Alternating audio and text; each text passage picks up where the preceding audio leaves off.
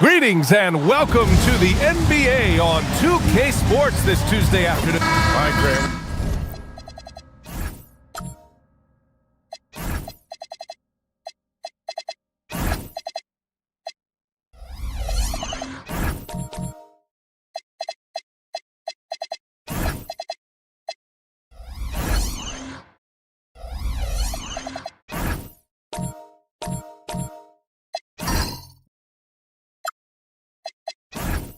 Your team is in the second game of a back-to-back. Do you play it differently? You know, it depends on what happened in the first game. Did your starters have to play a lot of minutes? Did you get into double overtime? It just depends, B.A. So we'll look at our starters for Orlando. We've got Kristaps Porzingis, and it's Ewing in at the four-man spot. And that one's good, Porzingis. He's got a nice knack for knowing when to give it up. Wilkins showing he's more than just a scorer. Pass to Reed. Got a hand on it. Here's Wilkins. Outside Porzingis. Puts up a deep three. Wilkins can't hit. Fast break. Here come the Rockets. Going upstairs, Mr. Artest. Yes, sir. And so it's Porzingis with it. He brings it up for the Magic. Ewing passes to Wilkins.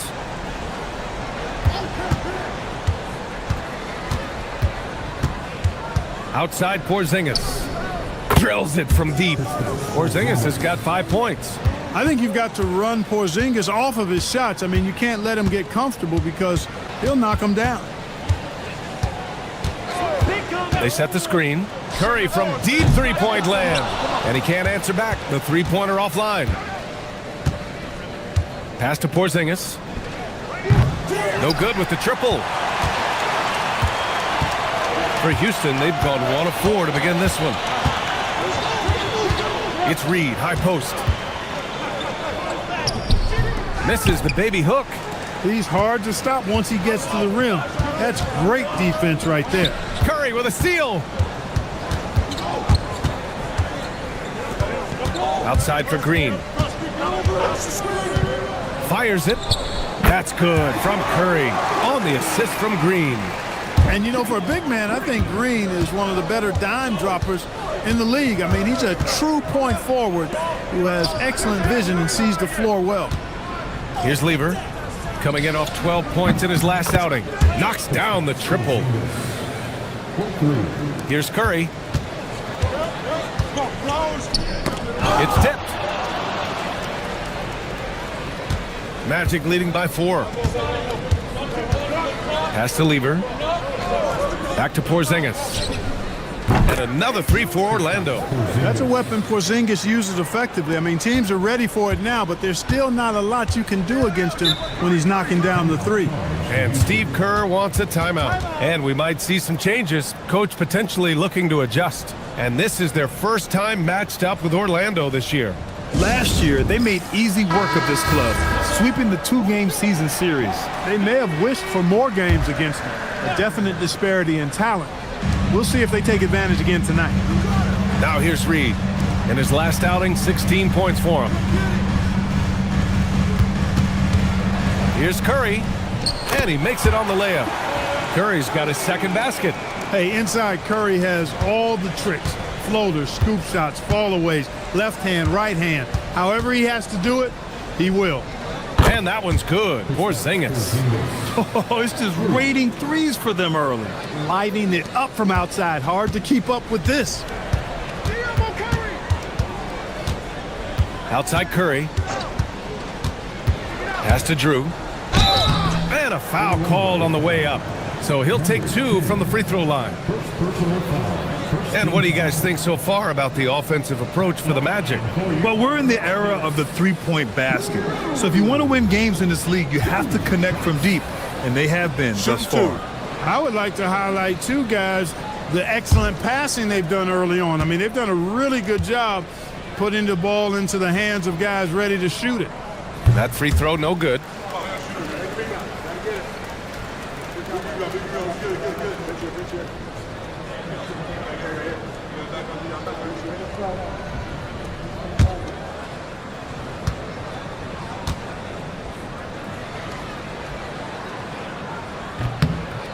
Good on the second one.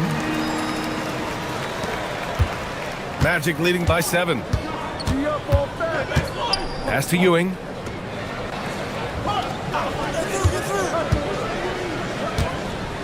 Porzingis for 3. It's hauled in by Houston. Coming into this, having notched a win against San Antonio in their last game. And you know, some games you're plagued by false starts and slow momentum. You could tell they were getting frustrated. And you know what? Even though it was a frustrating night shooting the ball, they found a way to get it done and pulled it out. And a win's a win, and that ultimately is all that matters. Now here's Green. No points yet. Reed sinks that one after missing his first 2 attempts. Now 1 for 3. This team looks to him to score the ball. They feel good when he's taking the shots. Here's Lever. And right now he's currently putting up 6.5 points per game. Pass to Porzingis. Shot clock at 5. On target from range. Porzingis has got 17 points. A dozen consecutive points off of threes. This defense looks rattled. And guys, now that they're rolling from out there, the defense has to really get up into them. You've got to almost be in their jerseys to try to deny those looks. And credit his teammates for feeding him all quarter. Curry against Porzingis. 3-pointer. Ooh, now 7 for 9 after that make. All 5 of the last buckets they've given up have been from downtown. Well, the defense just hasn't pressed up to deny any of those looks, guys. I mean, they're hanging back and getting picked apart. And Steve Kerr wants a timeout. A moment to rest and confer on the game plan. So both teams making some changes here. Back to Curry.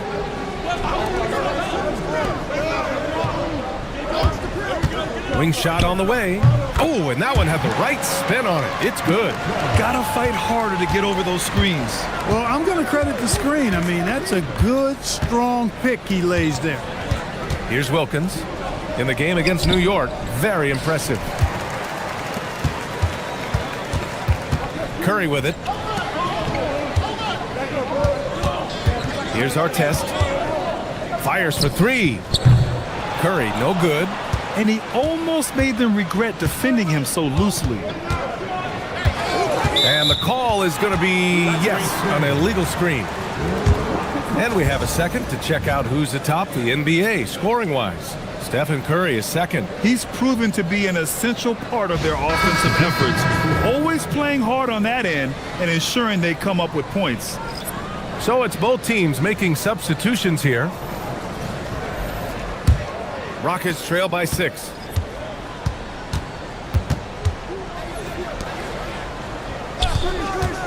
The 3.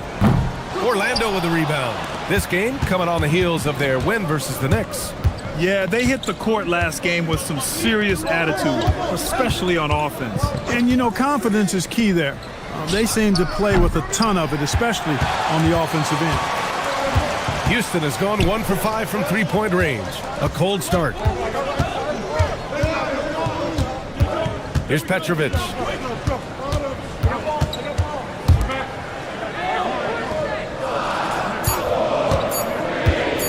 Lets it fly. And he hits the jumper. I know it's early, but you have to wonder if these offenses can keep this up. High-octane action for sure. Crowd-pleasing already. Now here's Hardaway. Still no points. Stewart outside. Off target with the 3. Rockets trail by 4. Over to the left wing.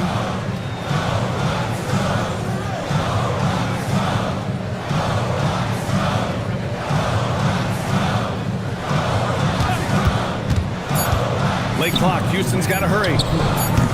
And the 3 off target. And here's McDaniels. He'll bring it up for the Magic. Pass to Stewart.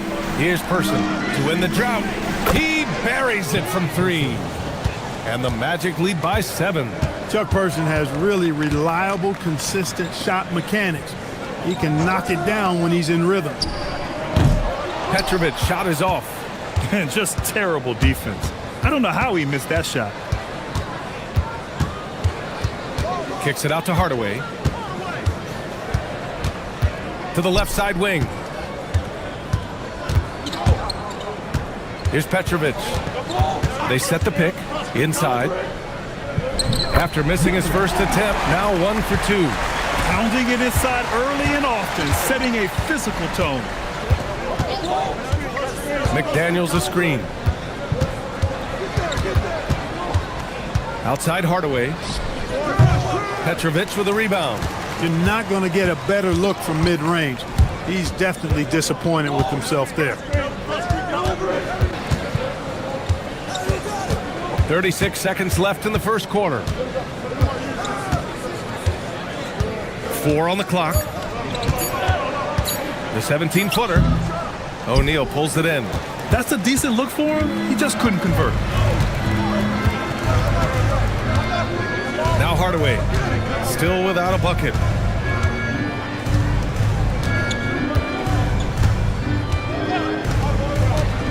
Stewart outside.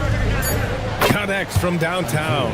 Most any coach loves points coming off assists. And so it's Orlando, up by a healthy 8 points at the end of the period. They've been lights out from deep, and it's a big reason why they have a lead in this one. We'll be right back.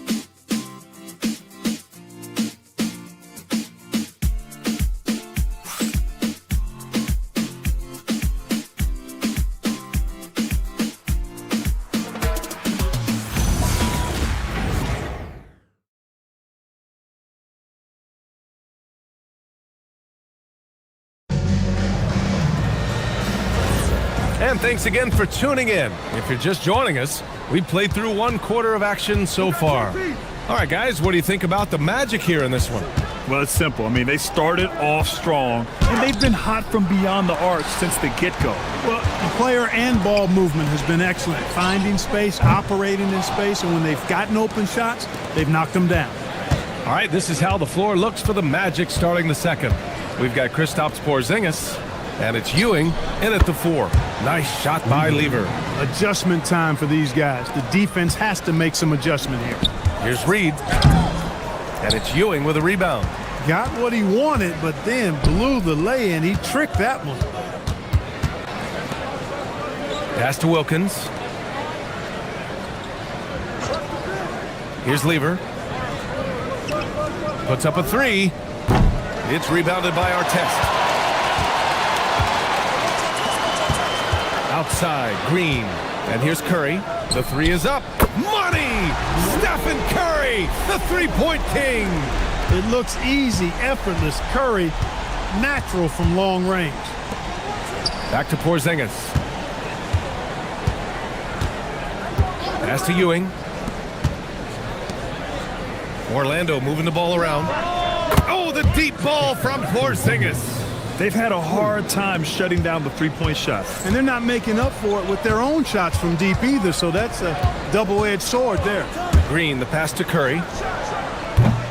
Second chance effort, and count the basket. He was fouled, and he's going to the line for one more. And he'll be shooting his first free throw. First personal foul. First team foul.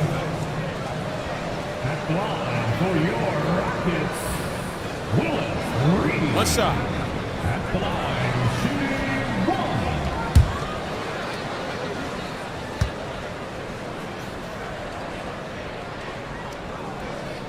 1. And Grant, when it comes to a franchise player, how much does it help to have a guy who unites the locker room? Well, you know, B.A., when you think of guys like LeBron James or a Stephen Curry or Tim Duncan, it's not just about their play on the court, but the type of person you see in the locker room.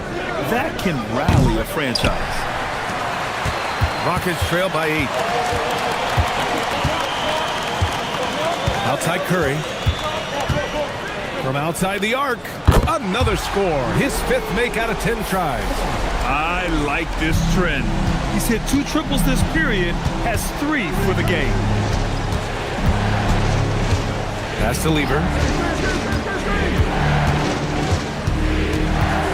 They kick it out to Porzingis. And right away, they've matched it with a three-pointer of their own. Porzingis has got 6 in the quarter. Whoo, this guy is as hot as they come from distance. Defensively, you almost have to pick him up once he crosses half court. And Steve Kerr wants a timeout. He'll take the opportunity to regroup.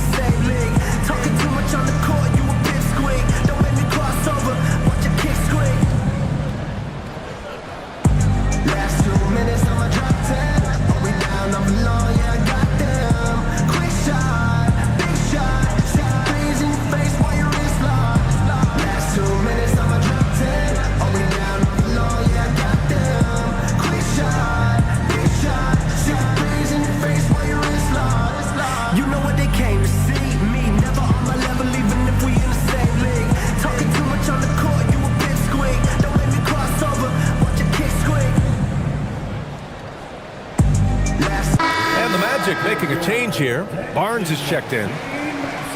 Now that we're into November, let's see how the Eastern Conference standings are shaken out. You look at Orlando, a better start would be ideal, but right now, they're 10th in their respective conference. And right now for the Magic, they've had some terrific moments this season. But where's the big leap upward that we've been waiting for? Yeah, and you know, we've seen them enough to know by now they're not going to make that switch from good to great at this point. Not this year anyway. Orlando leading by 8. Outside Porzingis to the middle. And he floats it in for the easy 2. Credit the sweet setup on that one. Nice recognition there by Porzingis. He's getting better and better as a passer. And a little under 3.5 minutes elapsed here in the second quarter. Orlando has got 3 of 5 to fall from beyond the three-point line in the second. Pass to Barnes.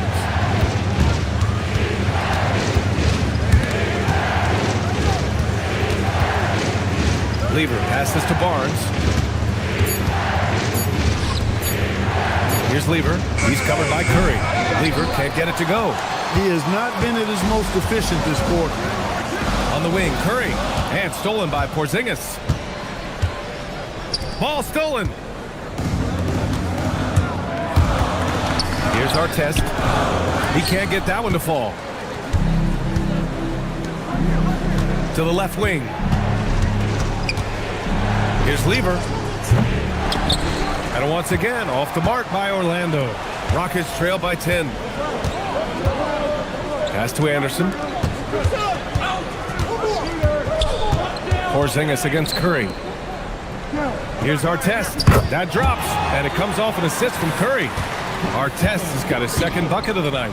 Artest making his case inside. Orlando moving the ball around for 3. Porzingis. And the three-pointer goes. His production from range has been nothing short of astounding. Now here's Curry. He had 40 points in the win against San Antonio. It's never easy from that distance, but we see him drill those and shoot around all the time. Well, that looked to me, guys, like a heat check and was maybe a step out of his range. Porzingis misses. Well, the Rockets shooting only 36% during the second. To the inside. Here's Artest. Ooh, powered down with both hands. Curry really runs the offense well. Knows exactly the time to either shoot it or give it up to his teammates. Here's Lever.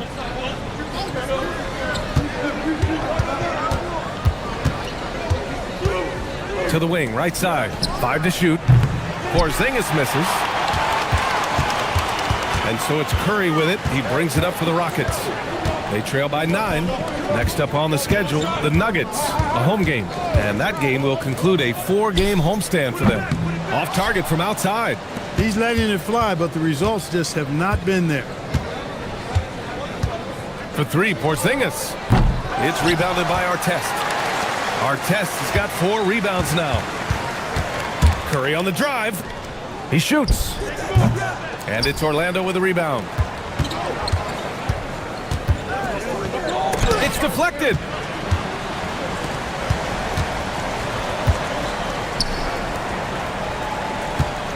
Here's Drew. He's guarded by Barnes. Drew, the pass to Curry. And he was fouled while in the act of shooting, so he'll take 2 free throws. When you talk about shot mechanics, Curry is as close as you can get to perfect. I mean, you can tell he puts a lot of work into that part of his game, and it pays off. Shoot 2.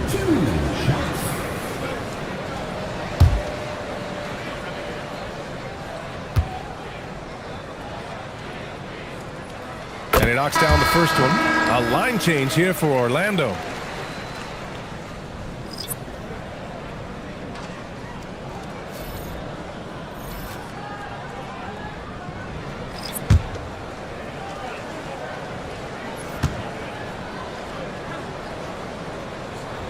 And so Curry nails both of them. Making shots at the line.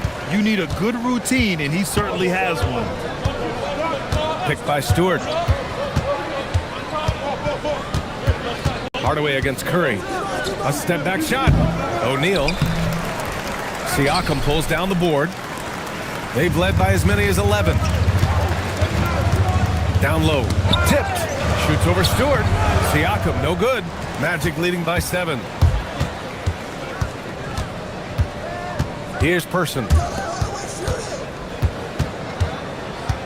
And here's Hardaway. Pass to Stewart. Outside McDaniels. To get back on track. Gets the 3 ball to go. And the Magic lead by 10.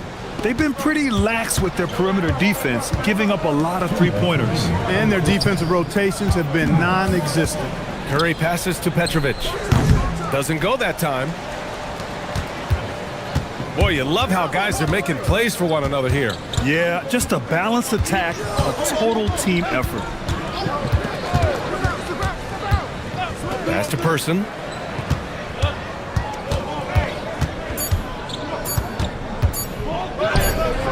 Points. That one goes. And now a 12-point Magic lead. Well, we know Person can shoot it. That touch of his comes in handy down low. The 3. Oh, he nails that one. 3 for 4 now. That's a guy you need to defend, especially from range. Pass to O'Neal. McDaniels from long range. Rockets with a rebound. And he probably thought he was going to bury that one. Siakam with a screen on Hardaway. Siakam fires one down. Yeah, Siakam's got a great head on his shoulders. They'd be smart to use him in that set as much as possible. Pass to O'Neal. Orlando moving the ball around. Here's Person.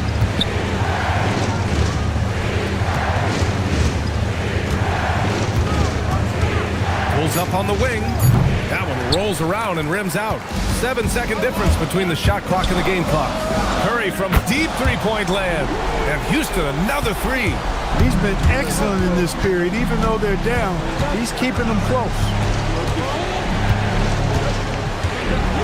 Outside Hardaway.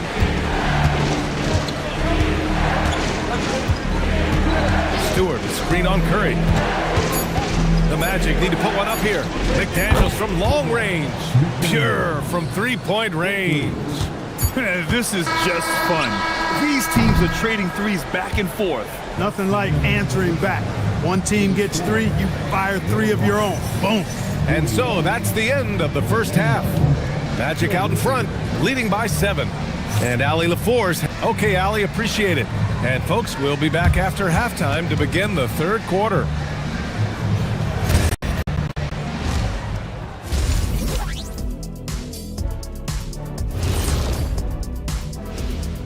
Happy you could join us. First up, let's talk about the players of the week. And teams play an average of what?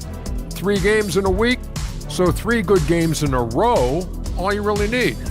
Doesn't sound too hard, does it, Shaq? It's not.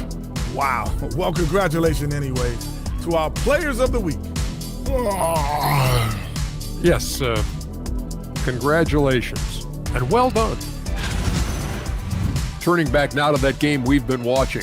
A positive first half for the Orlando Magic. Absolutely. Thanks for tuning in. Now it's time to head back over to Brian Anderson for the start of the third quarter.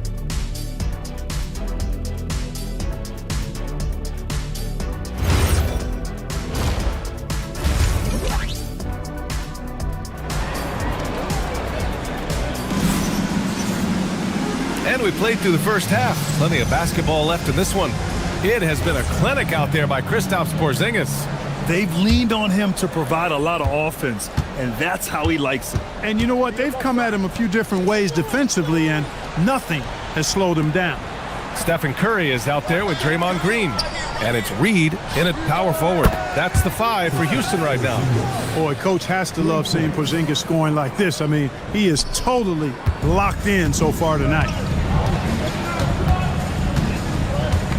Porzingis against Curry. Porzingis in the post. What a finish from Porzingis. You've got to love the way he's scoring it tonight. Very efficient. Rockets trail by 12. Outside, Green. Curry from deep three-point land. And that one's good. And Green with the assist. Green's got 3 assists now in this one. Porzingis for 3. And the rebound goes to the Rockets. Reed's got 6 rebounds here tonight. Outside Curry. Jacks up a 3. Oh, Curry from way out there. They're getting torched on the perimeter. 4 of the last 5 buckets have been threes. It's hard for me to watch this. I mean, the defense practically giving them those shots. Here's Lever. Drew with a rebound. I think he's gone completely dry. Nothing is hitting. And, you know, you can sense his frustration. This is going to be a test of his resolve here. Back to Curry. Takes the 3. And Houston another 3. And that bucket from beyond the arc puts them within reach. He's really been putting that shot to work. You bet he has. I mean, working overtime. The triple's been his bread and butter in this ball game. Nothing but butter. Sweet butter. It's not his night, but his teammates that picked him up. Green, the pass to Curry. Porzingis grabs the board. Porzingis has got 4 rebounds in the game. This offense's first miss after 3 straight makes to start the second half. And that's how you move the ball, putting the defense in a really tough spot. Just over 2.5 minutes gone by in the second half. Curry surveys. And the Rockets hit again from deep. As a defender, it's got to be a futile feeling when Curry's in the zone like this. Pass to Ewing. Here's Lever. The 3 ball.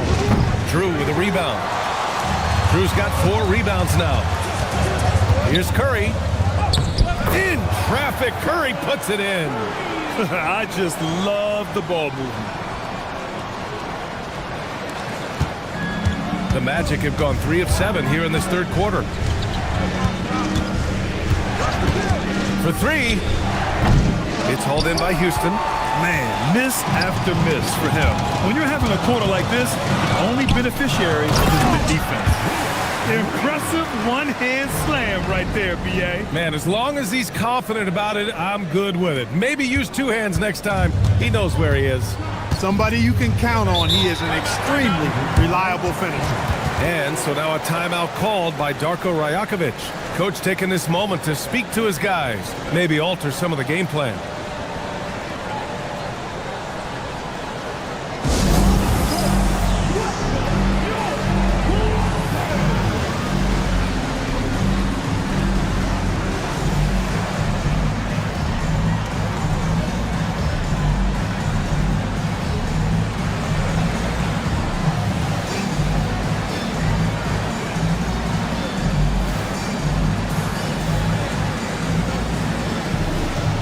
So both teams changing it up here. And a chance here to check out some stats for him. And his effective field goal percentage isn't in the best place right now. Over the last 5 games, he hasn't had much shot discipline. He'll be looking to play a lot smarter today. Outside Porzingis. Pass to Lever. Shot clock at 6. Over Green. And that time also a missed shot. Yeah, still close, but with their tough play on the boards, we're certainly seeing the effort. Here's Drew. Oh, and that one, no question, powered it down. Come on, B.A. He sure can rise. Grant, that's as good as it gets. One of the best in the league.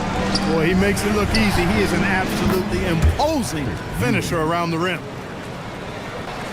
Houston in the lead. Here's Hornacek. No made baskets yet. Here's Reed. And it's Ewing with a rebound.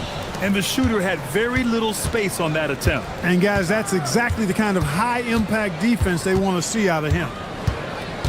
To the paint. And the foul is called. He missed it, so he's got a couple of free throws coming his way. Yeah, you know, it's never easy trying to defend Ewing inside, which is why he gets fouled. Orlando shooting their first shots from the stripe in this game. 2 shots. Shooting 2.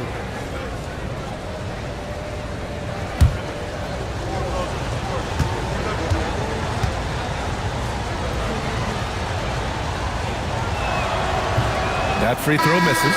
A towering presence on both ends. Ewing is a nightly double-double threat for his team. O'Neal, he's checked in for Orlando. McDaniels comes in for Kristaps Porzingis.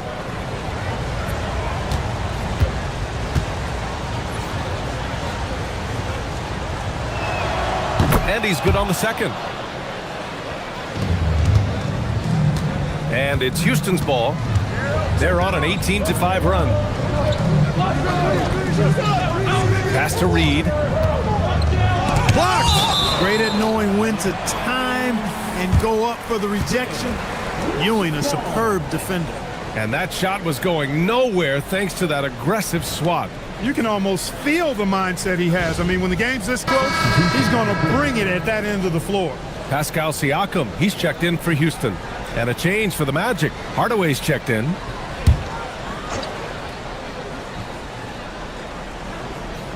Here's Anderson. And so it looks like it'll be Houston's ball. And let's turn to the league leaders now and check out which teams are tops in rebounding this season. In the third spot, the Rockets. This team has done a great job of hitting the boards, and they do tremendous work boxing out.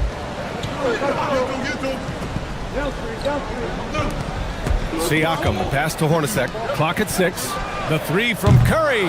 Houston with another miss. Yeah, and the defense really respects his shooting ability, and they showed it with that tight coverage. The three, Hardaway nails it from beyond the arc. Hardaway's gotten himself going here. His first points of the game on the deep ball. Siakam, pass to Curry. The three is up, and that one's good. Hornacek. You cannot allow Hornacek to shake free from the corner because he'll burn you from there.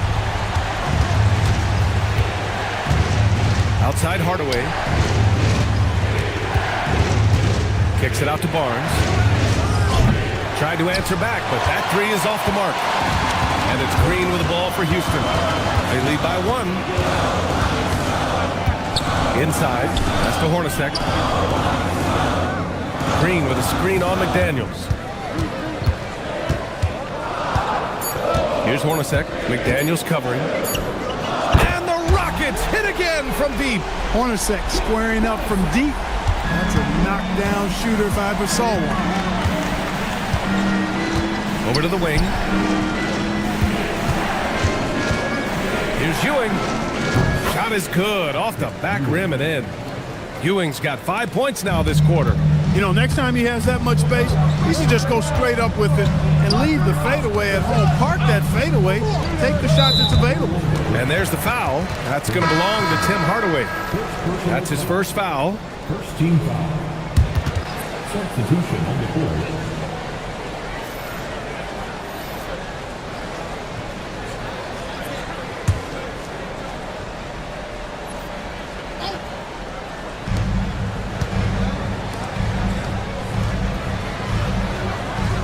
Green, a screen. 6 on the shot clock. Sinks the 15-footer. 9 points in the game. Well, he's effective in that medium range area. Magic trail by 4. Timeout called by Darko Rajakovic. He's going to take a minute to regroup with his players. Protecting the rim has to be their top objective right now. Yeah, you know, just look at the numbers, guys. I mean, they are being taken to the woodshed in the paint. O'Neal passes to Hardaway. Three-pointer, Stewart. It's hauled in by Houston. Here's Petrovic. No points so far. Second chance shot. And the layup is up and in. And it's a 6-point Houston lead. He got in excellent position, then takes it right back up. Outside Hardaway. There's the drive. 19-footer. No good that time. Houston leading by 6. Lets the three fly. Drops in the 3. This defense is getting spaced out. 3 of the last 5 buckets have come from way beyond the arc. There's a minute 40 left in the third quarter. Stewart uses the glass to finish the layup. Stewart's got 5 now. And their outside game is simply evaporated here in the second half. Not a lot of great looks from deep. Pass to Hornacek. There's the triple. Counted from distance. back-to-back threes, making their defense work on the perimeter a bit. Magic trail by 10. Stewart outside. Here's Person from downtown, and no good. The Rockets on offense. They're on a 16-4 run. And it's Orlando on the break. Now here's McDaniels, guarded closely. Can't hit from in close. The Rockets lead by 10. Here's Hornacek. He's got 9.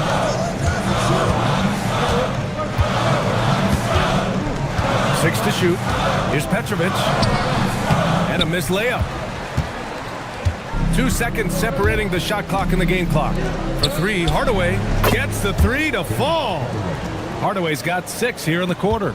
And Hardaway is a volume shooter from deep for a reason, because he's capable of doing damage from there. Siakam cashes in the triple. This is just fun. These teams are trading threes back and forth. Nothing like answering back. One team gets 3, you fire 3 of your own. Boom. Stephen Curry getting it done for Houston. And he's hit 8 3-pointers. Strong shooting performance in this one. And more NBA action on 2K Sports coming your way right after this.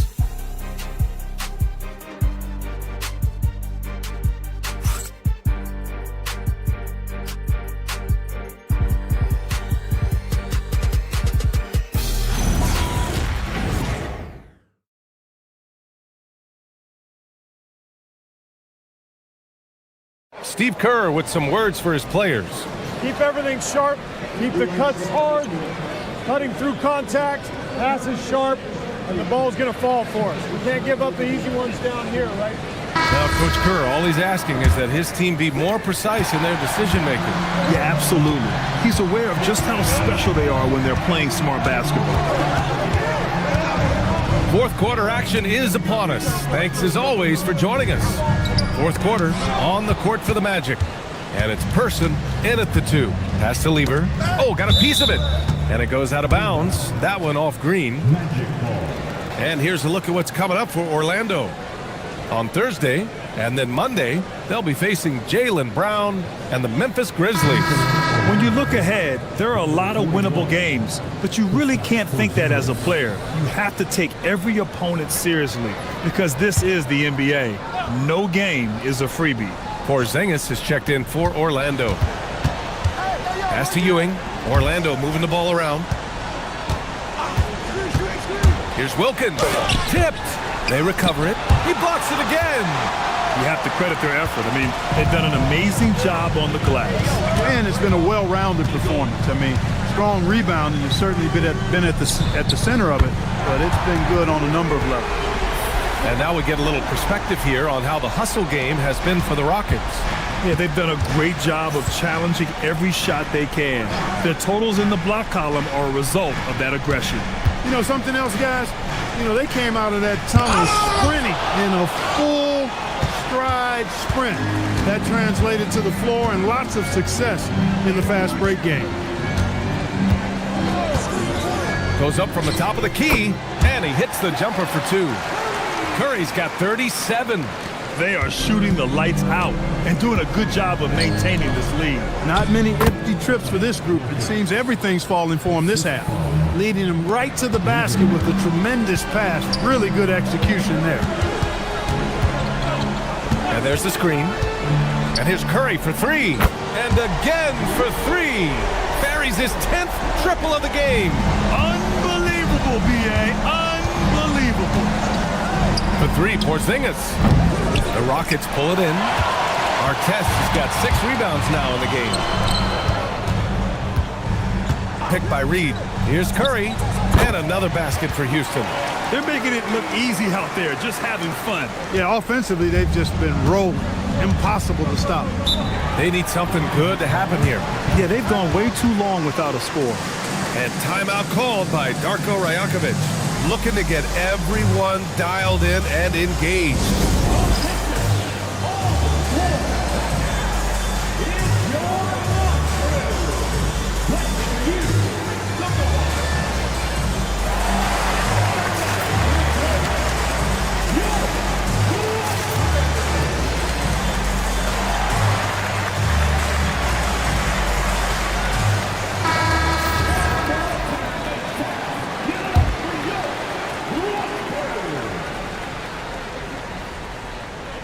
A touch under 2.5 minutes have passed now here in the fourth. Here's Wilkins, and there's the slam. Dunk to finish it off. There are very few guys in this league who make dunking a true art form. Neek is one of those guys. Well, it's always nice to head up to the connected cam to get another angle of these big plays, courtesy of AT&T. Outside Curry from deep three-point land. Orlando with the rebound. Ewing's got a rebound number 5 here tonight. Oh, they get a hand on it. And stolen by Green. The kick out, Curry. And we're about 3 minutes into the fourth now. Pass to Ewing. Count it, good. I'd like to see them run more plays for him. Maybe something in motion to make it harder for the defense to deny the ball. And so it's Curry with it. He brings it up for Houston. So far in the fourth, they've allowed just 6 points. And it's Ewing with a rebound. Ewing's got 6 rebounds now in the game. Here's Wilkins. Deflected. Outside, Green. Pass to Curry from behind the arc. And that one's good. And Green with the assist. Green's got assist number 8 now on the night. Magic trail by 17. To the wing on the left. Outside Porzingis. And a miss there on the triple. The Rockets have gone 5 of 8 from the field so far in the fourth. Outside Curry. 4-3. It's hauled in by the Magic. And the defense got away with one there. I mean, that's a shot he typically makes. Count that bucket. He didn't have a single point in the first half. Bagel, 0 points, nada. But he's starting to get into the groove here in the second. Picked by Reed from deep three-point range. Curry, no good. Orlando's gone 0 for 2 from outside here in the fourth quarter. Lever passes to Wilkins. Clock at 6. So it'll be 2 free throws. He was fouled in the act of shooting. You know, Wilkins gives you a lot of highlights, but this time showing you he can get gritty and get his hands dirty, absorbing the contact and still getting the shot in the air. 2 shots.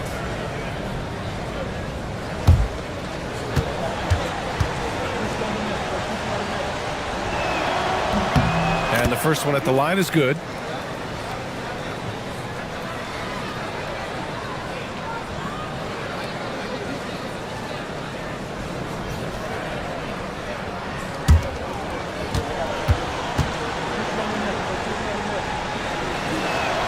So he gets them both. The Rockets lead by 13. Outside, Green. The 3 from Curry. And that one's good. And Green with the assist. Green's got his 9th assist of the game now. Pass to Wilkins. Here's Ewing. Here's Wilkins. 5 on the clock. It falls. 5 for 11 in the game. He's trying to carry them back into this game. He's absolutely feeling it this quarter. Outside Curry. Let's go with a 3. And got it. Another basket. And that gives him 51. Making it look easy. Pass to Ewing.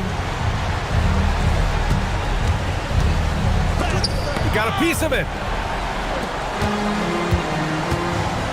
Green with the ball. Outside Curry. This one for 3. Connects again from distance. Oh my, he is scorching hot. Another 3. And he's approaching the franchise record for 3s in a game. Porzingis misses.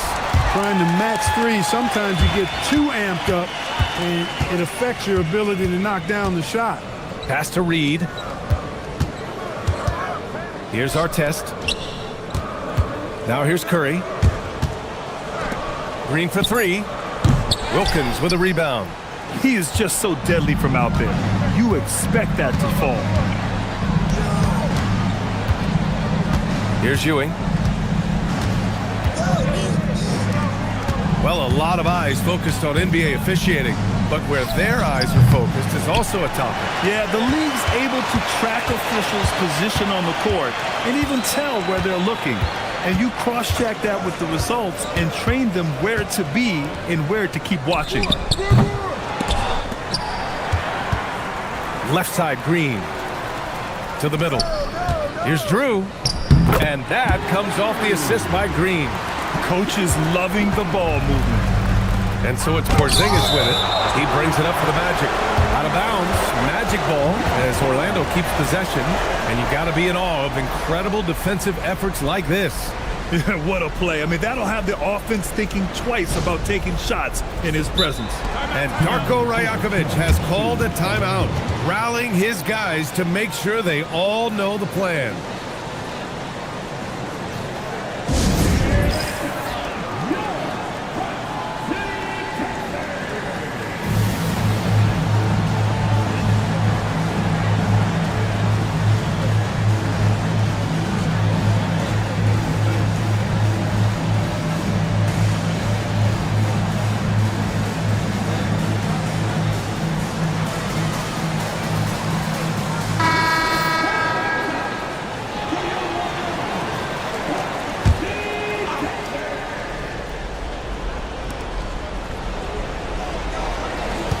Here's Wilkins. They kick it out to Porzingis. Pass to Lever. And once again, off the mark by Orlando. Houston with the ball. They're on a 14-6 run. Deflects the pass. Boom! He jams it straight down. I'll tell you what, it's good to be his age. Yeah, I don't have memories like that at my age, though. Yeah, it does make me look back a little bit, but I could never throw it down like that. But it sure does look good. Outside Curry. Grant, you're involved with helping the NBA grow the game globally. How important are those initiatives? You know, BA, it's very important to watch how the game has grown over the last 30 years that I've been connected with the NBA. Is quite staggering, but there's more work to be done. So every initiative, every appearance, every camp, every game is so vitally important as we continue to spread the game of basketball all over the world. And what a complete performance we saw from them. A dominant win in every way for the Rockets. And they gutted out this win. Didn't look like their night at certain moments, but they overcame every obstacle, Grant. Yeah, BA, just an incredible comeback. Toughness in the face of adversity. You love to see that level of commitment to winning. And they earned win number 9. Each win so important in this league. And even the opposing fans can't deny this was a sensational game for Stephen Curry. Offensively, he was dialed in all night long. Scoring at will, it seemed, made the game look easy. No good there. Orlando's gone just 1 of 6 from downtown in this final quarter. There's 47 seconds left in the fourth quarter. Hardaway, the pass to Person. 4 on the clock. Back to Hardaway. Fires the 3. It's hauled in by Houston. The biggest lead of the game was 24 points. Green against Hardaway. Green, the pass to Drew. Oh, a big finish with a one-handed jam. They got a big lift from their crowd tonight, giving them the energy they needed. Boy, they've given their fans plenty to cheer about, that's for sure. Effort, skill, coaching, you name it, they've done it. Person, no good. Outside Curry.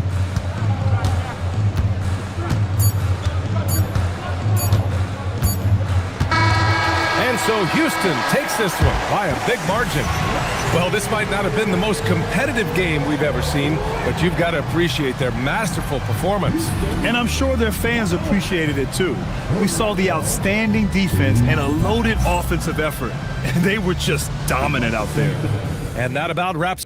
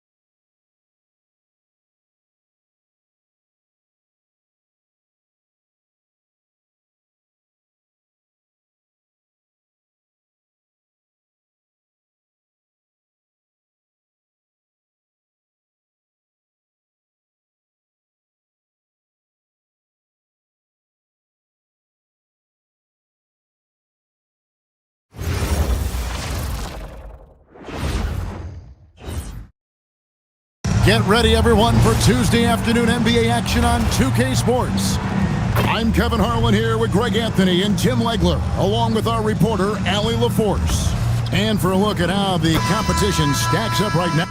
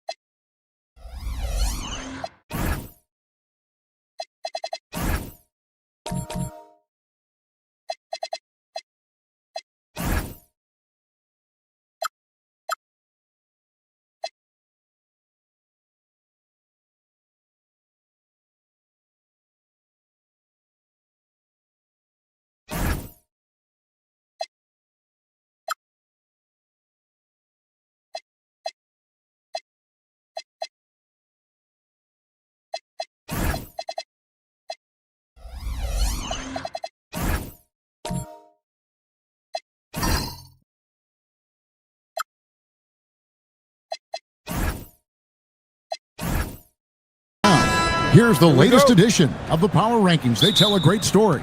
They're holding tight, still looking for ways to move up. And right now for Philadelphia, they have enjoyed a solid start to their season and have a firm grip on their spot in the top 10. I think it's an encouraging sign for this group.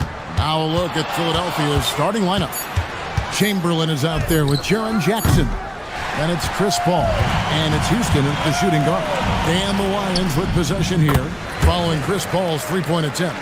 Tonight, and I'm looking forward to this, Greg, we're going to see the speed and the skill of NBA guards. Two of the league's best going head-to-head. And when I think basketball, I envision guards pushing the tempo, taking threes. The modern NBA has a lot of talent. The pace has never been higher. And watching Paul, you can see that he sees the game well beyond his years. Johnson from outside. Rebounded by Wilt Chamberlain. Here's Philadelphia. And this matchup with Cincinnati. It's their first meeting of the season. Houston can't get it to go. Here's Collins. Guarded by Jackson. The shot by McGrady, no good. The 76ers have gone 1 of 3 from the field to start this one so far. Chamberlain with a screen on Johnson. Paul with the three. Up and in. Off to an efficient start. 2 for 3 from the field. At this stage, Paul would rather get into the lane and create havoc, but that's a nice shot. Stolen by Jackson. And about 2 minutes played here in the first quarter. Here's Houston. A three-pointer off the mark. Cincinnati has gone 0 of 2 from deep here. Johnson outside. Pass to Collins. From past the arc. And the rebound by Jaren Jackson. It's rebounded by Cincinnati. Coming into this having notched a win against Cleveland in their last game. Mental toughness on the road. The arena was rocking, but they just got down to business and never let up. There is nothing better than a big win on the road for team chemistry. It is something you can build on. And between his footwork and height, Jackson is a tough matchup for defenders. Here he takes full advantage and draws the foul.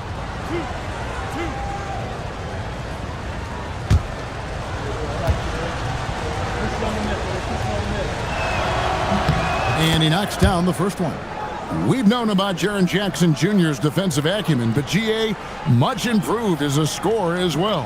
Yeah, her range out beyond the arc and his handle, I think it's underrated. One of the top two-way bigs in our league. And so Jackson nails both of them. And the Lions with possession here, trailing by 5. And timeout called by RapsVsLaL Jr. He's ready to talk things through with them. And they just can't seem to get going offensively. Right now, as a coach, you're looking out on the floor and you're wondering, do I have the right 5 on the court together?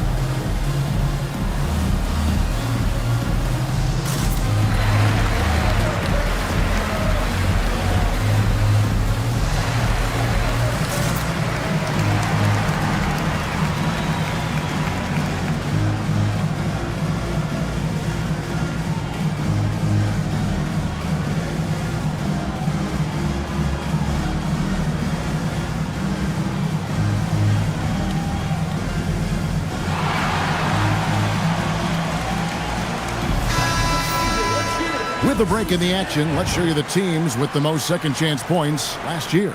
The 76ers in second. That's an effort stat for me. I mean, it shows you how hard this team works in the paint. They continue to pound the backboard. About 3 minutes gone here in the first quarter. Williams up on top. Pass to Cowan. 6 to shoot. Back to Williams. To end the drought. Chamberlain with the rebound. Chamberlain got 4 rebounds in this game. And it's blocked. Pushing it up. Here's Johnson. It's hauled in by the 76ers. Chamberlain got 5 rebounds tonight. Here's Houston. It's hauled in by Sigma. Cincinnati trails by 5. Here's Johnson. Chamberlain with the block. And the quickness off the floor, the insane reach. Wilt, one of the greatest shot blockers you'll ever see. Williams for 3. He's now 1 for 2 with that bucket. You can't just stop when there's a pick set up. Gotta fight over it as a defender. Well, you just have to communicate those switches. If you don't, it's on you. Here's Houston. Nothing on the board. Here's Paul. Pass to Chamberlain. Lands soft on the front of the rim and drops. But here's the problem. Now, no one's got the strength to move Wilt off his spot, and no one has the height to challenge the shot at its point of release. Now here's Johnson. What a tremendous game he played against Cleveland. Really tough quarter for him shooting the basketball. Jackson, that's good. And this has been a great job of just getting into the middle of that defense and really scoring effectively from the paint. Here's McGrady. He had that big outing in that Cavaliers game as well. So the wing on the left. Here's Cowens. Good. And it's McGrady who picks up the assist. Really well done there. Just confident and composed, never in a hurry. Paul passes to Houston. Back to Chamberlain. Over Collins. Again, Philadelphia. It might be the most difficult shot in basketball, the hook shot. And timeout called by RapsVsLaL Jr. He's going to have a discussion on the sideline.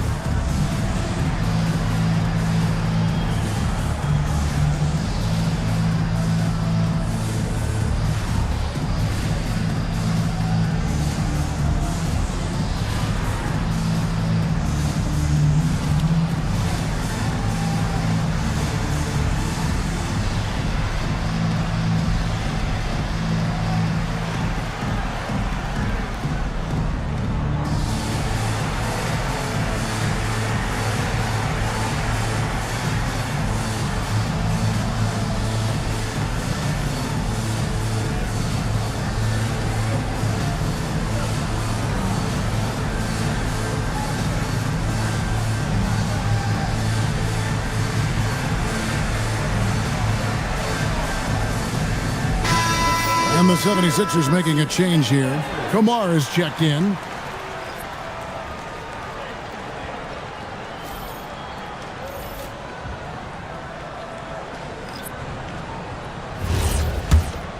Here is Rose.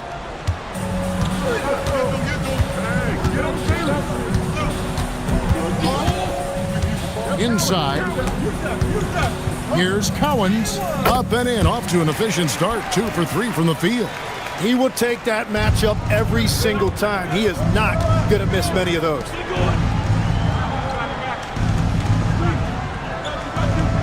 Back to Paul.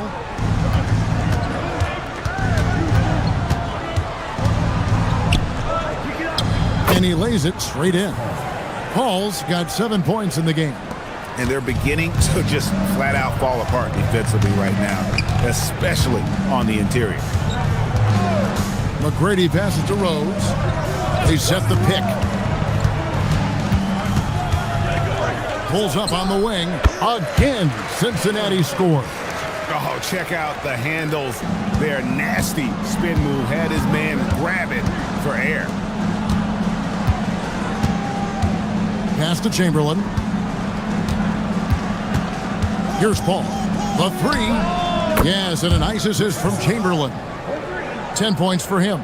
And another bucket for him. What a quarter he has had. Now Rose to the middle. Here's Cowens. And it's Philadelphia with the rebound. Chamberlain got 7 rebounds in the game. Again, Philadelphia. Cincinnati trails by 9. McGrady outside. Rose looking around. Just 5 to shoot. It's hauled in by the 76ers. They put up a nice win against Detroit the last time out. And you know what? Sometimes it's hard to say whether or not defensively you were on your game. But bottom line is their opponent didn't shoot it well. And you got to take some of the credit from a defensive standpoint. Oh, yeah. One thing affects the other without question. It's the kind of thing they'll try to recreate. They could use a big shot here to get this offense going. Too many empty possessions. Right now, they need a basket. Now, here's Johnson. He's starting closely. Ooh, he put a little extra on that one. He does. He doesn't usually finish soft either. Obviously, he can when necessary, but not that time. And the 76ers decide to take their first time out here. So, Tim, for teams off to a really slow start, there's pressure to get it together before it's too late, and there's not enough time to make it up. Well, it's early, so teams still have time. I think some teams have been affected by injury or just slow starts by individual players. It's not too late, but you can't wait too long either.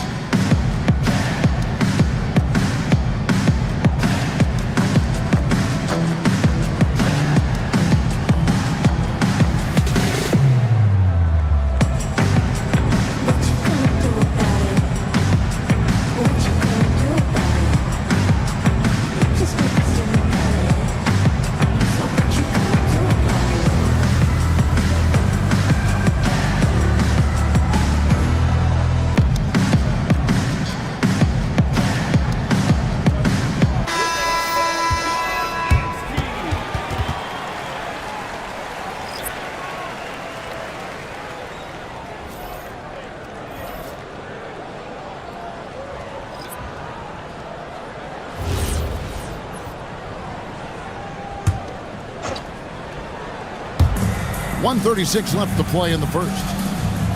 Down low, here's Vandeweghe. Laid in with a nice touch off the glass. I like their focus coming in. Terrific execution. so far. And from the opening tip, they've been locked in. Just look at the score. That tells you all you need to know. And Rose throws it down hard. Forget about going for the long-range bomb to cut into that lead. Just take it to the hoop, my friend. And how? Brilliant throwdown. One shot.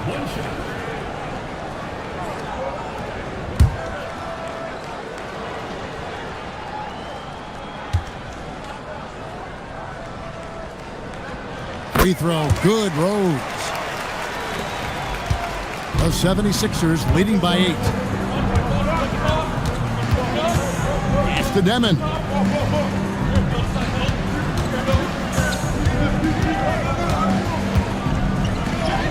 An easy 2 points on the layup. When you find yourself up double digits in the first quarter, you know you're doing something right. They're firing on all cylinders, executing the game plan coming in. Now here's Rose. 5 points in the game. Back to Roy.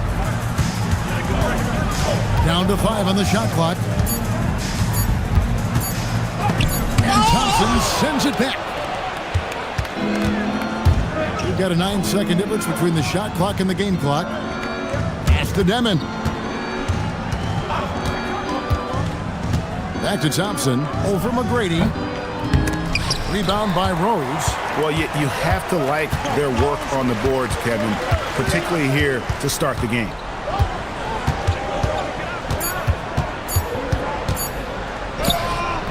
A big-time effort for Chris Paul, providing a lot of energy for the 76ers. He got into double digits for the quarter with 10 points total. We've got more in store for you right after this.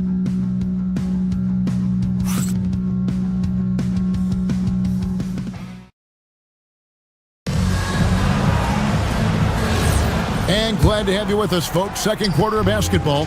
This game has not exactly been neck and neck, but plenty of time left in this one. And looking at what we've seen so far, guys, from the 76ers, what are your thoughts? On the attack, right from the tip, they've been relentless offensively. Well, they haven't been challenged so far. Everything they're doing seems to be working. Taking a look at the 76ers, they've got Missi. Paul out there with Demon. Then it's Thompson, and it's Vandeweghe in at the 4 slot. Now here's Paul over Sigma. The shot's good from Paul. Paul's got the lead up to 12 now for the 76ers. Outside Roy, McGrady left side.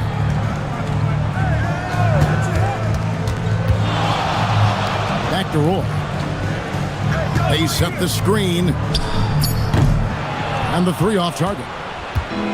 And so it's Paul bringing it up for the Philadelphia 76ers. And it's Demon missing. They need a bucket in a big way here to regain some confidence. Here's Missi. Off to a good start as he hits his first shot attempt. Let's look at the energy stats, how the hustle game has been going for Philadelphia. Right off the bat, they're going after the ball, looking to jump into the passing lanes and create some steals in transition. And let's not forget their hustle. They've been running every chance they get, and that has led to easy scoring opportunities in transition. Here's Vandeweghe. Paul for 3. Rebounded by Ruland. Yeah, another miss from downtown this quarter after being hot in the first. And didn't do anything fancy there, but didn't need to. Nope, his only concern right now is getting the points on the board. And I don't mean style points. Ball finds Missi. Here's Vandeweghe. Ball outside. A 3. It's hauled in by Sigma. Cincinnati trails by 10. It's Roy on the wing, defended by Paul. Roy passes to McGrady. Back to Roy. The tray hits the 3-point bomb.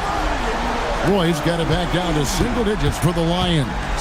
Good to see Roy knocking it down from long range, wanting to be a bigger threat from there. And Philadelphia calls time here.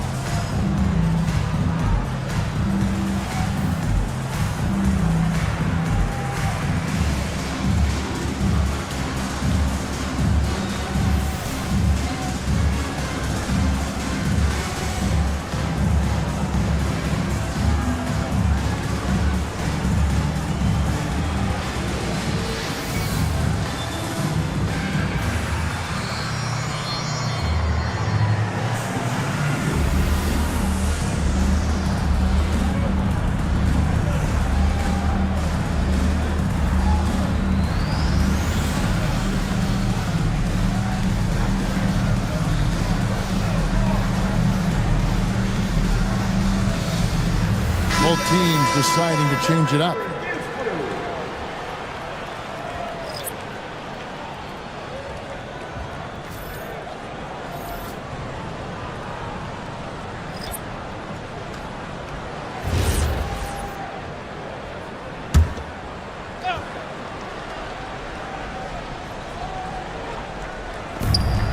To the paint. Here's Paul.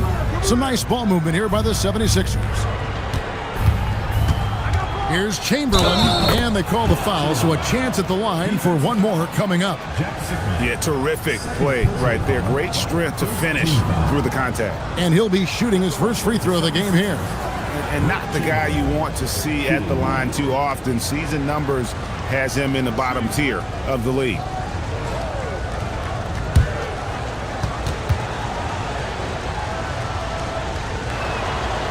And that one misses. Tim, you once led the NBA in three-point percentage, and in my mind's eye, I can see almost every shot. You were terrific shooting the long ball. Well, Kevin, I don't want to show my age, but do you know, after 4 years of high school and 2 years of college, making 25-foot twos, I finally had a three-point line going into my junior year, and I'm just glad I had a three-point line for my entire NBA career. Yeah, it's a tough transition to make to stretch out and go those extra couple feet. No doubt. I was not ready to make NBA level threes when I first came out of college.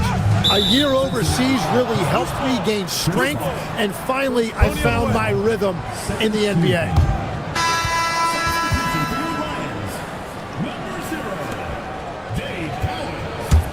The 76ers leading by 9. Right wing. Outside Jackson.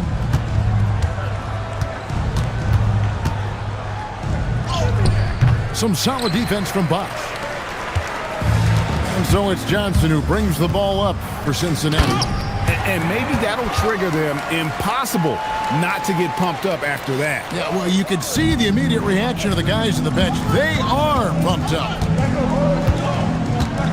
Pass to Paul.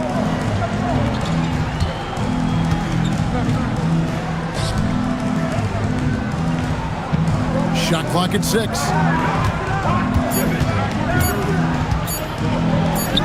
He drains it as the shot clock ticks down. Paul's got 4 this quarter. It's certainly been a good night for him, and it is showing on the scoreboard. Pass to Cowens.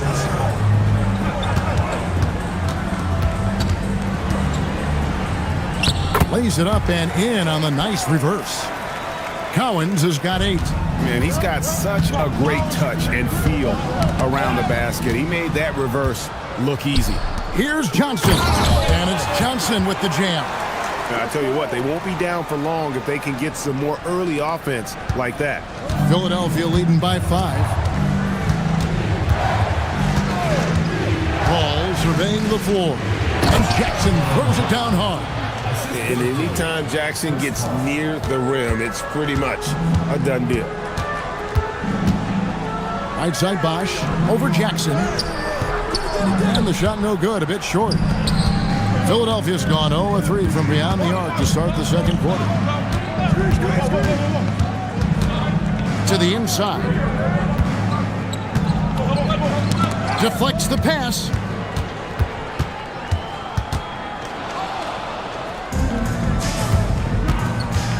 Here's Houston.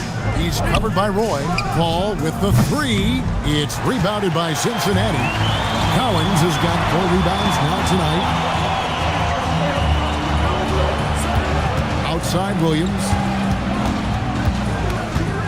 Roy passes to Johnson. Denied once again, misfiring at a 30% rate. He's 3 for 10 now. Well, his poor shooting hasn't helped them much, but you can't point the finger solely at him for why they're behind. Basket good. Chamberlain got 4 points now in the quarter. Reason number 1, CP3 is out there, making strong passes, keeping the offense flowing. And timeout called by Wes Unseld Jr. This now will give him a chance to discuss some potential changes.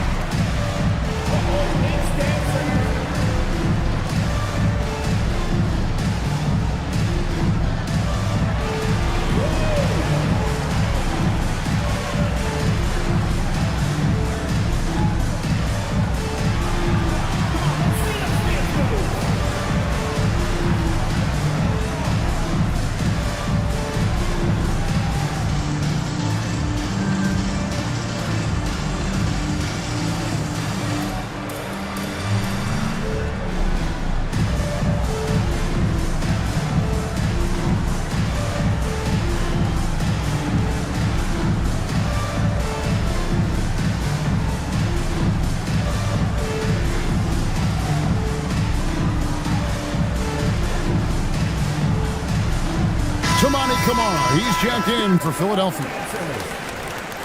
Substitution on the court.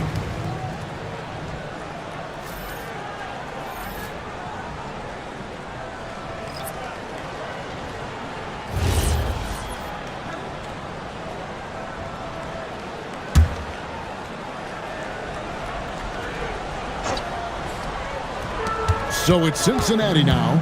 9-point game. Johnson for three, and the three ball is good.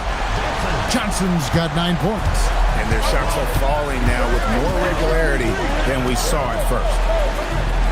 76ers moving the ball around.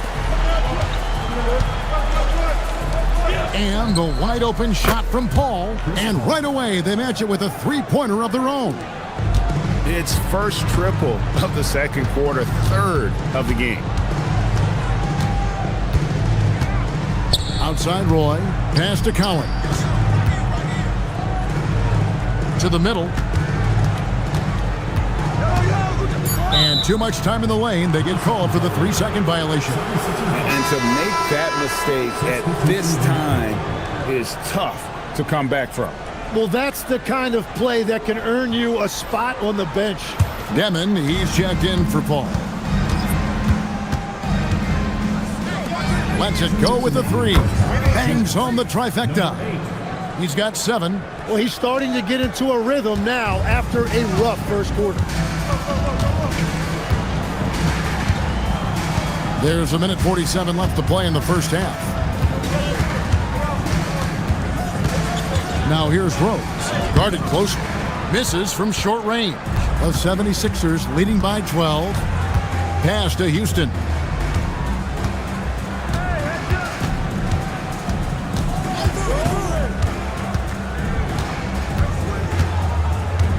Here's Demon. 4 on the clock. His three-pointers off the mark. And the great shooters know when they've got enough opening to go for the three. I didn't think it was a bad choice on that possession. Now here's Rose. 5 points in the game. Down low. McGrady outside. Hits it from three-point range. McGrady's got 5. And how about getting a hand up on McGrady, especially when he's looking to shoot from the outside? Pass to Houston. It's rebounded by Cincinnati. Not sure what the D was doing there. Clearly a breakdown. You can ill afford to give a guy like him that good a look. Here's Johnson. Again, Cincinnati scores. Anytime you get an easy shot in this league, your confidence level goes up. That's exactly what happened there. 6 seconds separating the shot and game clocks. Here's Demon. Pass to Chamberlain. Hook shot, and it's good off the glass. Chamberlain got 6 in the quarter. This is why I love his game. You really have to admire his tenacity. They set the pick. Here's Rose. No good with the wing jumper. He gets it up. That'll do it for the first half. 76ers lead by 9. We'll see you back here after the break for third quarter basketball.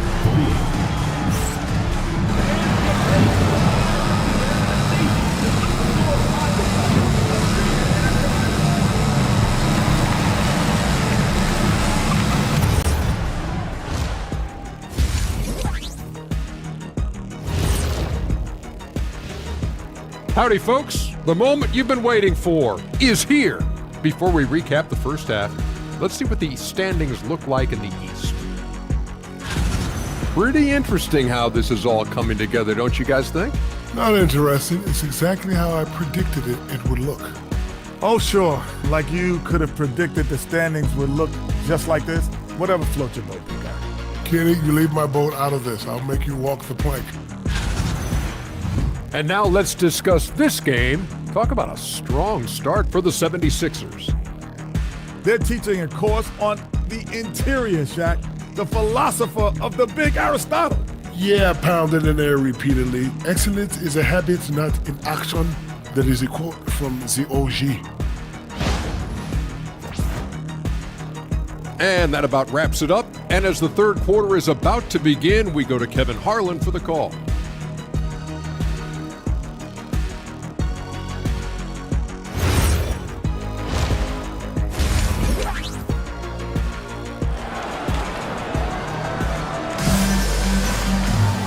And if you're just joining us in this one, first half is in the books, one half to go. It's been a clinic by Chris Paul. And, you know, I don't think he'll top the assist charts this year, but early on he's done a great job of keeping the ball hopping around. Well, this is a nice adjustment, running the offense through him tonight. That's a nice little switch up.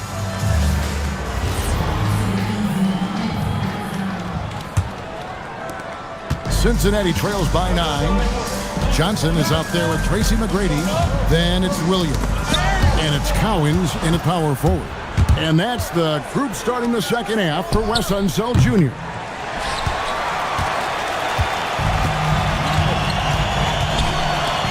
McGrady outside.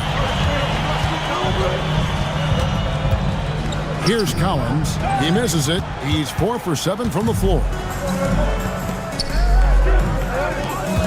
Johnson against Paul. Out to the right wing. And a bit of a battle here for the ball. The official signals a jump ball here.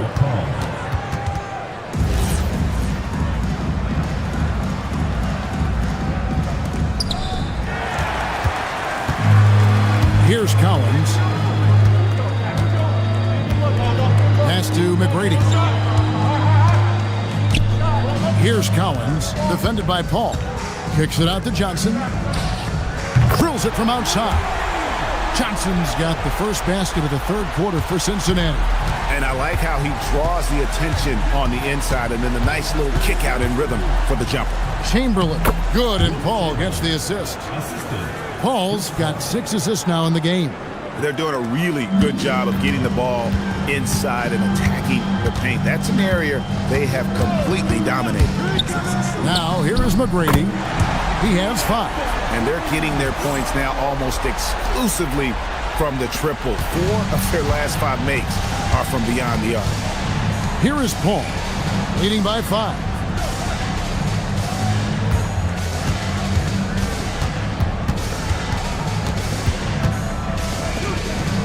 Five to shoot.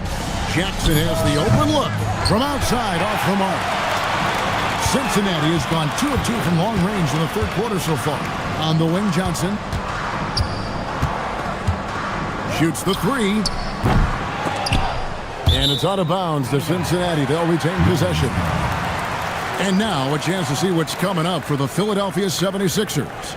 On Wednesday, they'll be facing Kyrie Irving and the New Orleans Pelicans. Then on Friday, the New York Knicks coming to town, tipping off a homestand for them. And that game against the Clippers, that's one that I'm particularly curious about. Should be a fun matchup with the rosters those teams have. Great energy on the deflection and a good job disrupting their offense. Yeah, that'll give them something to think about. Here's Cowens. 8 points for him. 4 on the shot clock. Here's McGrady. The kick out to Williams. Buries it from 3-point range. Williams has got 6. Yeah, there's 6 points on consecutive 3 balls. They're finding holes now in the D. And the 76ers call time here.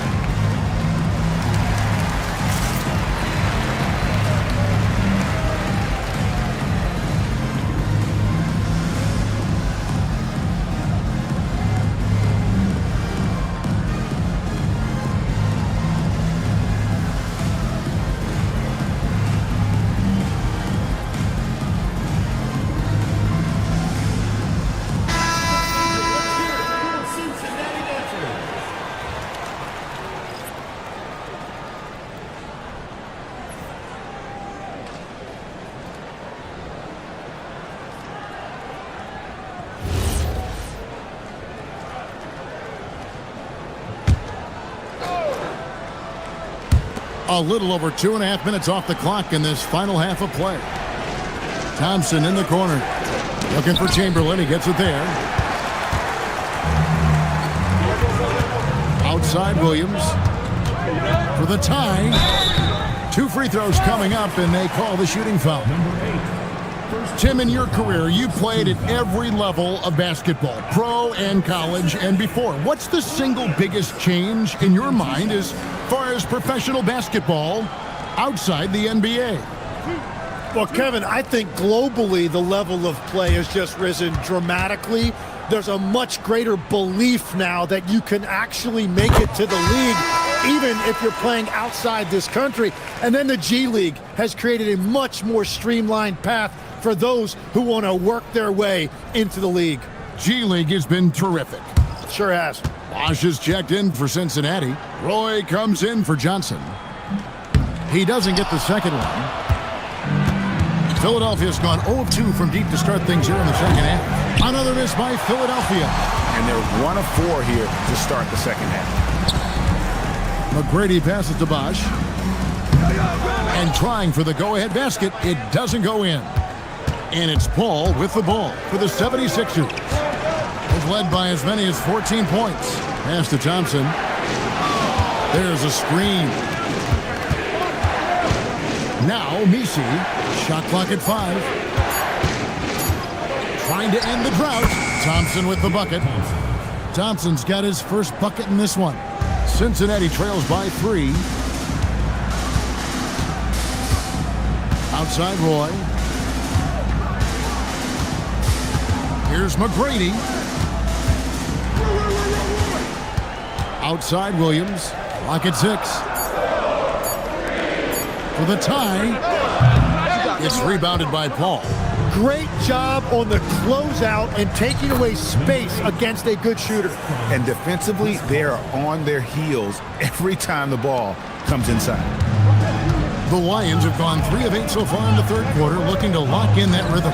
Roy passes to McGrady. The shot's good. Roy making the play. Roy's got his 3rd assist on the night. And perimeter scoring, I have to imagine it was a topic of discussion at halftime. Well, they certainly have the shooters to do it. It's just about finding that rhythm. So it's Cincinnati now. 76ers getting the bucket. And another 3 for Cincinnati. Guys, he's been a one-man air raid coming at them time and time again. This defense is trying to stay connected to him, but he is on a mission. And that'll be 2 free throws coming up. Officials on the call with the foul. The crafty young guard, Paul, terrific at just forcing the defense's hand. And a chance to catch up on some numbers here. The scoring breakdown for Philadelphia.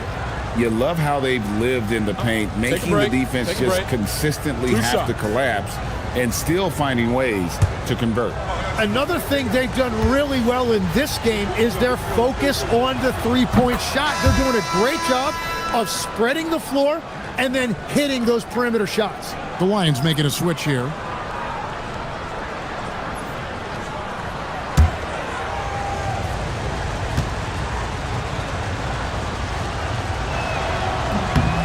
Both free throws good from Paul. Paul is truly the prototypical point guard. He's got a high IQ, takes care of the ball, and he prioritizes setting up his teammates. And that one's good. McGrady. Here's Paul. He's got 19.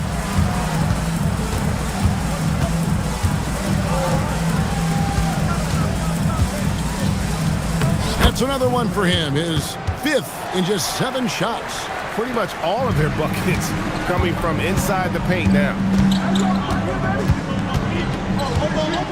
Outside Rose for the tie. Rebounded by Vandeweghe. Philadelphia leading by 3.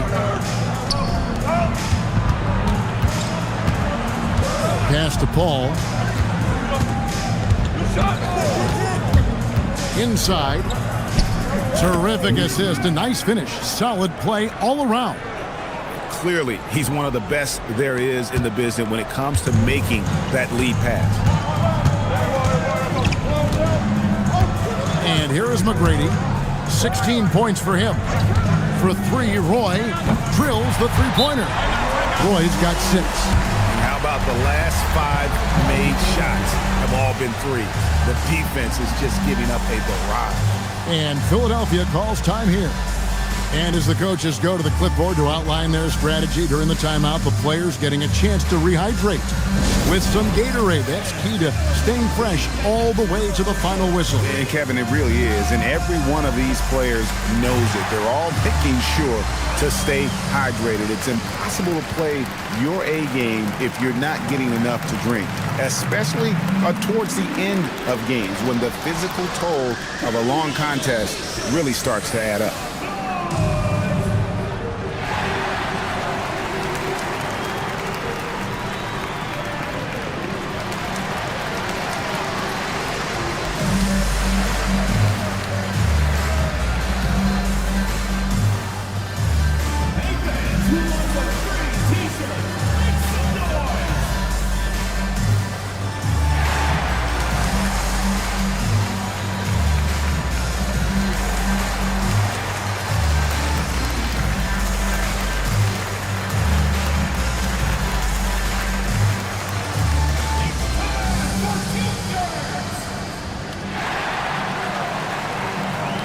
Johnson, he's checked in for Brandon Roy. Then for the 76ers, Toumani Camara comes in for Yves Missi. And Demon subbed in for Chris Paul.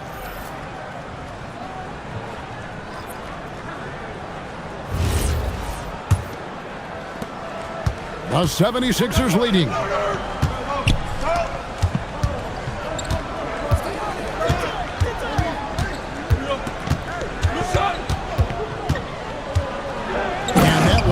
Stuffed right through. And whatever intensity was lacking there in the first half, you're seeing it on display here now. Well, the margin for error is getting smaller, so the stakes on each possession are getting bigger. Nailed from three-point land. And when he gets it going, this is what can happen. They need to think about the double team now. Here's Demon. McGrady covering. And it's Demon missing. The Lions have gone 8 of 14 on their shot attempts here in the third. Some pretty nice work. For Philadelphia, they've gone 7 of 11, a lucky field goal percentage here in the third. When you think about elite offensive players, Tim, what's one area that can really put them over the top and into a completely different category? I think it's those guys that have a willingness to move without the basketball. If you have a willingness to run and cut and respace, it's going to create a lot of problems for a defense. Has that even become more of a thing now as you watch these high-octane space and pace type offenses? There is no question it's become something that's a priority for teams now, and I also think the ingenuity of these young coaches creates a better flow offensively if you're willing to run without the basketball. That's terrific. Now, here's Johnson. 14 points for him. And in terms of size, not your typical center, but man, he plays as big as any of them thanks to that terrific leaping ability. Here's Thompson. It's a one-point game. Here's Houston. The 76ers with another miss. Well, he wants to shoot his way out of this cold spell, but the struggles continue. And he doesn't have to do it alone. He's got 4 teammates on the floor. Here's Cowens. That's good, and Johnson with the assist. Cowens has got 12 points in the game. And obviously his momentum from the last game has carried over here tonight.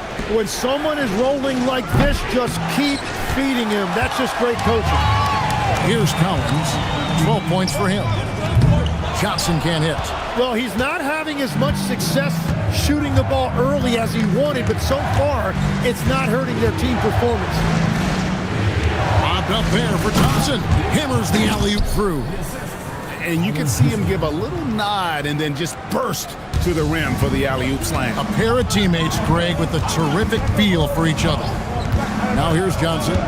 Pass to Cowens. And he goes in for the dunk. Yeah, nice, strong finish on the inside. But Greg, that's what he does. He's got the dunker mentality. There's 42 seconds left in the third. And it's Demon missing. Well, Cincinnati shooting at 51%. Really solid. 76ers trailing to the paint. Here's Chamberlain, and Chamberlain with the stuff. How about the body control and just the sheer athletic prowess of Chamberlain on that one? And a good-looking view of that throwdown from the AT&T Connected Cam. 26 seconds left in the third quarter. Outside Rose. We've got 13 seconds left here in the third quarter. There's the triple. Drains it from beyond the arc. Rose has got the lead up to 2 now for Cincinnati. Guys, we're not through 3 quarters of play, but 6 lead changes already in this one. Yeah, competitive, and I think we all can agree that we thought this would be the type of game that would come down to the end. 3 quarters of play in a close game here. It's the Lions leading by just 2. And we're coming back in just a moment. Get ready for the fourth quarter of action when we return.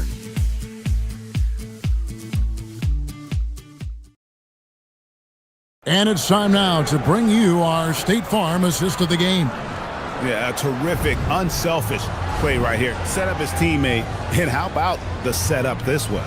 Yeah, the pass was so effective. Great job moving the ball with purpose.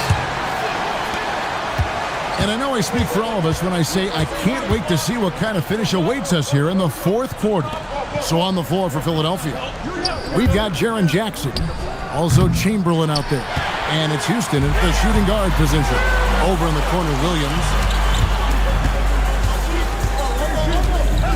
Pass to Collins. And the wide open shot from Rose. And another 3 for Cincinnati. And really, as the three-pointers keep dropping, you get the sense that the frustration is mounting for the defense.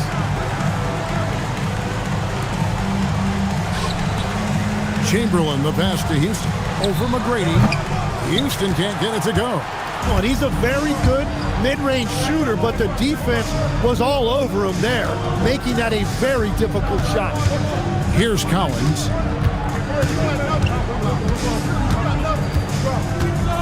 5 on the clock. Cincinnati needs to get off a shot. Chamberlain with the block. So it's Philadelphia now. They trail by 7. Pass to Houston. We've gone about a minute and a half into the fourth quarter. Paul against Rose. The 76ers need to get off a shot. Another miss by Philadelphia. Cincinnati leading by 7. Now McGrady, defended by Paul. There's Rose with the 3. Chamberlain with the rebound. Chamberlain got double-digit rebounds now in the game. And it's Paul penetrating. Chamberlain with a screen on McGrady. Here's Houston. McGrady covering. Houston can't get it to go.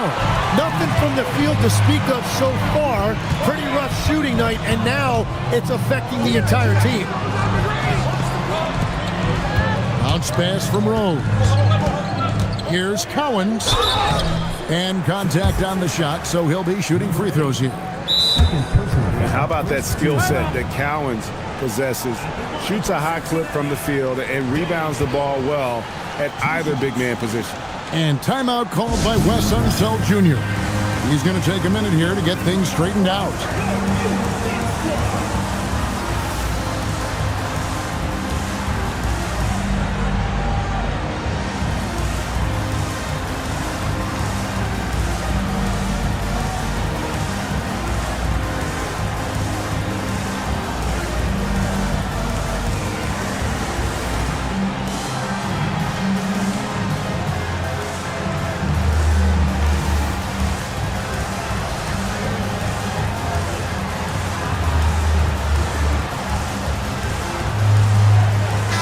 And now let's send it over to our courtside reporter, Allie LaForce. I was able to listen in on what Wes Unseld Jr. had to say to his team.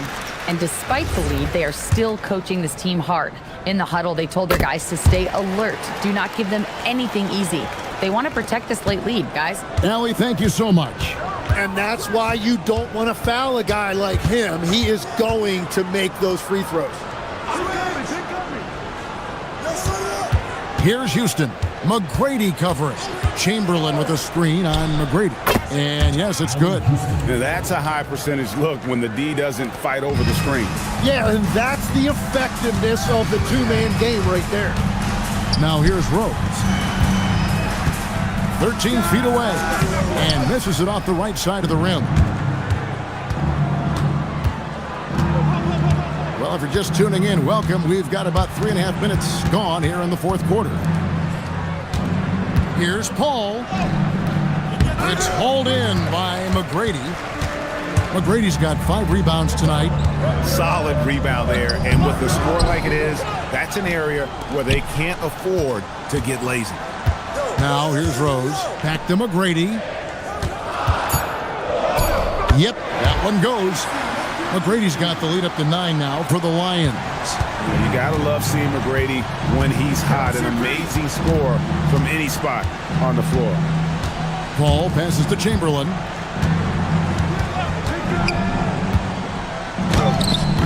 And it's Cowens with the rebound.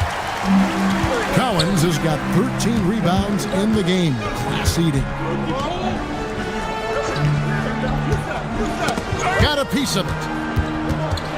Here's Paul. Yes, indeed, it is good. He's now 8 for 14. And he can really do it all on the court. Keep your eyes on Chris Paul. Ball against McGrady. Here's Cowens. That one off the back iron and out. The 76ers trail by 7. Pass to Jackson. The 3 ball. And no good.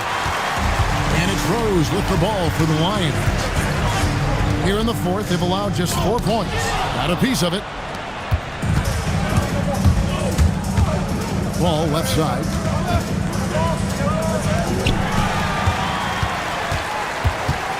Out to the wing. Puts up a 3. It's good from long range. Rose has got 9 points now in just the second half. And taking a quick look here at the hustle stats for the Lions. And they've shown great focus on the defensive end, putting constant pressure on the ball and really disruptive in terms of what they've done defensively. And they have made a commitment to crash the glass. They are getting second chance points and playing with force on the offensive end. Good. And it's McGrady who picks up the assist. McGrady's got 3 assists in the game. Houston, the pass to Jackson. And here is Paul. Chamberlain dishes to Paul. This one for 3. It's rebounded by Cincinnati. Sigma's got 6 rebounds in the game. It's a +5 advantage for them in rebounding after that one. McGrady kicks to Williams.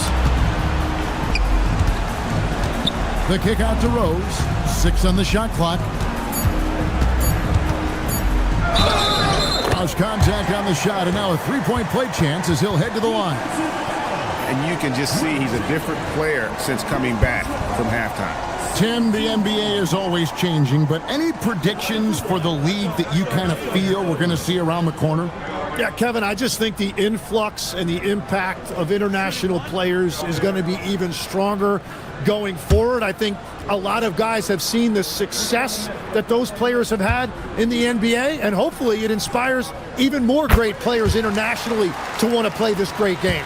And for a short time, you played overseas. You saw a lot of them firsthand. I sure did, and I was in France well before the French influx really hit this league, but I knew then that was the goal. Now here's Paul. Taken away by Williams.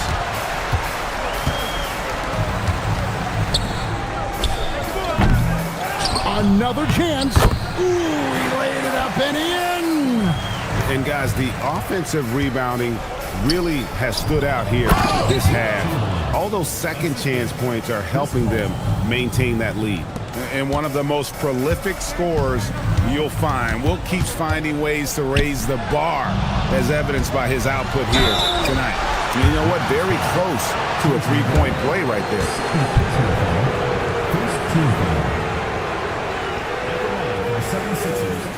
Chris Paul, taking 2 shots. Shooting 2.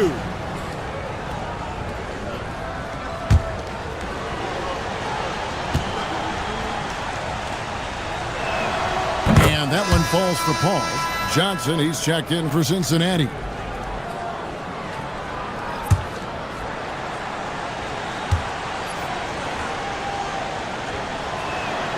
Good on both. Now, here is McGrady. If they want to, they can milk the clock just a little bit here. Yeah, that's the best option. Can't drop the tough three-pointer.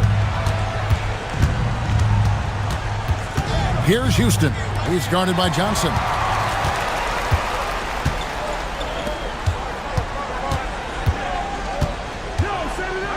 2 minutes remaining in the game. Clean from outside. Well, and this has been their strategy throughout the fourth period. We'll see how it pans out.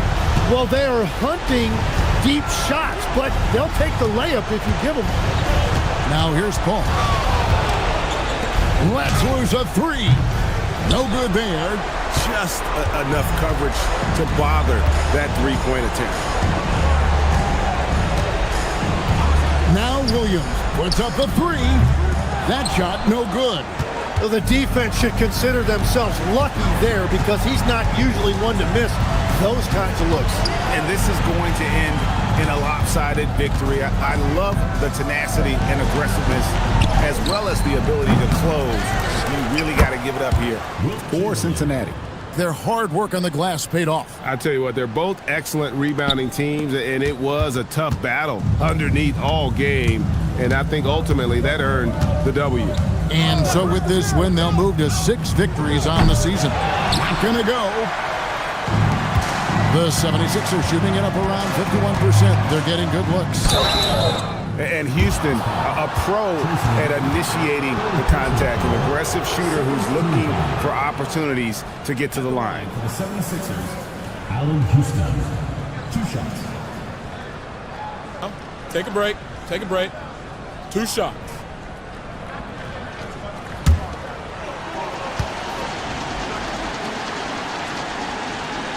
First free throw is good.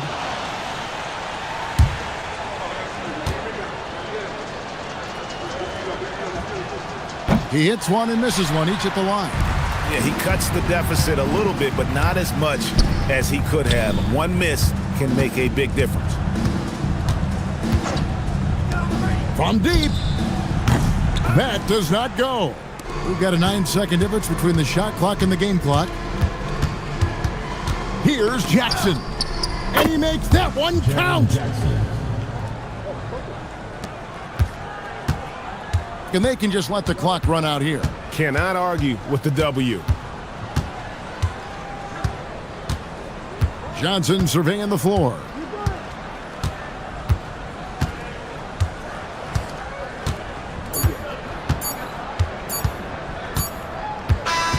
So it's the Lions picking up the win. A confident win and one where they clearly showed the greater effort. Yeah, I mean, it was a solid performance, particularly here at home. I think they built off that edge of being here and played with just a little more confidence than their opponents. Thank you for joining us. That'll do it for now. Alongside Tim Legler, Greg Anthony, and our reporter, Allie LaForce, this is Kevin Harlan saying thanks for watching, folks. And as we leave, we present our player of the game.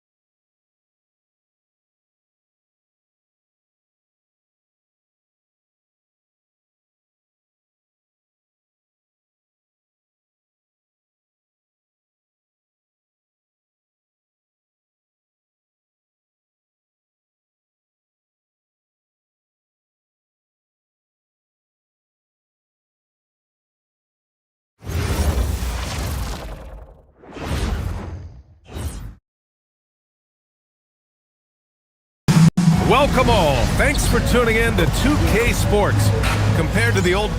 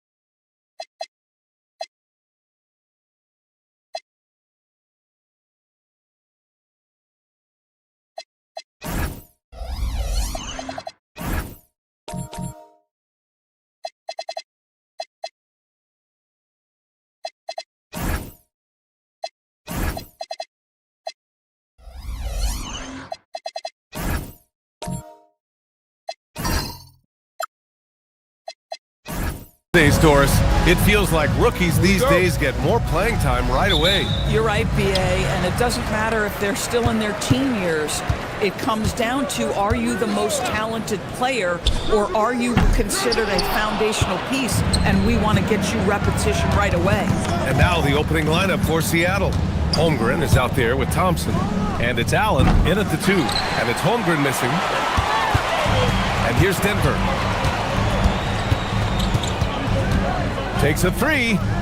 Halliburton, no good. And Holmgren's got the ball here for the Supersonics. And keeping us updated from the sideline, Allie LaForce. Thanks, I caught up with the Nuggets head coach. Coach thinks that they can push Chet Holmgren out of the comfort zones, and he's okay with making him a jump shooter. He said on the perimeter, he may as well be any shooter. We can guard that. Once he's on the inside, though, the advantage is his. So we have to prevent that as much as we can. Back to you, BA. Appreciate the report, Allie. It's tipped. Thompson passes to Moncrief. Now here's Allen. Drops it in from 14 feet away.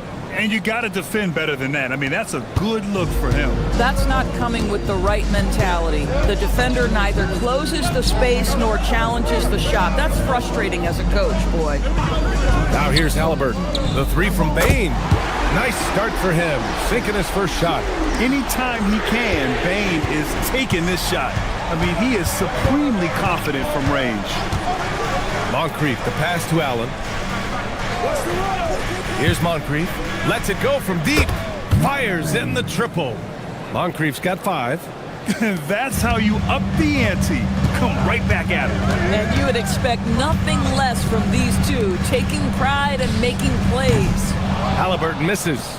Boy, that's brutal. 1 for 5 to start. You have got to find your footing offensively. Here's Thompson. Rebounded by Oden. Probably should have scored there. He usually does. Pass to Nene. Fires the 3. Sends it home from three-point land. There is something special about a crisp, on-time, on-target pass. Mr. Halliburton, how you doing? Moncrief, the pass to Thompson from the high post. Jump shot is good that time. Love to see that kind of activity. He just makes things happen. Pass to Nene. Back to Halliburton. Oden passes to Korver. 6 on the shot clock. Here's Nene. The 3 from Bain. Can't hit. 1 for 2 now. Yeah, and the defense has really got to tighten up on him. I mean, he's just too dangerous from the three-point line. Lays it up and in off the pretty assist. Attacking in the painted area. Clearly that was their game plan coming in. Timeout called, the Nuggets. And this matchup with Seattle, it's their first meeting of the season.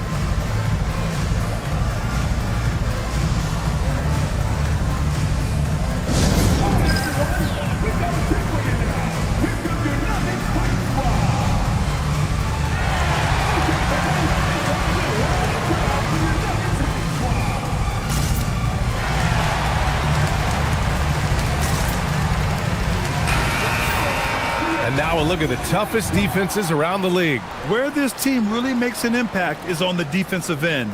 They're a unified front that doesn't make it easy at all to find open looks.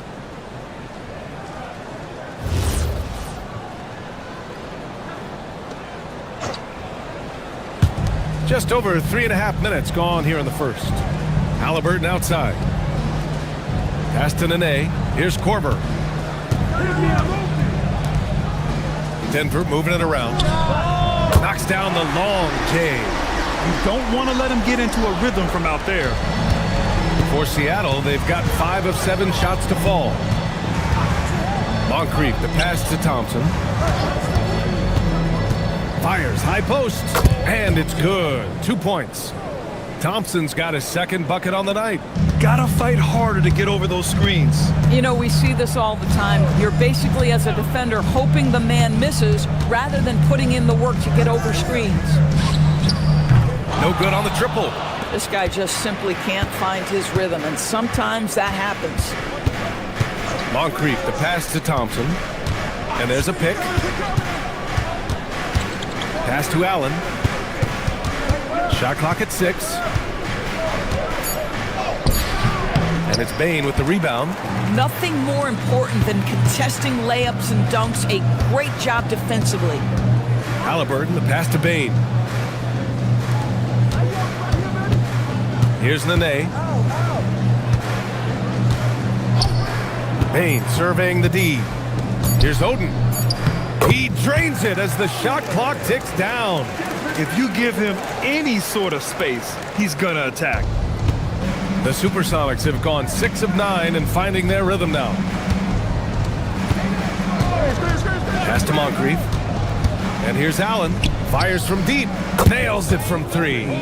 Allen's got 5 points. Slow reaction from the D, and it cost him 3. Down low. And he jams it home with authority. And that's what happens when you don't take care of the ball. Hey, that makes the turnover hurt even more. At the end of the day, though, it's 2 points. Don't hang your heads. Let's get refocused and play with more patience. Seattle leading by 7. Here's Moncrief. He's got 5. To the inside. And that one's good. Holmgren.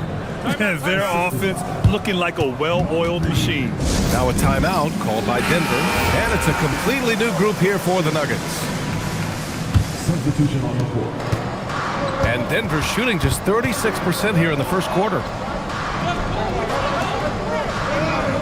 Fox deciding where to go with it. Back to Wells. Here's Stojakovic. Will it go? Oh, and he got fouled on his way up. He'll head to the line to shoot 2. First personal foul. First team foul. All right, guys, what do you think about the offensive approach we've seen so far for Seattle? Well, you got to be impressed with how selfless they've been so far.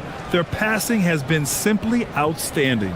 We've also seen them show a willingness to take advantage of the mid-range opportunities. The defense conceding these looks, and they're cashing in.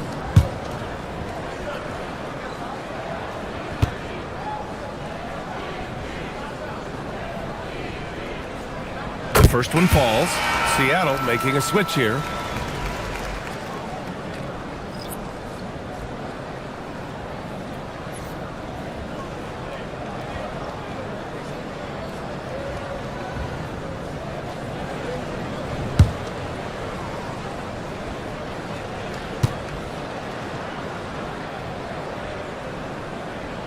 Both shots good from the strike. Productive trip to the line. He doesn't like to leave points on the table. Moncrief, the pass to Reed. Buries it from 3. And Seattle leads by 10. They've been very effective so far. A balanced attack at its best. On the offensive end, it feels like they're getting the shots they want, and defensively, they are connected and on a string. And again, Denver no good. Seattle on offense. They're on a 16-7 run. Battier passes to Moncrief. Over Fox. Moncrief, no good. Oh, he'd like to have that one back. That's in his wheelhouse for sure. To the middle. Oh, deflected. Laid it in with a nice touch off the window. That's where they'd like all their shots to come from. Seattle leading by 8. Outside Reed. There's the 3. Rebounded by Denver.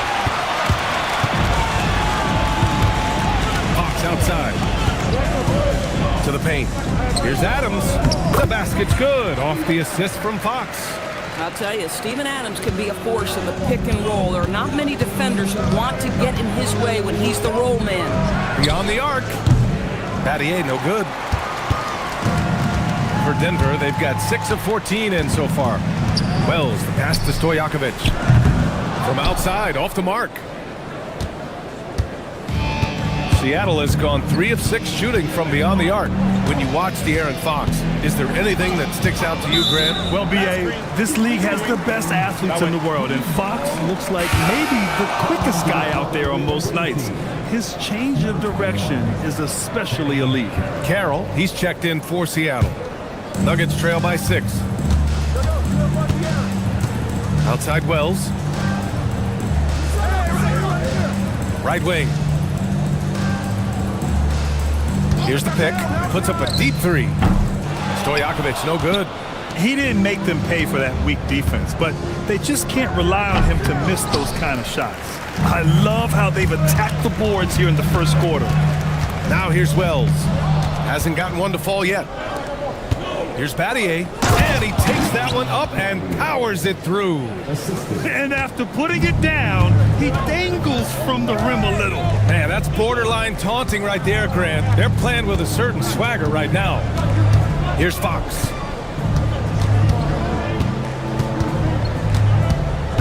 Down to 5 on the shot clock. Seattle pulls it in.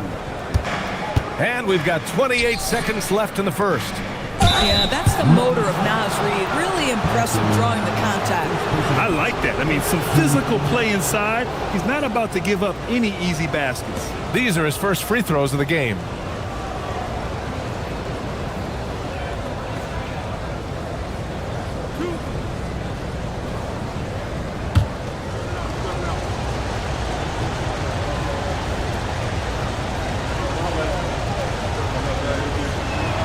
First free throw is good.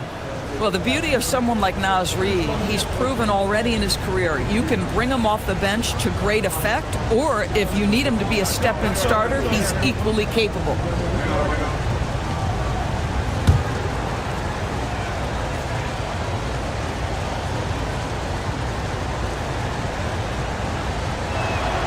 And that one goes in. 2 from the line that time. So critical that your big men be able to shoot free throws at a high rate. Fox outside.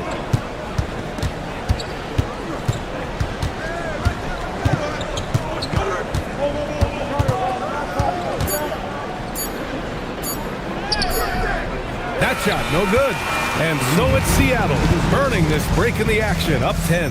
The hustle they've shown on defense has been tremendous. Time for a quick break, then back to the action.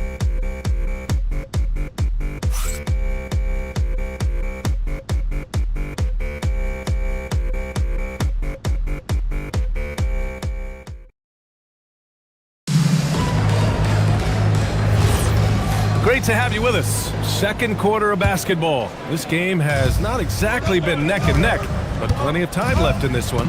And guys, what's your take on Seattle so far? Well, they came out with a physical presence and made rebounding a priority. I think it's why they hold the lead here early, because they're controlling the flow of the game with those second chance opportunities. Halliburton is out there with Desmond Bane, and it's Nene in at the center spot. That's the group for Denver getting going in the second.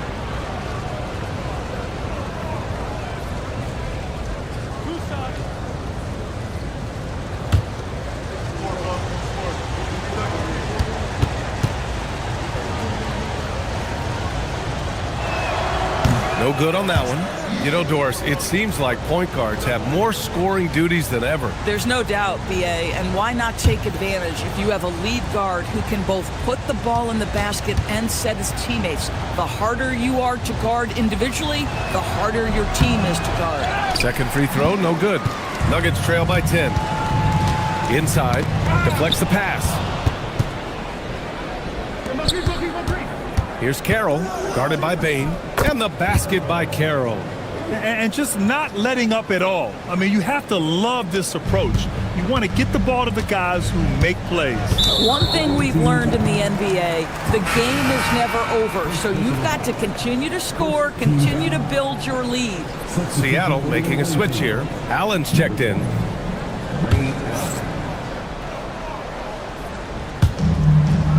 Pass to Bain. Now here's Halliburton. The D's right on him. Here's Korver. 6 to shoot. The Nuggets need to get one up. Nene, money from the wing. Nene's got 5 points. Boy, how about the timing, the delivery? That is exactly how you set a teammate up. Pass to Moncrief. Here's the 3. Stojakovic grabs the board. Nuggets trail by 10. Outside Bain. Allen against Halliburton. Here's Bain. The shot no good. Seattle has gotten 3 of their 7 threes to find the net in this matchup. And adds a few more points to their lead, showing off some style. Wow, that was prime time stuff right there. Here's Stojakovic. Last game for him, he picked up 10. Bain, the pass to Korver. Halliburton right side. Off to Mark. Had a chance there to trim it to single digits. Nice rebound. Trying to match the other team's intensity right now. Going all the way to the rack. Ejected by Holmgren. Wow, Chet Holmgren sending it back. He is willing to take on any kind of challenge. Now a timeout called by Denver.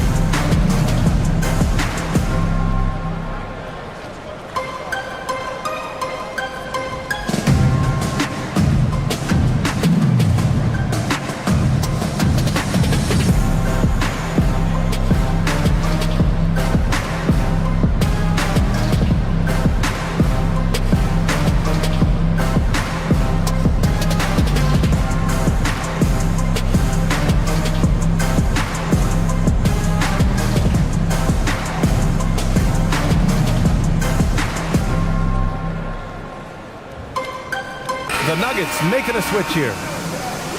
And we've got a moment here to show you this season's most aggressive defensive teams. They're quick to help each other, and they have some tremendous athletes with a nose for the ball.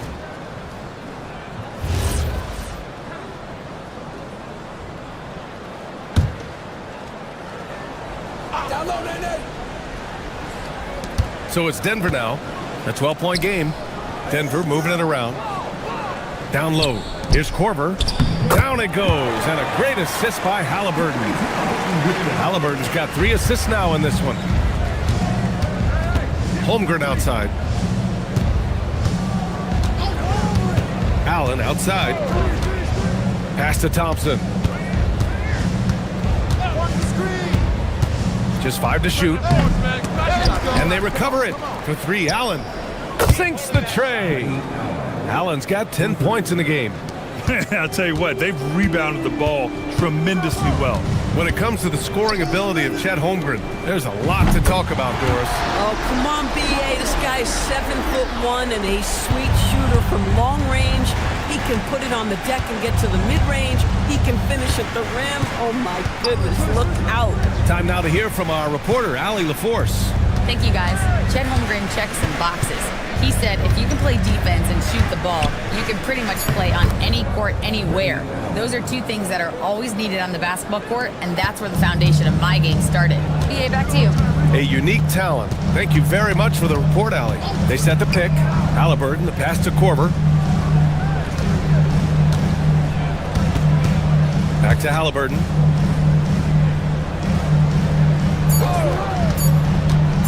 From deep. Thompson pulls it in. And here's Thompson. He'll bring it up for the Supersonics. They want to keep rolling here following a win against Minnesota. It was textbook rim protection in that game, taking real pride in shutting down the other team. It was obvious. They pressured that team from the outset every trip down the floor. That will wear an opponent down over time. Now here's Holmgren. 14 points, their largest margin of the game. Moncrief, the pass to Holmgren. Now Allen releases, and Seattle tacks on 2 more. I'll tell you, the consistency of a good first quarter leads to an excellent second quarter, riding the wave here. Halliburton, the pass to Korver. Back to Halliburton. And they're pushing it up. Here's Moncrief. And he hammers it home to polish off the break. Adding insult to injury with the dunk off the steal. Nice to see a good play on D. That led to some fireworks. Let's see if that serves as a momentum builder. What a great sequence for this group. Here's Korver. Give him 8 points now. Fast break. Here we go. Here's Thompson. Drains it. Now he's 3 for 5. Their ball movement on this run has been tremendous. It's led to a lot of good, clean, open looks. Bain, the pass to Halliburton. Back to Bain. They still need this. He hits the back iron and sinks it. Bain's got his second basket on the night. And I like that there. I mean, get Bain something in rhythm. Thompson passes to Allen.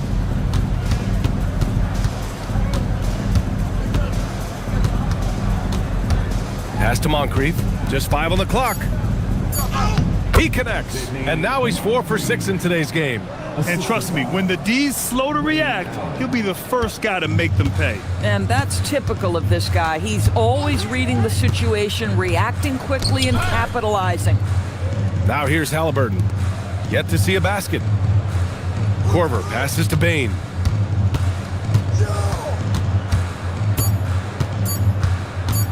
On the take, and it's good with time running down on the shot clock. And a nice job staying calm under pressure. Bain doesn't get rattled when the shot clock is running low. Allen against Bain, and Allen gets it to go. Allen's got 13 points in this quarter. Soft defense. I mean, they've given up 10 of the last 12 points inside. Pass to Halliburton. Here's Nene. He's covered by Holmgren. Now here's Bain from the arc. It's hauled in by Moncrief. And he almost made them regret defending him so loosely. Now here's Thompson. He's guarded closely. Back to Holmgren. Here's Moncrief. Holmgren with a screen on Halliburton. Moncrief, no good. And here's Halliburton. Pass to Nene. Now here's Bain. Puts it up. And again, it's Denver converting. Listen, this is one of the better passing big men in the NBA. Nene making a play. And so the timeout by Jordi Fernandez here. He's going to take a moment to give him a breather and talk things over.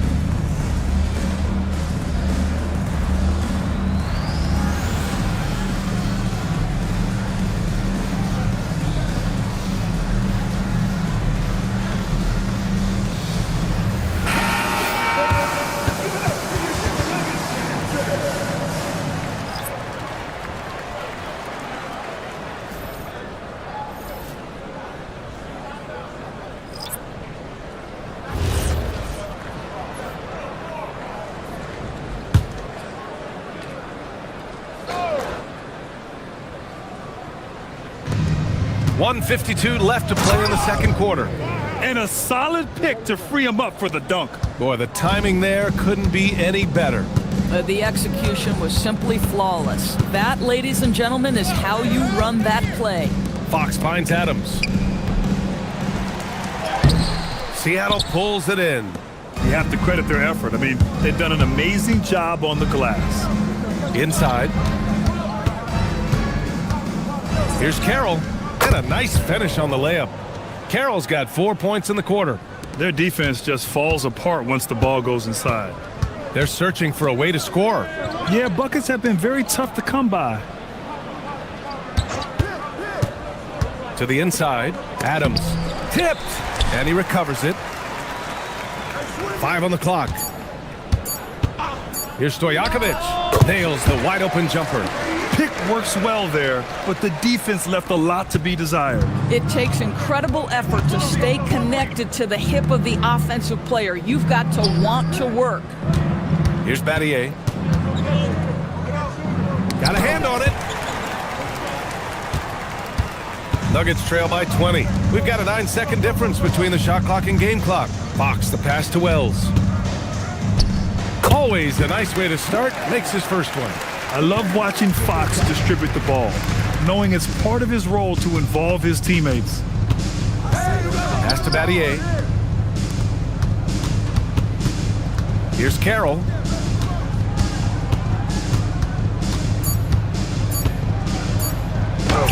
And the shot's good. Carroll's got 6. And so it's Seattle, ending the quarter with a 20-point edge. Their efficiency has been off the charts. They're running their sets well with patience and purpose. More 2K action in just a moment.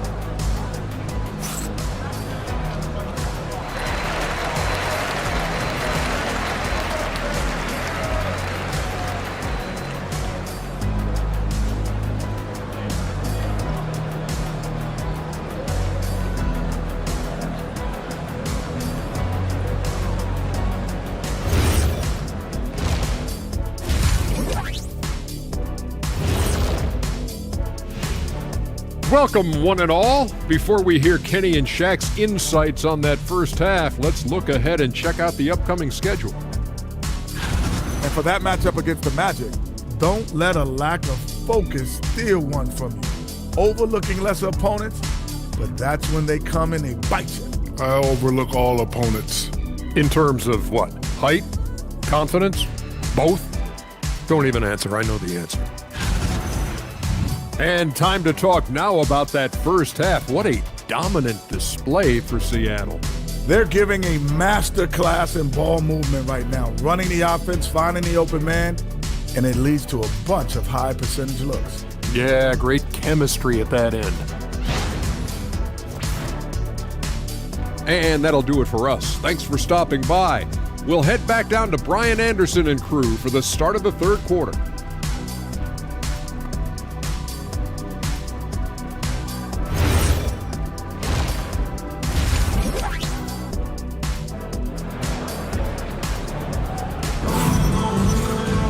And there wasn't too much drama in the first half, but maybe things will tighten up here in the second.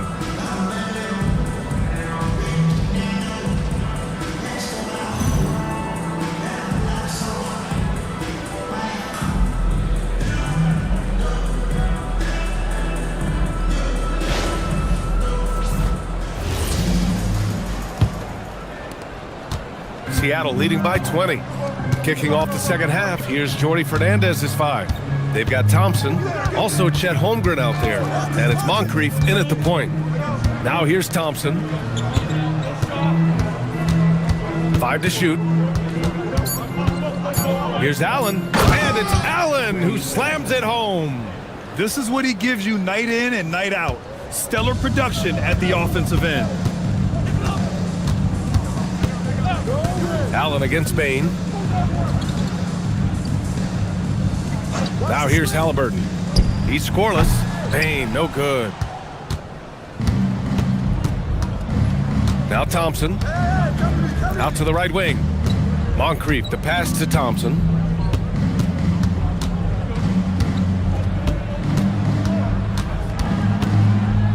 Out to the right wing.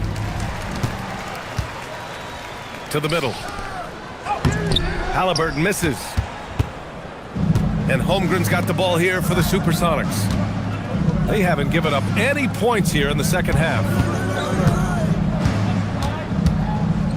Thompson scanning the floor. Pass to Allen. 6 on the shot clock. Launches a 3.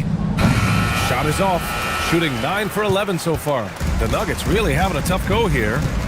They've been having major problems offensively. Definitely in a bit of a dry spell. Halliburton finds Bain. Back to Halliburton. And the layup is good off the glass. Halliburton's got his first 2 points of the night. Well, you have to understand how to score when you're in the paint and you are 6'5". Tyrese Halliburton, he knows the way. And looks like an illegal pick was set. That gets the ref's attention. And a pause in the action. Let's check out the league leaders in assists. The 4th spot held by Tyrese Halliburton. He has a great eye for where to send the ball. And you know his teammates love playing with an unselfish guy like him. Now a timeout called by Denver.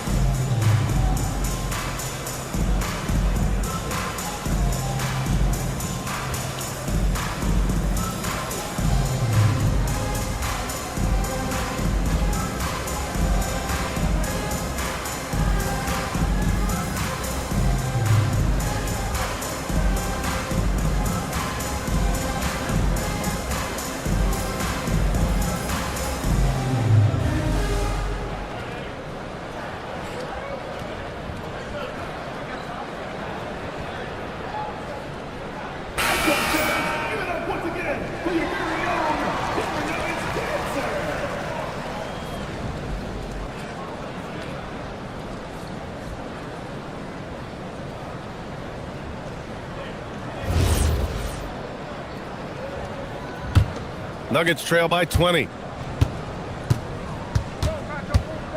Outside Bain. Pass to Halliburton. Back to Bain. 3-pointer. That's good. And Halliburton gets the assist. Halliburton's got 6 assists in the game. Holmgren outside. A little over 2.5 minutes off the clock in this final half of play. They swipe it. Korver passes to Bain. Denver moving it around. Korver, that one's good. Korver's got 10. Listen, this guy's doing his part. It's what we know he's about, but they have got to get some productivity from some other guys on this roster. Now here's Thompson. He's got 6. Pass to Allen. And stolen by Bain. He's got it. 6 of 10 now. And even if he isn't the biggest, strongest guy out there, Bain can still do damage inside. Moncrief, the pass to Thompson. From about 19, and that one drops. Give him 8 points now. Just over 3.5 minutes through the third. Pass to Nene. Launches it. Thompson pulls it in. Well, despite the miss, obviously the shot this offense looking to generate is exactly that. And here's Allen, guarded by Bain. Kicks it out to Holmgren. Down to 5 on the shot clock. Fires the 3. Moncrief, no good. Nuggets trail by 15. Outside Bain. Pass to Halliburton. Here's Nene to the right side. Korver passes to Bain. And he banks in the layup. Odie's got his second basket of the game. And why go away from attacking inside if the D has no answer for you? And so the timeout by Jordi Fernandez here. We might see him looking to make some tweaks to the strategy.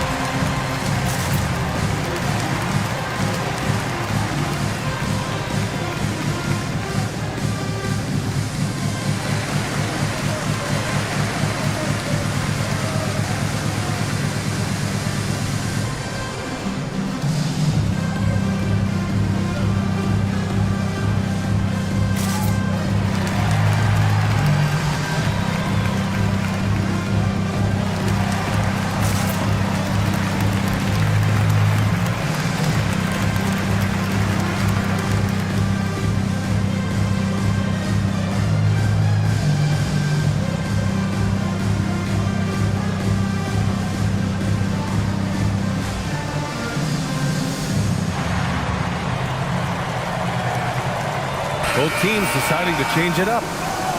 Now that we're into November, let's see how the Eastern Conference standings are shaken out. Taking a look at Seattle, they're in 10th place, but it's early on, so they have time to recover. Checking out Seattle, and they're just not the team they were last year. They started rough, and it looks like they're regressing.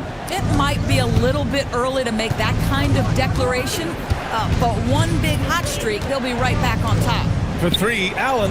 Oh, it's his 10th basket on 12 tries. You got to appreciate the efficiency here. Boy, for the most part, when they have gone through him, he has delivered. Here's Korver. 10 points for him. 20 feet out. The basket's good. Off the assist from Fox. Korver's got 12 points. This guy's been great, no doubt about it, but it hasn't been enough to get them where they want to be. Holmgren outside. Pass to Battier. Now Allen.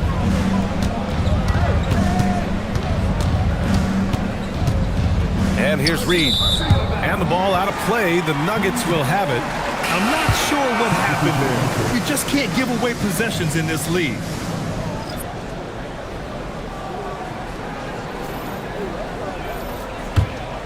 And it's the Nuggets ball. They're on a 13-5 run. Stojakovic passes to Korver. It's deflected. Pass to Thompson. And count it. Now 5 for 7. And a look at how the hustle game has been going for Seattle. Well, you have to like what you've seen from them defensively. They've done well contesting shots and have managed to come away with some blocks too. And you also have to love the way they've gotten out and run in transition. A ton of good chances tonight simply from being willing to run the floor. And it's Seattle with the ball, following that last three-pointer by Denver. And it's Doherty missing. And you just can't afford to give up that kind of look very often. Stojakovic passes to Fox. Shoots over Thompson.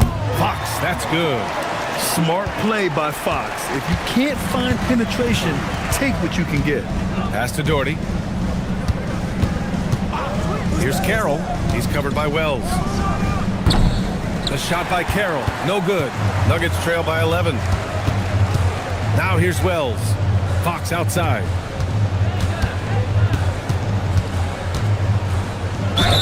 And so he draws the foul, headed to the line to shoot a pair.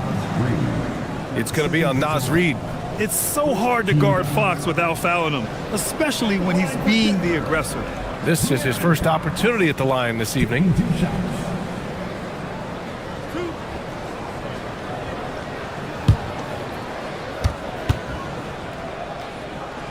First one falls for him. And looking at Fox, a microwave scorer and Tasmanian devil running up and down the floor. A fun player to watch. Steven Adams checked in for Denver.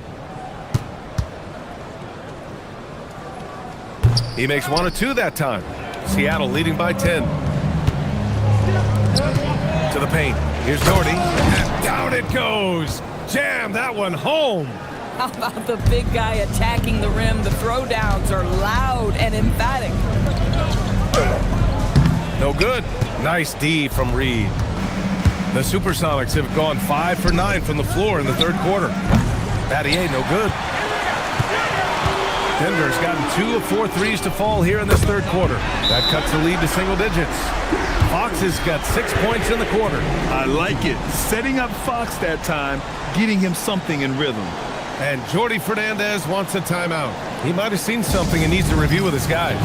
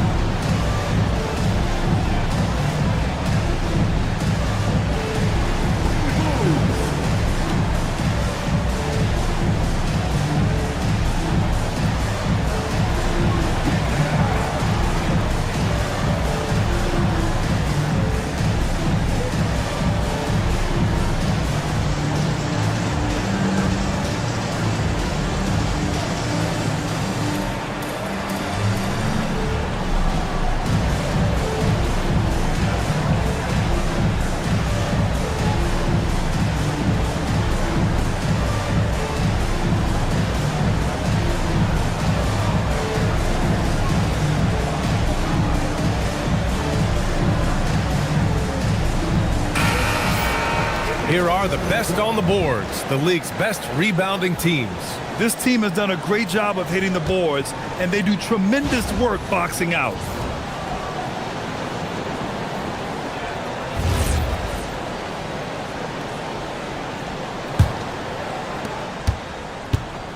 And so Thompson will bring it up for Seattle.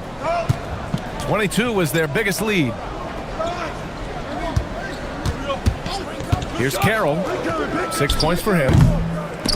And he recovers it. 2 minutes remaining in the third. Thompson passes to Doherty. Up top, Reed. Clock at 6. And here's Thompson for 3. Denver grabs the miss. And this is exactly who you want taking that shot. He just missed it. And again, Denver with a 3. This defense just can't stay connected to shooters. Pass to Doherty. Seattle move the ball around. Here's Thompson. Tries again, and he sinks the layup. Doherty's gotten his second bucket of the game. Hey, they're just getting pushed around inside. Outside Wells. Out to the wing.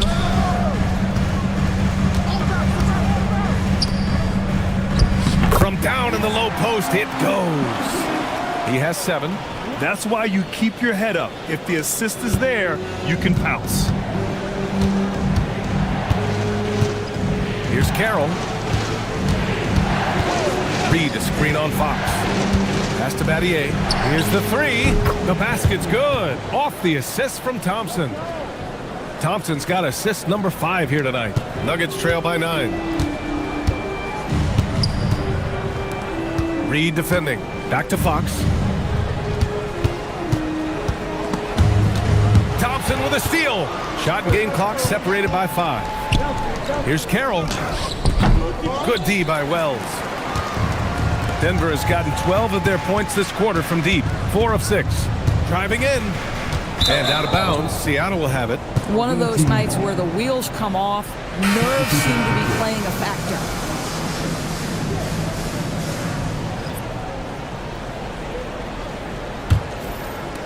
And it's Seattle with the ball. They've got a 9-point lead. They set a pick. The floater and the basket by Carroll. Carroll's got 8 points. And so it's Seattle. They lead by 11 as the quarter comes to a close. Their key to consistency has been their dominance in the paint. They've been the more physical team. All right, stick around. We'll be right back after this.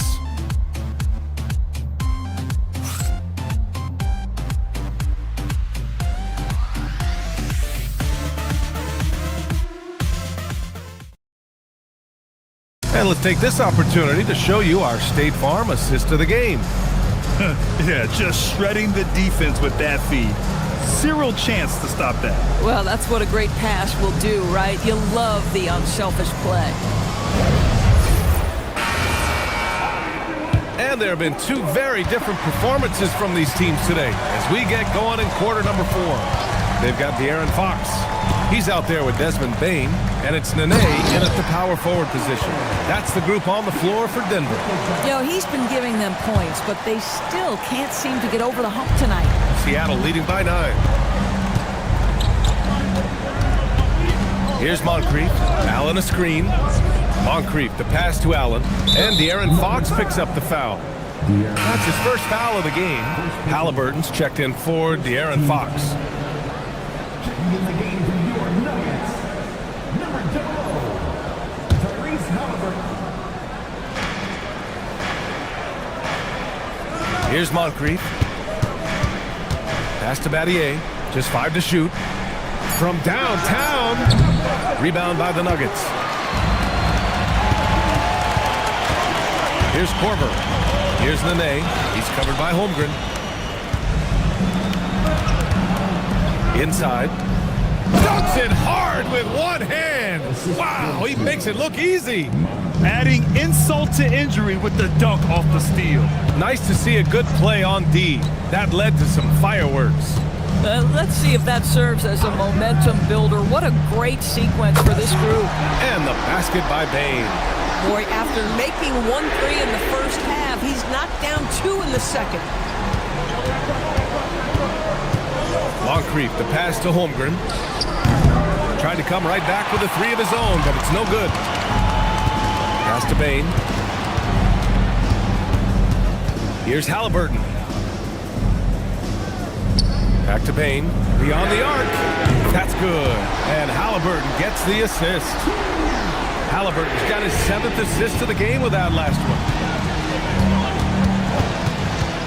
Holmgren outside. Pass to Allen.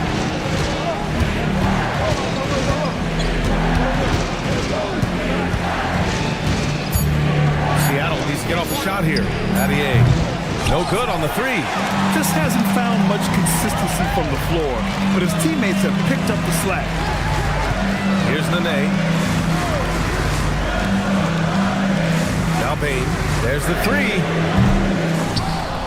Seattle pulls it in. Holmgren's got 5 rebounds tonight. Pass to Allen. Here's Moncrief. Allen a screen. Moncrief, the pass to Holmgren.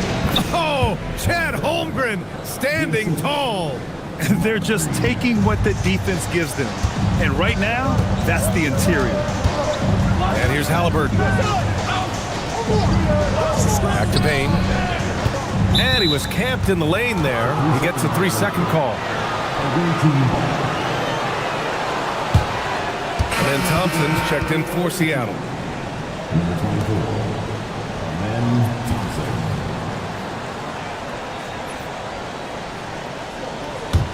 Seattle leading by 7.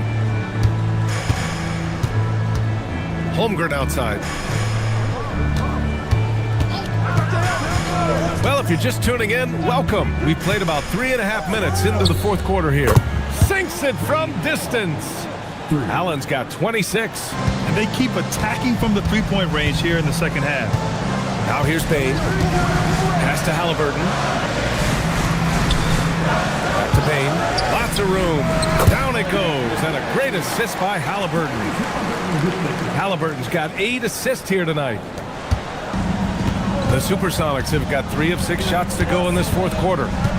Moncrief, the pass to Holmgren. Now here's Allen. Puts up a 3. Drains the triple. Allen's got 11 points here in the second half. That's his 5th triple of the night. 2 in the first half, 3 in this one. Huge production. Bane, the pass to Halliburton.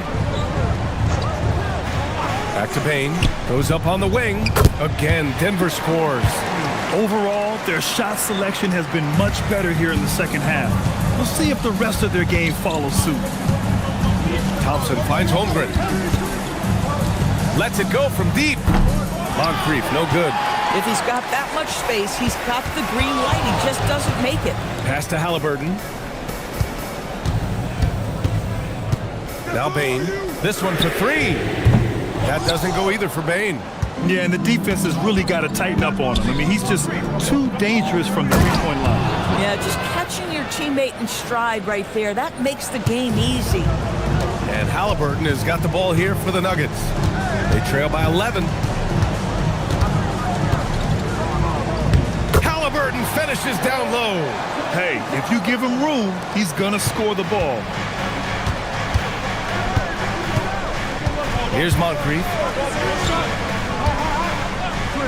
Here's Allen. And Seattle tacks on two more. Deep into the game, you rely on players like him to keep delivering. For Denver, they've gotten 6 of 8 shots to fall during this fourth. And the officials will call the illegal screen here. And you look around the league, 30 different organizations, each with their own cultures. What did you look for as a player, Greg? Well, you know, B.A., winning always comes first. But after that, you're looking at resources and how they care for their players. That's where teams are trying to separate themselves these days. Now here's Allen. Shot clock at 5. Fires from the wing. Nene grabs the board. Nuggets trail by 11. Denver moving it around. Korver passes to Halliburton. Oh, 2 physical points for Halliburton. We call that tough points from a tough guy, young Tyrese Halliburton. Great job setting him up. The timing of the pass was key. Denver's gone 2 of 4 from the perimeter here in the fourth quarter. Ooh, anticipated the pass. It's a turnover. A nice shot by Moncrief. And Seattle leads by 13. That was a really nice sequence there. Just strong effort at both ends of the floor. And that's exactly what you can control, right? Your desire, your hustle, your will to succeed. Now here's Thompson. Outside Holmgren. Thompson outside. Now Allen. 5 to shoot. 14 feet away. Can't get it to go. And here's Halliburton. He'll bring it up for the Denver Nuggets. Trailing by 13. Payne outside. Thompson with a steal. Here's the break. The finish. And a quick 2 as he powers it in. Big time breakout, leaving everyone in the dust. Oh, you love the awareness, the decisiveness. Great job there. The Nuggets want a timeout.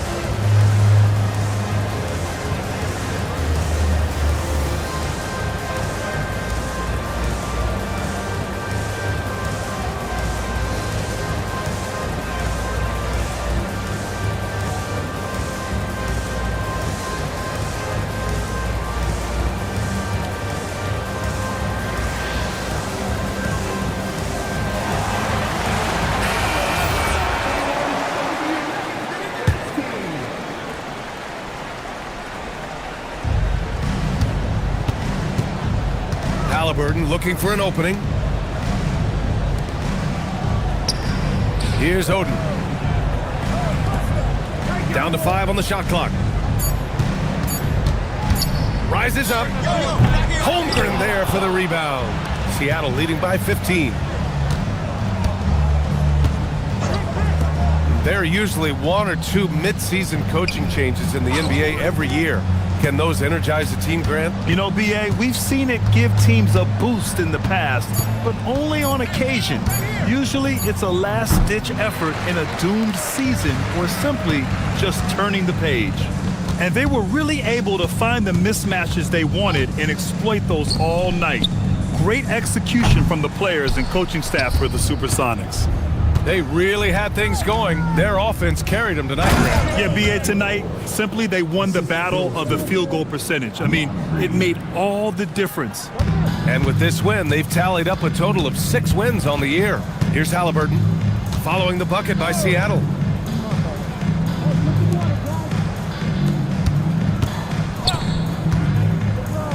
Left side Bain. It's money from deep.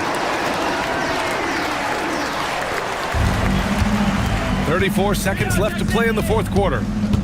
Outside Holmgren. Here's Allen.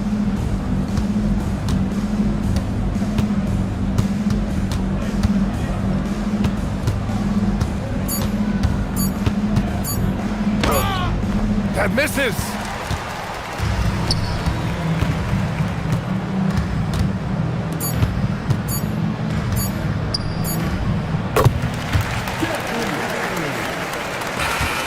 So we see Seattle get the win here. Exceptional effort on the road. They were ready and they were focused. Focused indeed. I mean, it takes a strong mental approach to block out the distractions. These guys stepped up 100%. And that'll do it, folks. For Allie LaForce, Grant Hill, and Doris Burke, this is Brian Anderson. Thank you for watching tonight's game. And now our player of the game.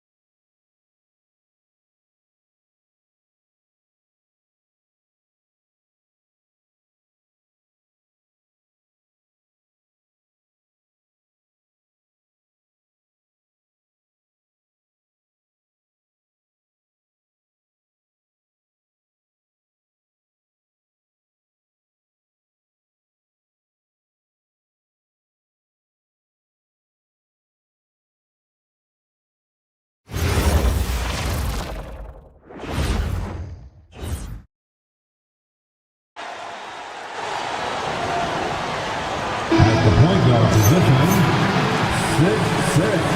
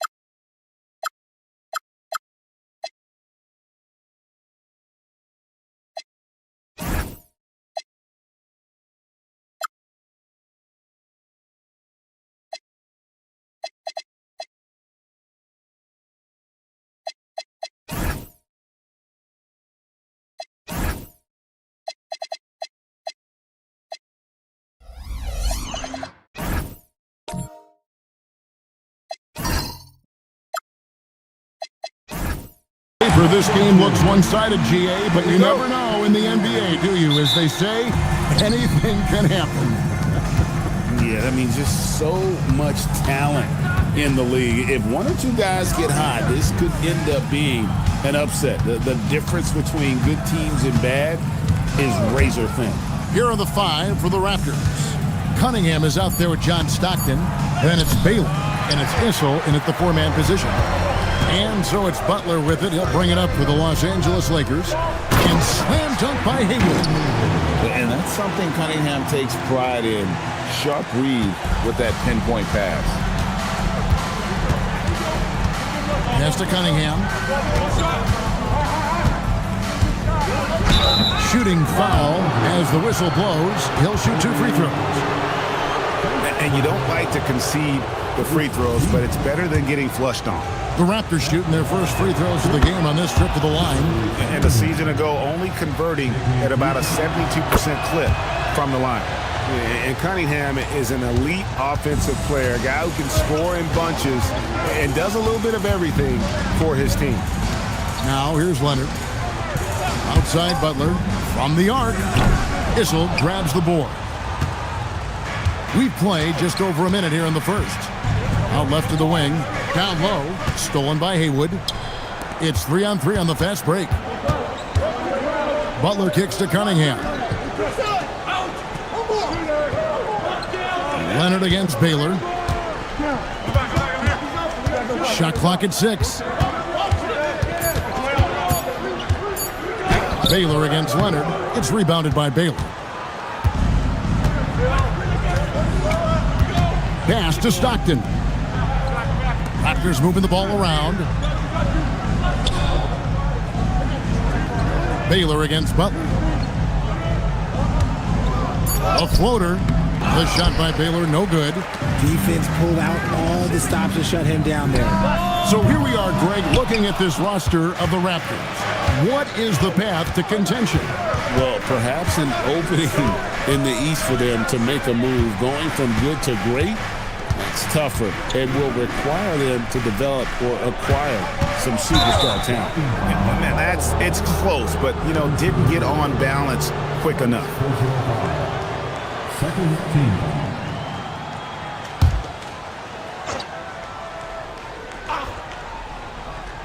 If you're just tuning in, we've played about 2.5 minutes here in the first. Good instincts to read the path and get in a position to pick it off. Pass to Leonard, launches it. Again, the miss by the Lakers. And they're 1 of 5 to start this game. Just really haven't gotten into a flow offensively. Ryan against Cunningham. Just 5 on the clock. Shoots over Bryant. That doesn't go in. Had a chance, though, to take the lead. And so it's Cunningham. He'll bring it up for Los Angeles. Butler kicks to Cunningham. Leonard on the wing. Covered by Cunningham. And slam dunk by Haywood. And giving up some inches inside, but makes up for it with an aggressive stop. Yeah, you can give up some size, but that shows you how fearless he is, willing to attack the basket no matter who is in front of him. Toronto trailing. First quarter of action, just under 3.5 minutes played. It's tipped. Stolen by Haywood. Cunningham with it. Picked up by Stockton. Butler passes to Kobe. Now Haywood. Outside Leonard. 6 to shoot. Cunningham finds Leonard for 3. Kobe. Rebounded by Elgin Baylor. The Raptors have gone 0 of 3 from the field to start the game. Stockton from outside. Trains the three-pointer. And he's not going to miss that sort of an opportunity from deep. Pass to Haywood. Back to Cunningham. Inside. And slam dunk by Haywood. Just a fantastic decision maker. Cunningham giving it up in that 2-man set. Outside Baylor. Pass to Issel. Now here's Cunningham. over Bryant. Cunningham's shot is off. See, that miss right there, it's why teams try to avoid the mid-range jumper these days. And slam dunk by Haywood. Oh, such a beautiful pass to set that one up. Yeah, the pass might have been pretty, but the finish was angry. Now, here's Cunningham. Pass to Whistle. Leonard with the steal. Here's Bryant. Unable to get that one. Cunningham with some nice D. Raptors trail by 3. And here's Stockton. His last outing, he had 18 points.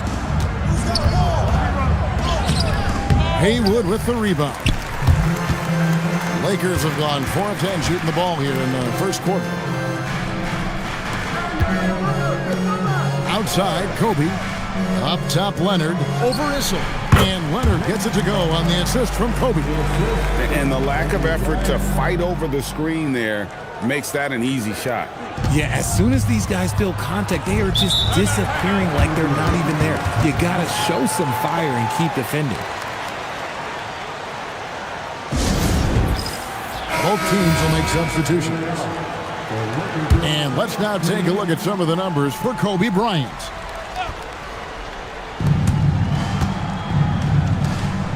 Gooden with it.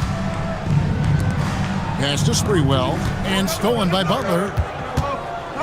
Here's Leonard. And he takes it in for the layup off a very nice feed. Oh, great ball movement there. Raptors trail by 7. Here's Pritchard. To the right side. Here's Jonas. Lock at 6. They could use a bucket. It's hauled in by Los Angeles. They come in fresh off a win against the Warriors. And really showed their depth when they needed it most. On the road, having to manufacture points. The bench production was huge, no doubt. A testament to how well prepared this coaching staff is for these tough road games. And here's good. After Jimmy Butler made that last three-pointer. Pritchard from outside. Eaton grabs the miss. And I thought that was going to drop. It looked good from here. Bounce pass from Cunningham. Bryant and Kobe throws it down. Displaying intensity right off the opening tip, especially on the offensive end. They came out swinging, really setting the tone on offense, and the opposition has not been able to respond. They've been struggling here on offense. Yeah, a bit of a dry spell for sure. Here's Jonas. That 3 off the mark. Lakers leading by 12. To the inside. The shot's good from Eaton. Really seizing the momentum of this game, but doing it with a methodical approach. Yeah, they haven't appeared in a rush at all. They are just playing to their strengths and building this lead out well. Butler with the steal. 1:52 left here in the opening quarter. Lays it up and banks it in. Butler's got 5. And a chance to catch up on some numbers here. The hustle stats for the Lakers. From the tip, they are not making things easy on them. Lots of steals, playing disruptive basketball. And another thing, guys, they've been very active tonight, frequently creating scoring opportunities off turnovers. Just 2 to shoot. Jonas. And again, Toronto no luck. And it's Butler with the ball. He'll bring it up to the Lakers. Oh, and the jam by Leonard. Well-rounded effort, and they show no signs of letting up. Yeah, not just an impressive showing on offense, but on defense as well, executing their game plan perfectly. Here's Sprewell. Hasn't made one yet. And while we have a chance, let's take a look at the best free throw shooters in the league from last season. Cade Cunningham, 3rd. He was locked and loaded from the free throw line all season. Never suffered through any real lulls in that department.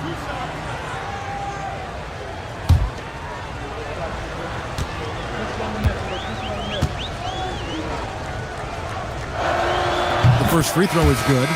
And that's the right approach for Gooden. A solid rebounder and an above-average interior scorer. And Los Angeles with some changes. Wagner's checked in for Butler. Jared McCain comes in for Kobe. And it's Jackson in for Cade Cunningham. And so Gooden nails both of them. It's always nice to see a big fella be able to knock down some free throws and make teams pay from the line. Jackson dishes to Leonard.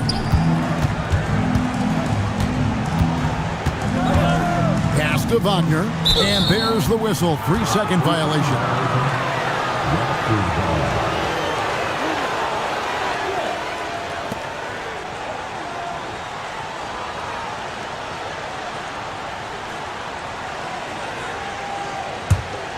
Raptors trail by 16. Here's Jonas. Strong move to the 10, trying to get his guys going. Hard not to get motivated, GA, right when your teammate makes that kind of play.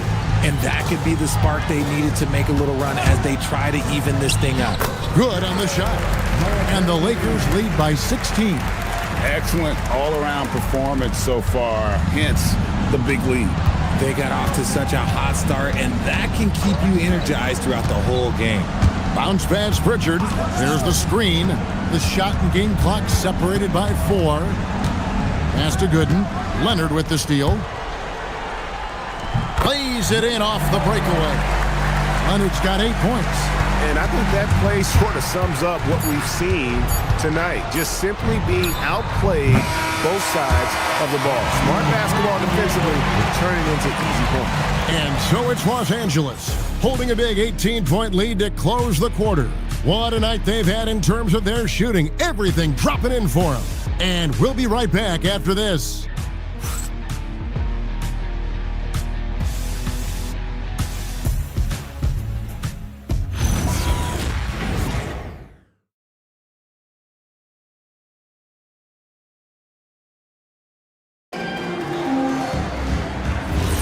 And if you're just tuning in, we've got a wide margin on the scoreboard, but plenty of time left for a comeback. And for the Lakers, this has been the game they wanted to have. I mean, offensively, I thought they did a good job of protecting the ball, and defensively, boy, were they disruptive. Winning the turnover battle is so important. They've been sharp so far, and it's showing up on the scoreboard. So for Toronto right now, we've got Baylor. Stockton is out there with Peyton Pritchard. Then there's Gooden. Now we'll hear from Allie LaForce, and she's got a story for us. An update. Allie? Thanks, Kevin. Franz Wagner was asked to describe his game, and he said, I don't know if there's someone who I would say I play really close to. I'm like a tall guard. I try to do a lot of different stuff out there, and I hope when you see me play, you see that I'm having fun and I'm playing for the right reasons. Back to you guys.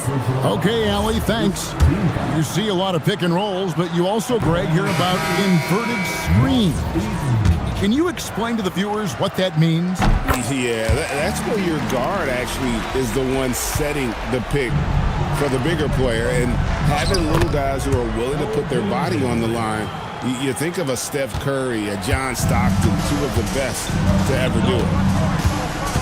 Jackson finds McCain. To the middle, here's Haywood. Nails the baby hook. Haywood's got 12 points in the game. That guy is perfect from the field, making major contributions to this lead. Here's Cunningham. Fouled on the shot and picks up 2 points, so 1 free throw coming up. And we talk about the importance of versatility. He's really got it all on the offensive end. On the night, he's gone 2 for 2 at the stripe. And he was dialed in at the line a season ago, 87% from the line. Jimmy Butler, he's checked in for the Lakers. It's good from Cunningham. Lakers leading by 18. To Haywood. Outside Jackson. McCain against Cunningham. Just 3 to shoot. Elbow shot is on the way. McCain's shot is off. Raptors trail by 18. Stockton looking around. The kick out to Cunningham. A three-pointer is right on target. Cunningham's got 6 here in this quarter. If you're not right up there on him, oh, he's going to make you pay. Haywood with a screen on Stockton. Pass to Haywood. That one falls. And the Lakers lead by 17. You want to know why they're winning? It's because of his play offensively. Now Cunningham. And stolen by Wagner. He lobs it up and slam dunk by Haywood. That's a double whammy, guys. That's right. A great defensive play, then the emphatic stuff. Once he poked it away, you knew what was on his mind. Now at 6'10", GA, Franz Wagner provides great versatility to this offense. Yeah, and he's a solid decision maker, capable of running the show. He's a gifted scorer and playmaker. Plus, he provides matchup problems with that size. And the Lakers with some changes. Kobe comes in for Wagner, and it's Cunningham in for Jared McCain. Over to the wing.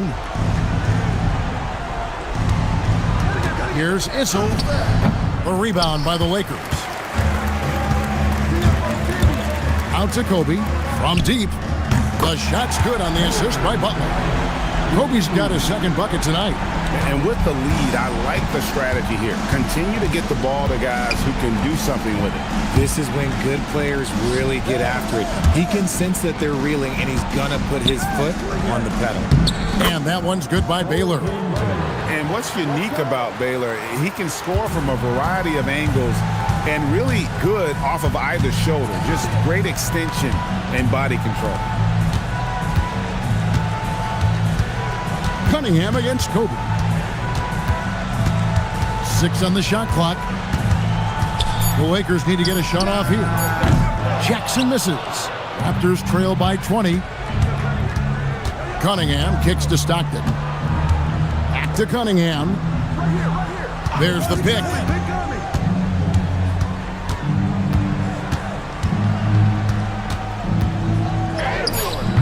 Haywood with the rebound.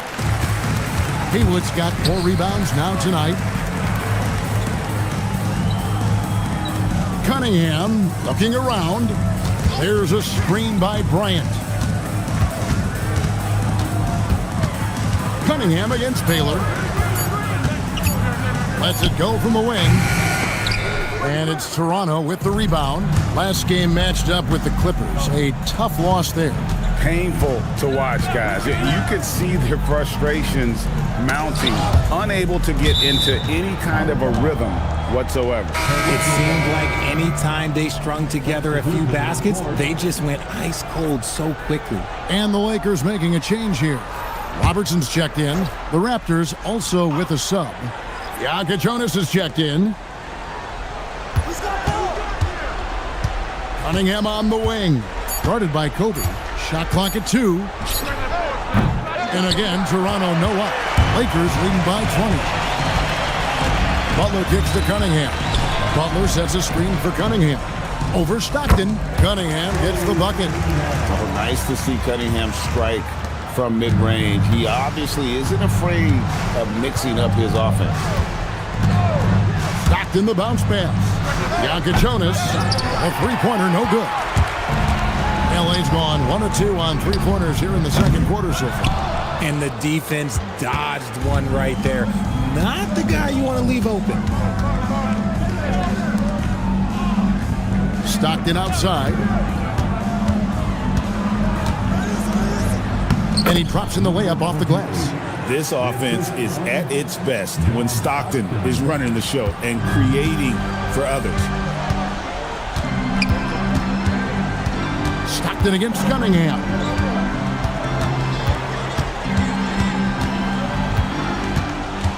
And they double up Cunningham. Butler kicks to Haywood. Over Cunningham. Haywood, no good. Guys are looking for a spark here. Yeah, a cold stretch offensively, for sure.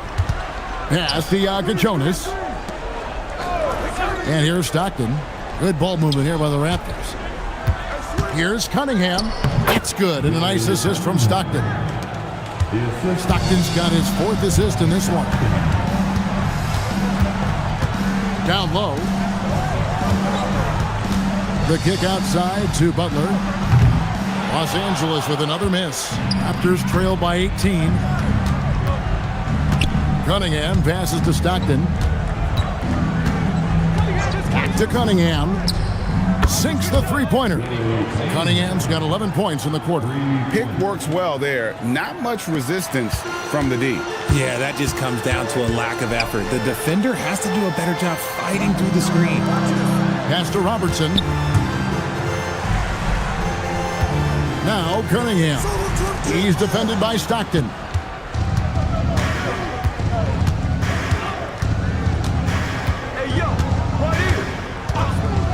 Here's Jaka Jonas.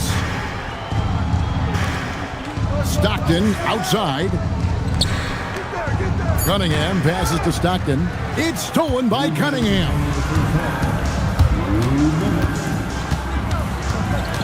.156 left to play here in the half. No good again that time. Well, that's what you get when you go for style points with the fadeaway, and look, he paid the price. Pass to Cunningham.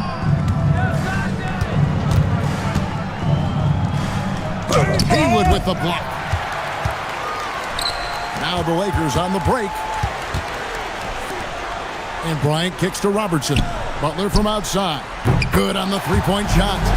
Butler's got 8. And this is why Butler is so dangerous. He's not afraid to take any shot if he likes the angle.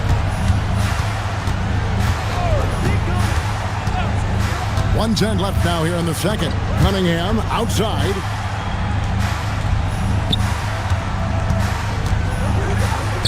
It's good for his second make. He's made 2 of 3 so far. And there's a pattern starting to take shape here. They're working it inside and getting good shots from close range.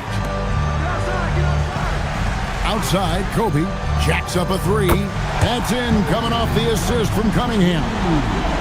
Cunningham's got 5 assists tonight. And so Stockton will bring it up for the Raptors. Trailing by 19. And this is the first season matchup for them against the Lakers team. Yeah, and a pair of losses for them in their meetings last season. And the cold, hard truth about it, they just had a hard time beating anybody last year. And it's Butler missing. Raptors trail by 19. Stockton dishes to Cunningham.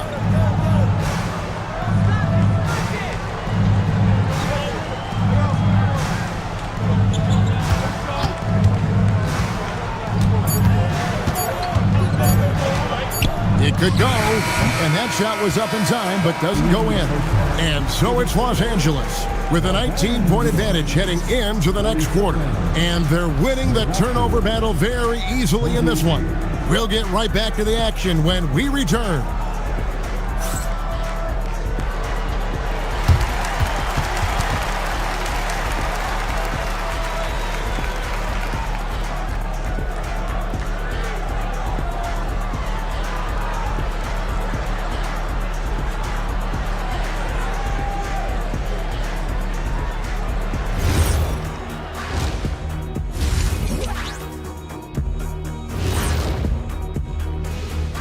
Welcome, everybody. The story at the half could be summed up as a dominating performance for the Los Angeles Lakers. Inside the paint, they've been so aggressive, just steamrolling dudes. Pummeling, drummeling, jackhammer them. They're in demolition mode, baby. Yeah, I'll get my hard hat for the second half. And now we get to check out the top performers from their respective teams in that first half. This kind of performance, fans love to see 2 players going after it one-on-one. I can't wait to see how the second half unfolds. It's been a fun one to watch so far, Jet, that is for sure. Thanks for spending halftime with us. Time to get it back out to Kevin Harlan for the start of the third quarter.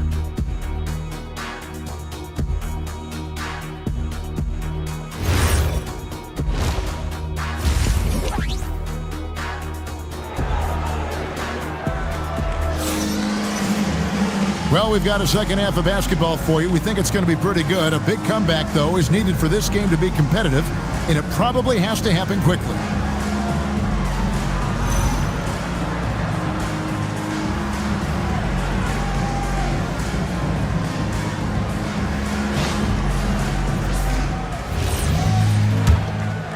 Here's Cunningham.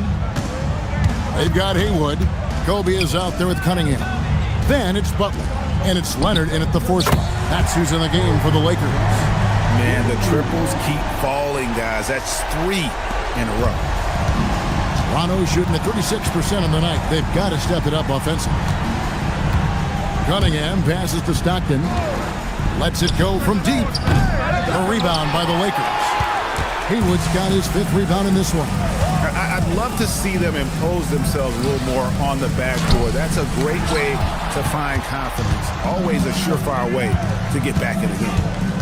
Cunningham outside. Back to Stockton. 6 to shoot. Here's Baylor. The basket is good. The assist from Stockton. Stockton's got 6 assists here tonight. They are just killing them on the interior. Leonard looking over the floor. And stolen by Stockton. Pass to Baylor. And that one drops for him. Baylor's got 4 points now in the quarter. And of the last 6 baskets, 5 have come on the interior. This is just smash mouth, physical basketball, guys. To the inside. Takes it out to Leonard. Some nice passing here by Los Angeles. Here's the 3. Gets the 3-pointer to fall. Leonard's got 11 points. That's a dozen straight points coming off the triple. Cunningham left side.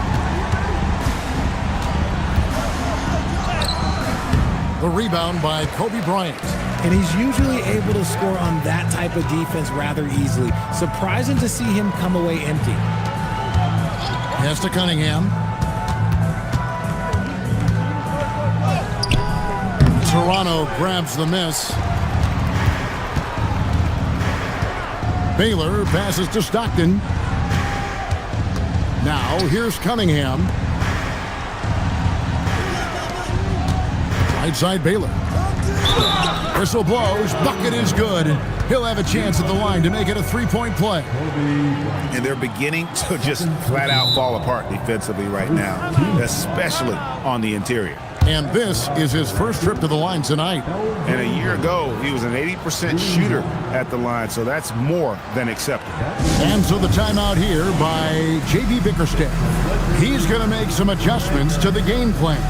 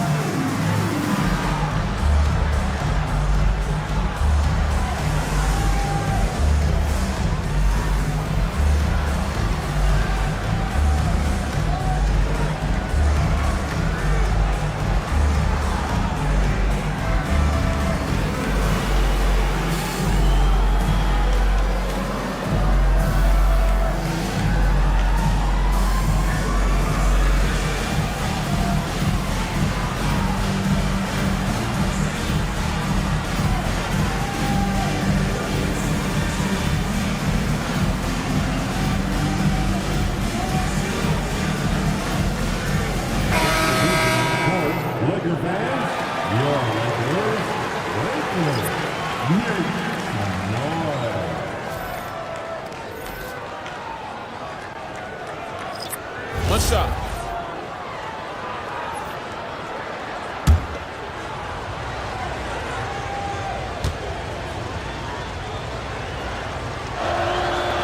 Baylor, no good on the free throw. And, you know, beyond all the things Baylor gives you, he's an entertainer out on the floor. The acrobatics we see, something spectacular from this guy almost every game. On the wing, Jackson. Here's the screen. Clock at 4. Nedolicki with the rebound. If he gets that look again, he should take it. You can't let one miss scare you off of a very good shot. Pritchard passes to Nedolicki. Pritchard with a terrific move and the bucket. And he has to build on this because we can see where him being a ghost out there has gotten him so far. Outside Leonard for 3. That's good. And it's Jackson with the assist that time. Jackson's got his 4th assist in this one. Now Pritchard. Pass to Nedolicki. And here is Baylor. He's defended by Wagner. The shot by Baylor, no good. And the defense was right on him there. Nice contest. We're now joined by our sideline reporter, Allie LaForce. Allie, it's all yours. Well, innovation is changing the game. Lakers coach J.J. Redick said, I think the biggest thing is gamifying our player development, so creating a holistic environment where players are seeing, hearing, and doing things on a basketball court beyond just dribbling and shooting. Back to you, Kevin. Games to train for the game. Okay, Allie, we thank you for the report. Elgin Baylor on the wing. Plenty of room to knock down the shot. Baylor's got 8 points in the quarter. Well, after an uneven first half, he's managed to right the ship and get things going. Baylor with the steal.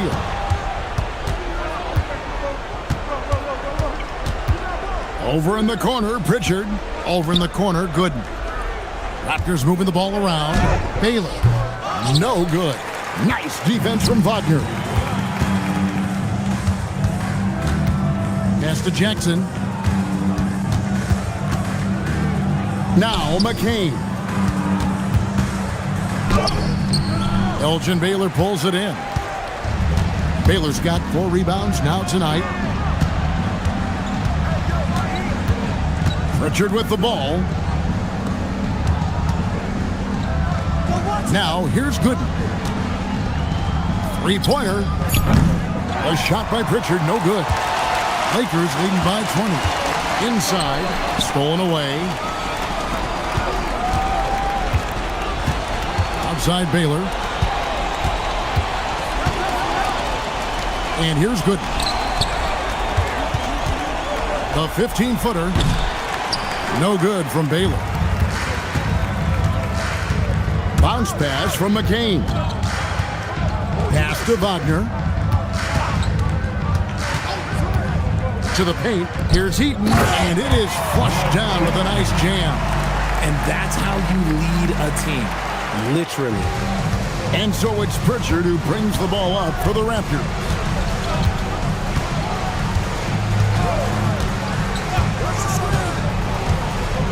Pass to Nedolicki.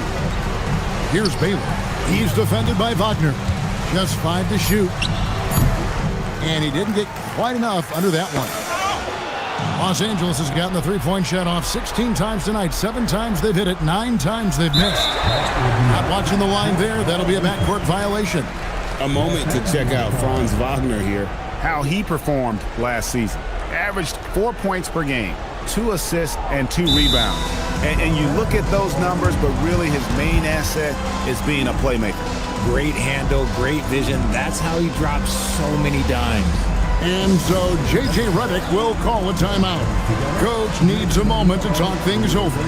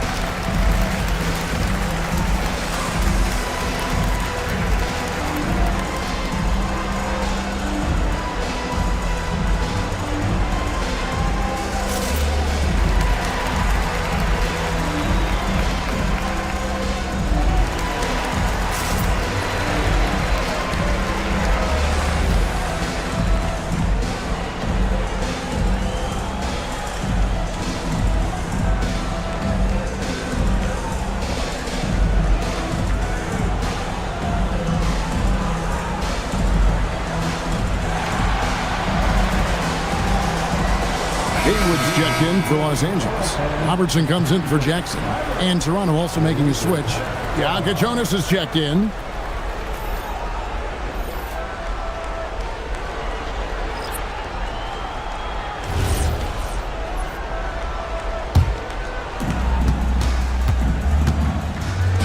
Here is Haywood. He's got 16. Cuts off the pass. And here's the fast break. Ahead. Whistle blows. Basket is good. So a chance here for a 3-point play. And he has been on fire this quarter in terms of his scoring. Hopefully that fire spreads to his other guys and they can rally. And guys, let's get your take on the hustle stats for the Lakers. They've been defending with excellent anticipation all game long. Just look at how many times they've managed to get their hands on the ball. And another thing, guys, they've dominated on fast breaks tonight, outrunning their opponent the entire game. Free throw good from Baylor. And let's not forget, RJ, you were second in the Rookie of the Year voting. I haven't forgotten it. But when you go back to that time, what was the key in your adjustment process? Well, one thing that really helped me out is I played 3 years of high-level college basketball. Most rookies don't get that experience, and it makes it a little bit harder for them to transition to the pro game. The Lakers have gone 1 for 2 on the night so far from the line.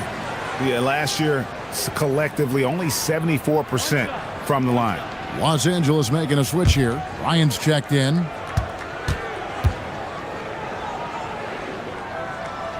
And the free throw, no good. Raptors trail by 21. Here's Jonas. Pritchard with the ball. Leonard picks him up. And the rejection by Leonard. Here's Kobe. Gets it to drop, and now he's shooting at a 5 for 8 clip. You gotta love his hustle, leaving the defense no time to react. And all of a sudden, that man was just on the other end. Wow. Pass to Jonas. Out of bounds, the Lakers will take possession. Let's take a second look at that fantastic block. And big defensive plays like that will help them stay in control of this one. Jay Cunningham's checked in for Jared McCain. And Toronto also making a switch. Cunningham, he's checked in for Baylor. Lakers leading by 23. Robertson outside. Now Haywood, 16 points for him. Down to 5 on the shot clock. Robertson kicks to Leonard. No good on the triple. Toronto's gotten blank from three-point land so far in the third. Still 0 for 3. Pritchard against Cunningham. Stolen by Haywood. Cunningham outside. Up again. He hangs in there and cashes in on the second chance points. Every time they get scored on during this run, it's come from inside the paint. Pritchard passes to Cunningham. That's good on the jump shot. Cunningham's got 15. Well, I guess we could give him credit for not getting discouraged. They're still playing hard. He's doing his job out there. Robertson left side.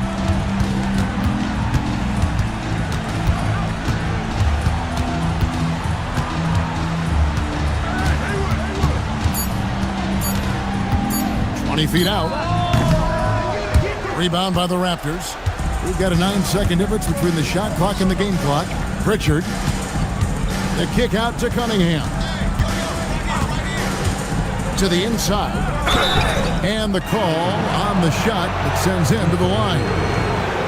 The Raptors have shot 6 or 7 at the line. Shooting for Toronto. Number 28. Take a break. Take a break. 2 shots.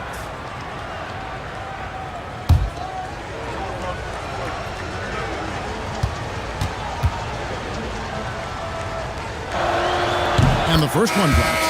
Butler, he's checked in for the Lakers. Stockton's checked in for Toronto.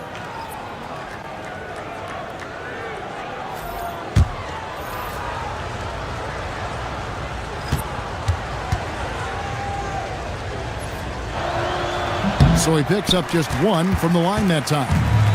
And so it's Butler with it. He'll bring it up for Los Angeles. Earlier in the game, they held a 25-point lead. Cunningham gets the bucket. And he had all of us at the table quivering. What a move by Cade. Cunningham looking it over. Takes a 3. And the last shot before the buzzer is off. And at the end of the third quarter, a huge lead in this one may already have been decided. Los Angeles on top, just dominating this one. 2K Sports, back in a moment here in Los Angeles.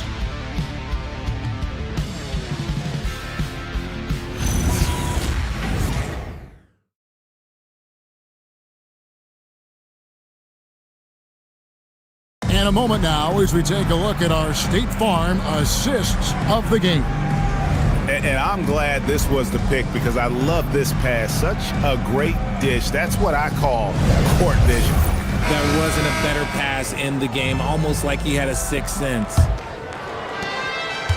And with the fourth quarter upon us, time is running out for this game to become competitive. On the court for Toronto to start the fourth. They've got Janka Jonas. Also John Stockton out there. Gooden is out there with Cunningham. And it's Issel in at the power forward.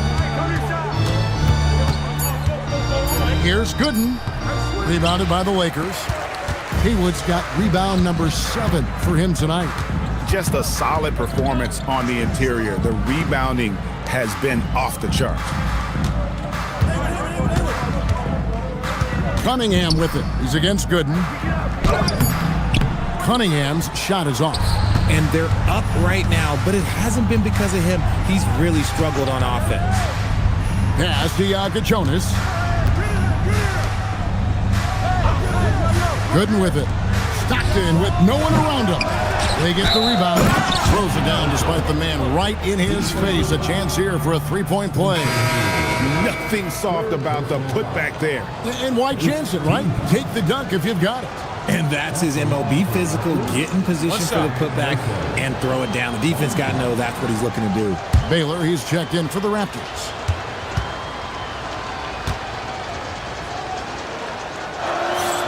And when players get into a little extracurricular conversation with opponents, RJ, do you think officials are a little too quick to hit them with a double team?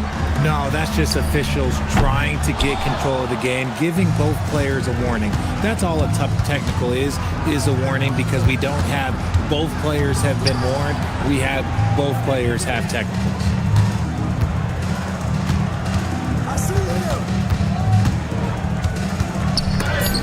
Haywood with the block. Ryan finds Cunningham. Butler on the wing. Beyond the arc. And again, no good by the Lakers. He hasn't had his best game, but they've gotten enough production elsewhere, so it hasn't really mattered. Butler against Baylor. You gotta love strong defense, especially when it comes in the form of harsh rejections. Wow. Yeah, quick thinking pays off big. What a block.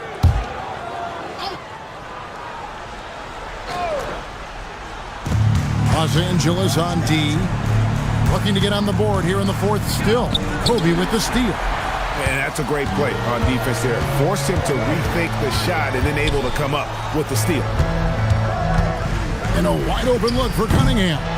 Los Angeles with another miss. And even without that three ball dropping for him, the defense should have done more on that last play. Pass to Janka Jonas.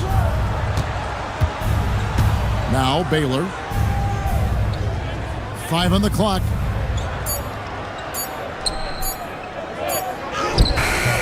That shot, no good.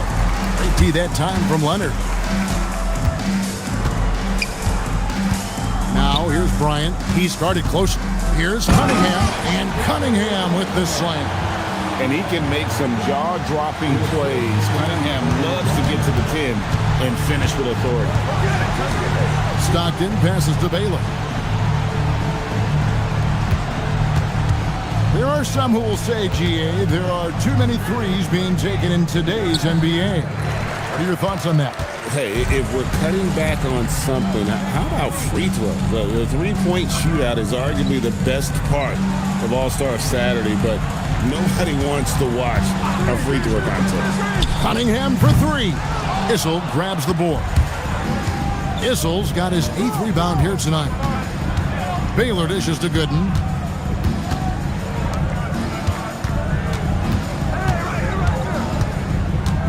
Back to Stockton. Pass to Janka Jonas. And the Raptors miss again.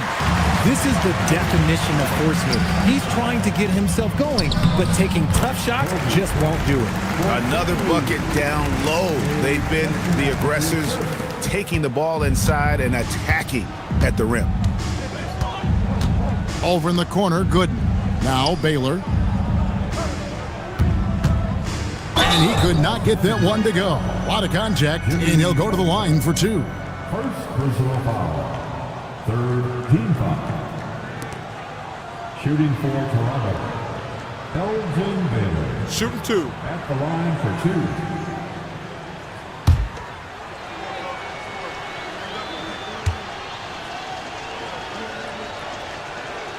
And he makes the first.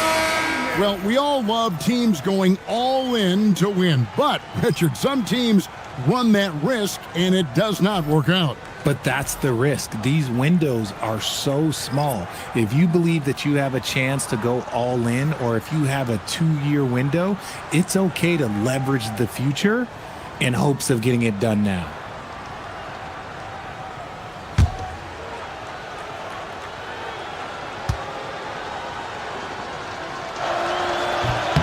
He's off on the second. And just a better job of getting to the line here in the second half. Didn't get there once in the first.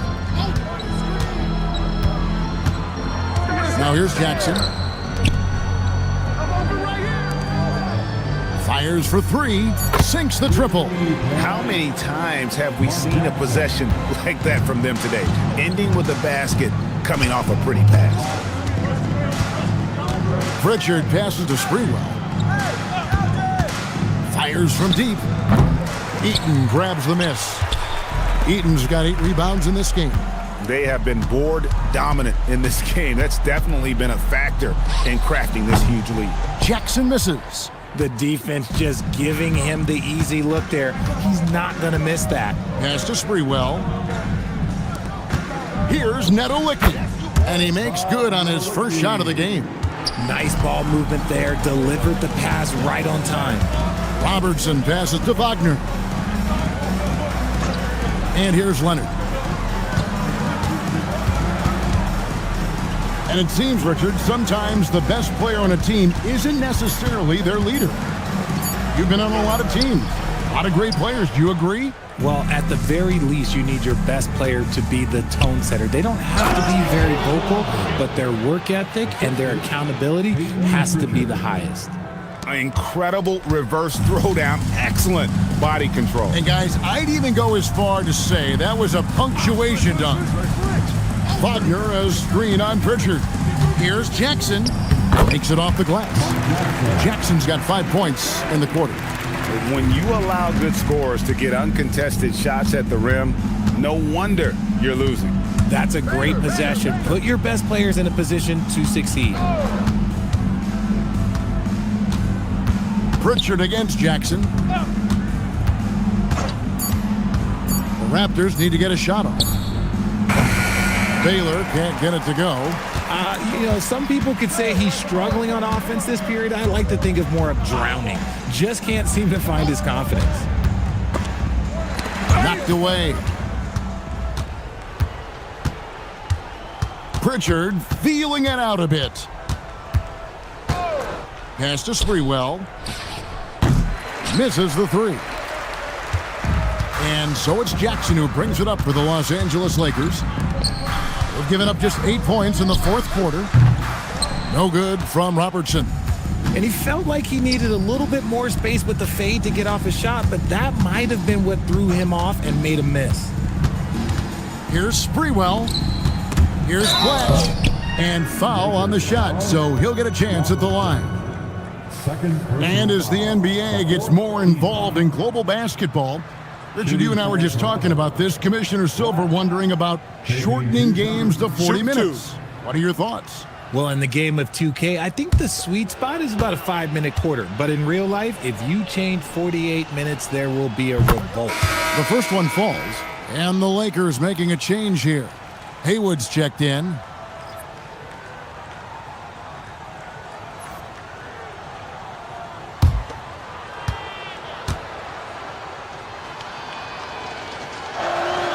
And good on the second, so he makes them both.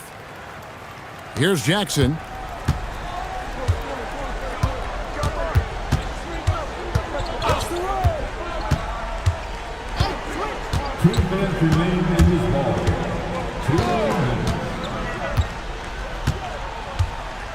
5 to shoot. Inside. Here's Heaton. It's good. The assist this time from Jackson. Jackson's got 5 assists in the game. Used the pick to perfection and got all the way to the rim. Pass to Nedolicki. 1:37 left to play in the final quarter. Now here's Baylor. He's defended by Wagner. Baylor can't get it to go. LA's gotten some tough luck from three-point range. In the fourth quarter, they've hit just 1 of 6 from deep. Well, guys, this was never really a contest, just a total obliteration, if you will. And you can safely say mission accomplished now for the Lakers. What do you think was the deciding factor in this one?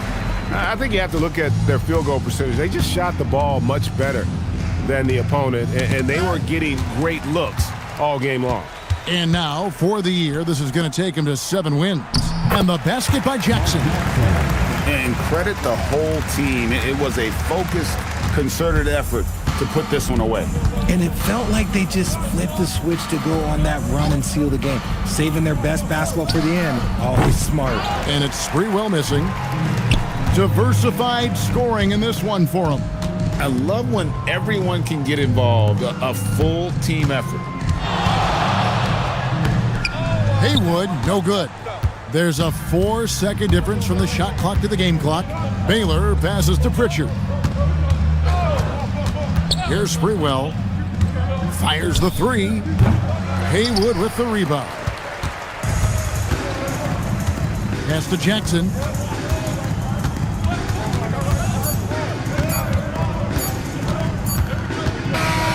So it's Los Angeles winning this one easily. This game may not have been the most exciting we've ever seen, but you have to appreciate just what a clinical performance they put on. I know their fans appreciated it, and we saw at times just stretches of excellent defense, potency from an offensive standpoint as well. They were pretty much dominant. And that'll do it, folks.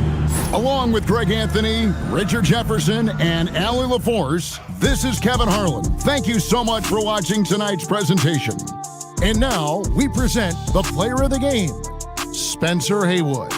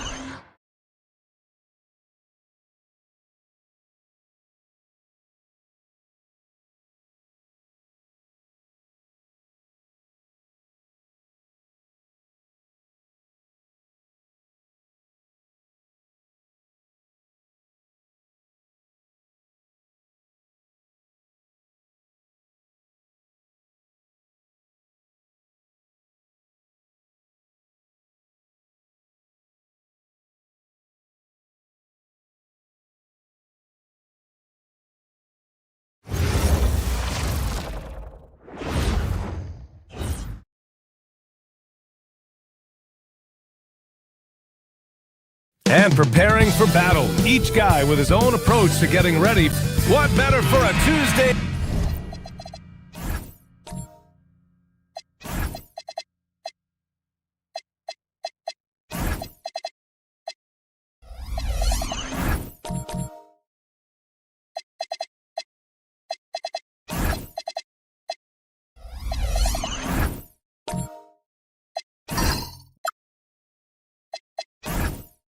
Than a little NBA action on 2K Sports.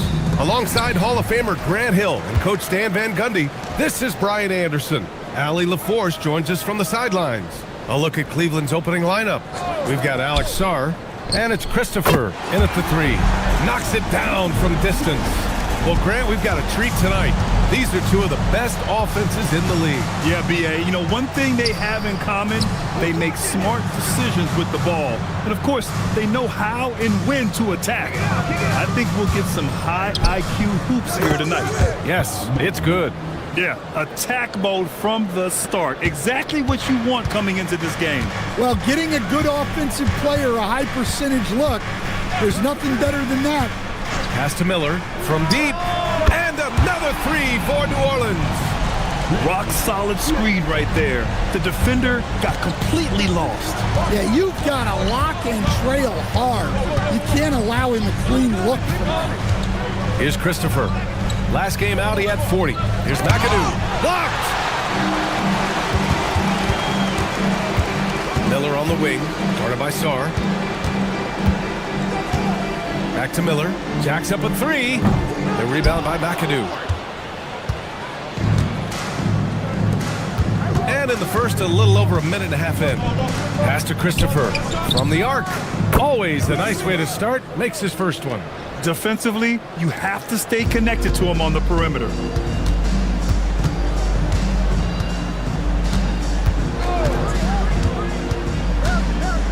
And there's the rejection. To the inside. And that one makes him 2 for 2. He's in his rhythm. And setting the tempo with an assertive move. Like, where was the defense on that play? Well, when you are the aggressor this early, it is intimidating. Now here's Miller. Turned in an outstanding game against Oklahoma City. 6 on the shot clock. Takes a 3. He drops it from range. He's got 6. His three-point shot looks so pure. The defense allowing him to get comfortable out there. The Cavaliers have gone 3 of 4. Off to a nice start. Richardson, the pass to Christopher. Tried to answer back, but that 3 is off the mark. New Orleans has gone 3 of 4 on threes here in this first quarter. Pass to Hayes. Stolen by Sarr. Outside Richardson. Here's Christopher. Takes the 3, and it falls for him. He's hit 3 of his first 4 attempts. The Pelicans trail.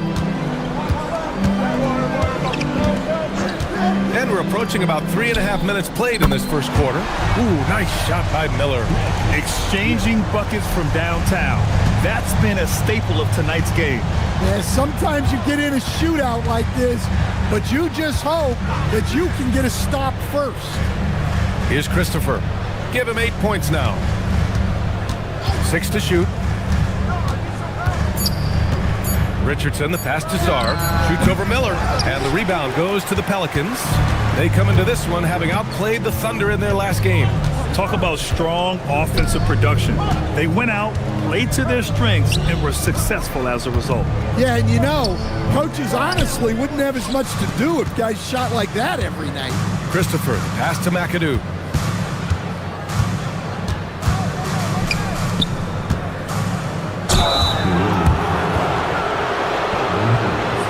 And let's quickly check out the scoring breakdown here for the Pelicans. Well, the thing about hitting early threes, it spaces the floor and makes things a lot easier offensively. Also, you got to appreciate how unselfish they've been. I mean, the ball movement has been impressive, and the assist numbers are off the chart. And he drops the first.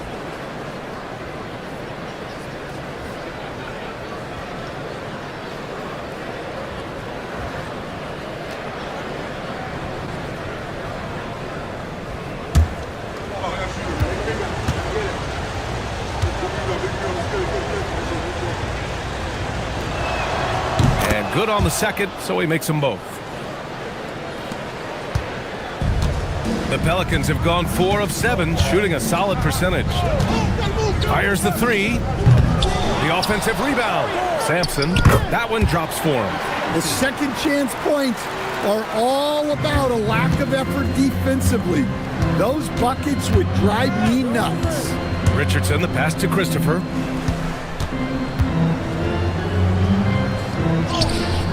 Miller pulls it in. And the shooter had very little space on that attempt. There's no air space there whatsoever. That's as close as you can get without foul. The 3 is up. And from the field after that one, 3 for 4 now. The Cavaliers trail by 5. Outside Richardson. Pass to McAdoo. Outside Richardson. Here's Christopher. No good from outside. The Pelicans have got 6 of 10 attempts to fall. There's a screen. Now Miller launches it from deep. And the Pelicans hit again from deep. When you let a team knock down that many threes, you know you're likely to be on the wrong side of a run. And so now a timeout called by Kenny Atkinson. He's going to talk it over with his guys. When it comes to this time of the season, Grant, what are teams most focused on? Well, B.A., it's getting the defense in order. That's a priority. An offensive system can take some time to perfect, but a team has to sort out its defensive identity early.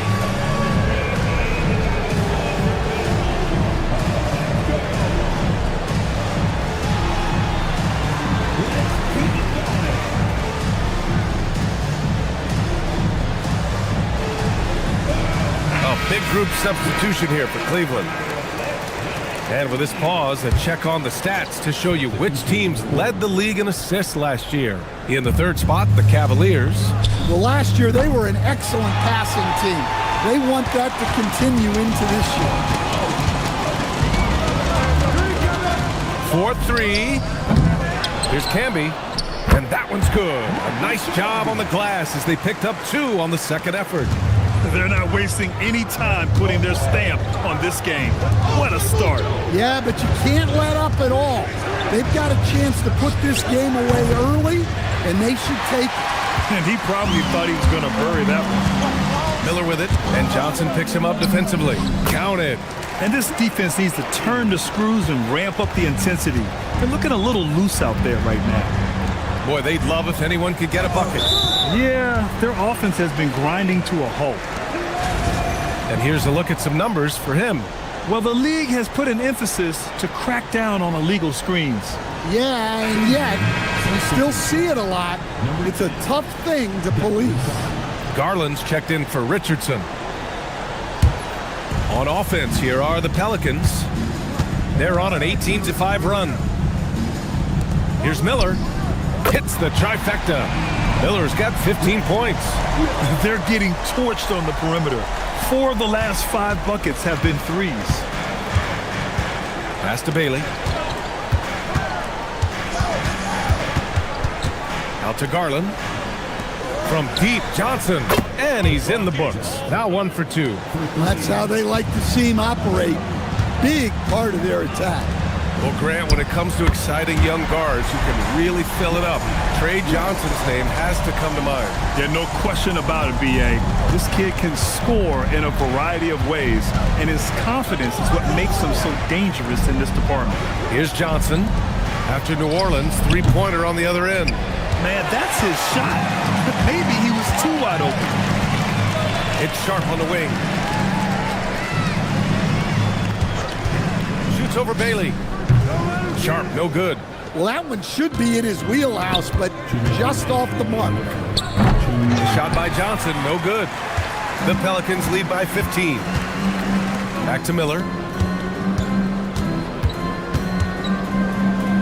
There's a minute 47 left in the first quarter here. And here's Johnson. He's coming off a 13-point game against... Cleveland again missing. So far this quarter, he's been out of sync and might be pressing right now. Oh, wasted no time on that one. Miller's got 20 points. The assist numbers certainly stand out. They've really emphasized ball movement here today. There's a screen. Here's Garland. Miller. Oh, he hangs in there and cashes in on the second chance points. Now that takes a skillful touch. Yeah, excellent control to just ease the ball back up and in. 51 seconds left now in the first quarter. And it's Garland with the ball for the Cleveland Cavaliers. Down by 15. And guys, this is the first they're seeing of New Orleans this year. In 2 games last season, they had a hard time against this team, both at home and on the road. Yeah, real disappointment last year for sure. They don't want a repeat of that this season. Wide open look. And the jumper is good. Rise and fire. I just love how assertive Garland is on offense.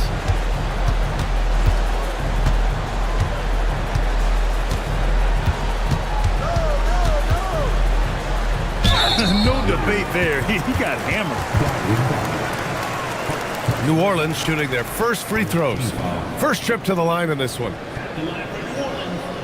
Number 20. 2 shots.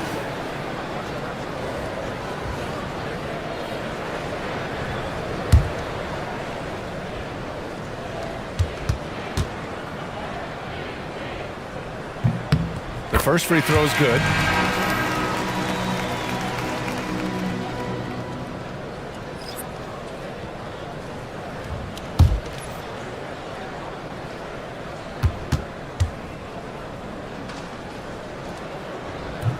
And so he makes both from the line.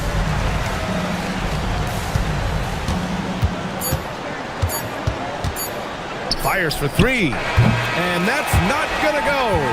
And so it's New Orleans liking their chances, ending the quarter with a 15-point lead. They've done well to disrupt the opposition, playing inspired defense. We'll be back in a moment.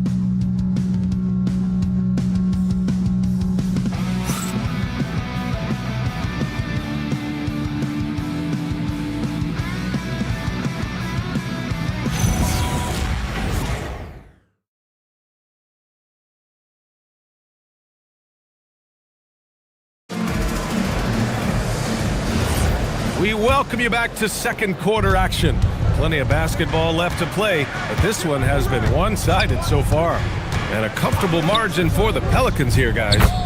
Just excellent first quarter defense. They've been really getting after it. Yeah, but it's hard to keep that kind of intensity for the entire game. But if they can come close to that, they'll be in a great spot. They've got Hayes, and it's Sampson in at the pivot spot, manning the middle. That's the Pelicans 5 as we get into the second quarter. And the lead increases on a crazy offensive sequence. Man, the dunk alone would have been incredible, let alone the fact that it came off a pinpoint pass. They're making a few more threes this quarter, trying to cut into that deficit. Pass to Marion. Now Hayes. Shot clock at 6. Just over a minute has passed here in the second quarter. Missed inside. Here's Christopher. It's Christopher on the wing. Bailey, the pass to McHale. Cleveland working the ball around now. Here's Christopher. And the Cavaliers, another 3. He's really finding his rhythm here. I mean, smart move to keep feeding him the ball. Yeah, when you have a guy playing like he has been recently, he's got to be the first option on every possession. Here's Kuzi. No points yet. And there's a 3-second violation.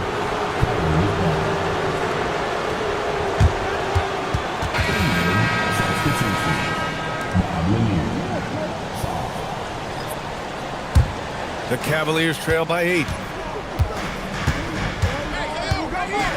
Outside Richardson. Pass to McAdoo. And here's Richardson. 6 on the shot clock. Here's Christopher. And the Cavaliers, another 3. And what's working here? Each guy is willing to make the next pass. And so timeout here by Doc Rivers. Coach probably just checking to make sure everybody's on the same page here.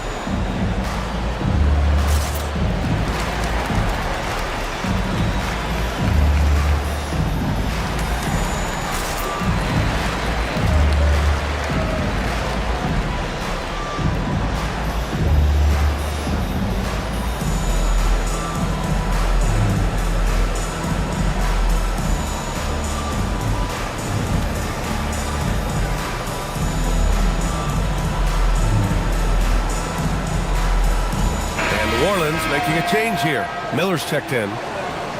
And if you want to know which players had the most success from distance last season, here they are.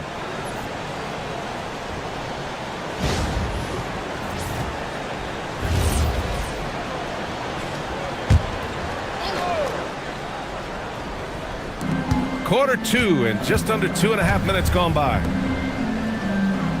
Let's go with a 3. Oh, that's his 8th make of the game. He's only missed 4 so far. He's been shooting with great consistency tonight.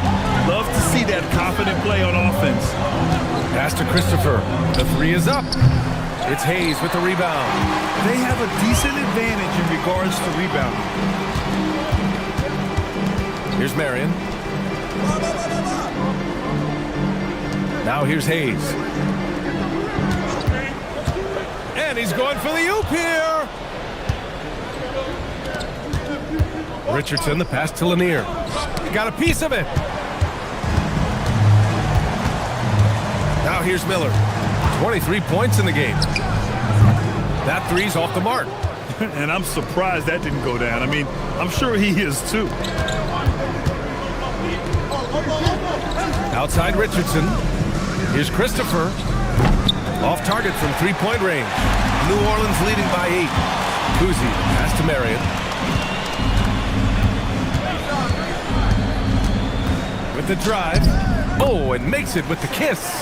And it gets even worse for them. I mean, he just waltzes down the lane, extending their advantage. Not good. Well, it's not going to get any easier if they can't improve their defensive intensity. They got to show some fight. Now here's Richardson. Hasn't gotten one to fall yet. Kept alive. Lets the 3 fly. He can't get it to go. That's the look you want. Got to be disappointed coming up empty. Back to Miller. Pulls up. Ooh, a little luck that time as it drops. And now a 12-point Pelican lead. Well, he's had it going offensively, helping them build this lead. And from the sideline, let's catch up with Allie. Thanks a lot, Brian. This season, new broadcasting deals are kicking in for the NBA. Commissioner Silver said we dramatically increased the number of primetime broadcast exposures to a level almost unthinkable from my early days in the league. In fact, the NBA is now set for basically nightly national broadcasts. Brian, back to you. All right, Allie, thanks for the update.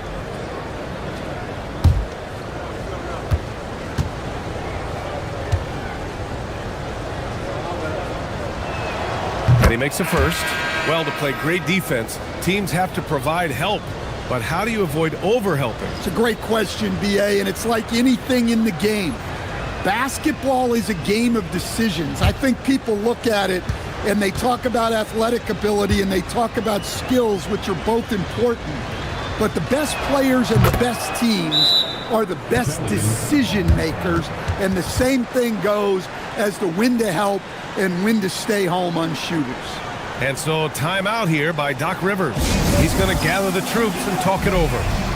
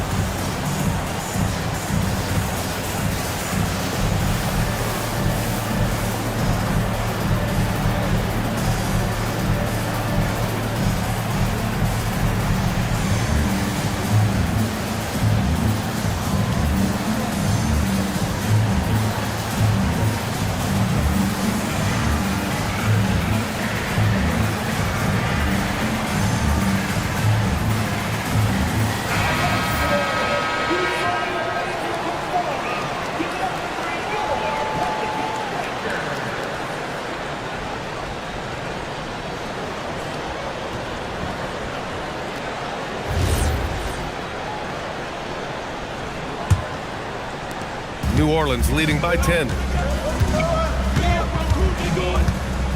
Here's Kuzi. Yet to see a basket. Pass to Miller. There's the triple. Offensive rebound. Here's Marion. Shots blocked. It's Christopher on the wing. Started by Miller. And the shot goes in. A strong start. And if anything, he's gotten better in the second quarter. Launches a three. Hits the three-pointer. Miller's got 28 points for the game. Ooh, this guy is as hot as they come from distance. Defensively, you almost have to pick him up once he crosses half court. Christopher's shot is good.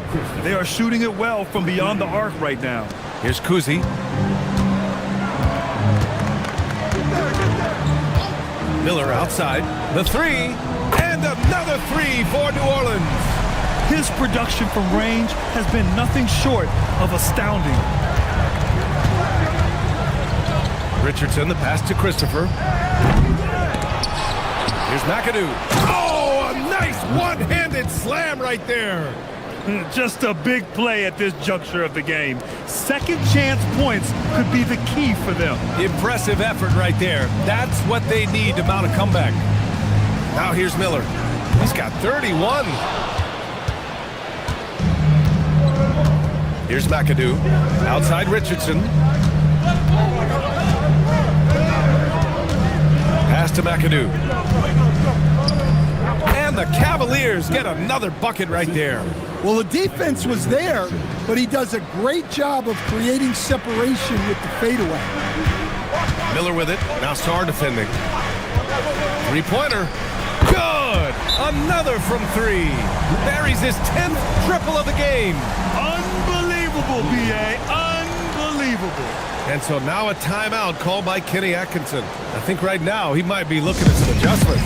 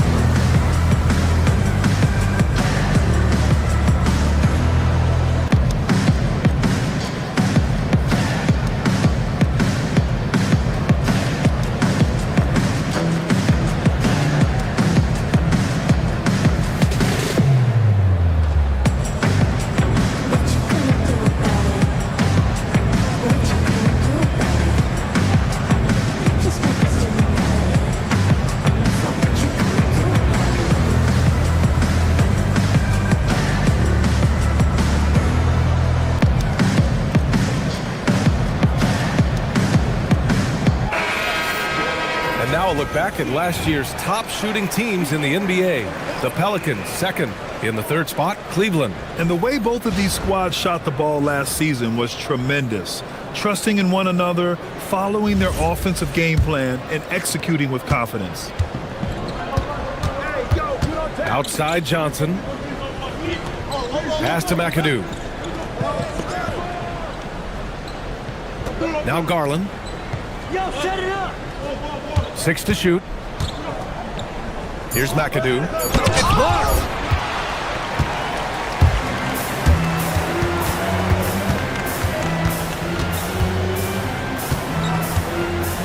And here's Sharp. For three. And he can't get that one. And so it's Garland who brings up the ball for Cleveland. It's a 10-point game. Yeah, I think they'd like to forget that game. You usually want to find some teaching moments, but in this case, it might be best to just destroy the tape. Well, everyone has off nights. They just need to make sure that they bounce back strong. There's a screen. Here's Garland. The kick out to Johnson from outside the arc. And Camby pulls it down. Camby's got 5 rebounds tonight. Miller can't get it to go. The Cavaliers trail by 10. And Grant, when it comes to pure shot-making ability, scouts love Ace Bailey's natural tools. Yeah, when he's taking good shots, he can carry the offense. He needs to get a little stronger and clean up a few things, but his upside as a scorer is tremendous. All right, a moment now to see how the schedule is looking for Cleveland. On Friday, they'll be taking on Nikola Jokic and the Milwaukee Bucks. Then on Sunday, they'll be matching up with Brandon Ingram and the Atlanta Hawks. And for that game against the Hornets, that one might be worth keeping an eye on. It's always a great matchup when those teams face off. The first free throw is good.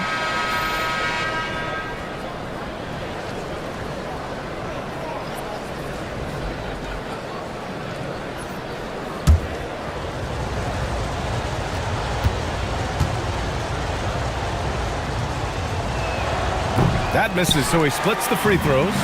Getting themselves to the line this quarter is a good way to get their offense rolling.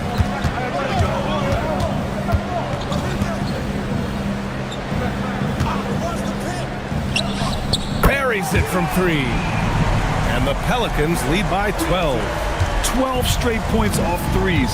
This defense is not extending very well. Cleveland working the ball around now. Outside Garland. Just 5 to shoot. Fires from deep. Miller pulls it in. Miller's got his 7th rebound of the game with that last one. Nice rebound. Trying to match the other team's intensity right now. He's putting on a show this quarter, and the team's feeding off his energy. There's 39 seconds left in the first half, and Bailey gets it to go. This dude is capable of some memorable moves. He's showing off and having a little fun.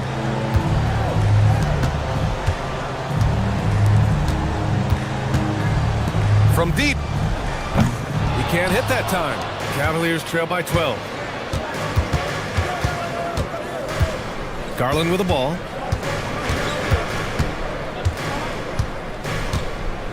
Pass to Bailey.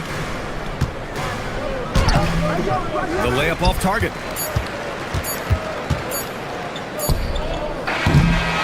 And so it's the New Orleans Pelicans going into the break up 12. And the 3-ball has been huge in building this lead. Well, now a minute to check in with Allie LaForce. She's courtside. Hey, Allie. Thanks, guys. I'm here with Doc Rivers and Coach. You guys came out aggressive in the first half. What stood out to you? You know, we're getting to the paint and making plays. They're a great team as far as rotation, so we just got to make the right passes. It all starts with attacking the basket. Thanks, Doc. Thank you, Allie. Good stuff. We will be right back after this break for the beginning of the third quarter.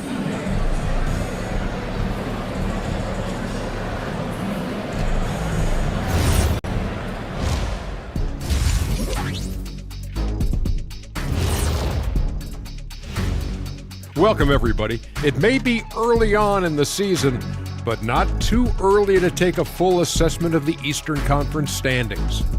And taking a look at the Cavaliers, they knew it was going to be a tough year. And I got to say, it's been hard to watch them fight, looking through all these challenges. You hope they're learning something out there. Challenging times for the franchise. And switching gears now to that first half. Big hill to climb for the Cavaliers. They've been a step slow to close out on shooters all night, and that's why they've given up so many threes. Come on, man, show some hustle. Perimeter D, apparently not their strong suit. That's it for us. Thanks for tuning in. Now let's send you over to Brian Anderson with the third period.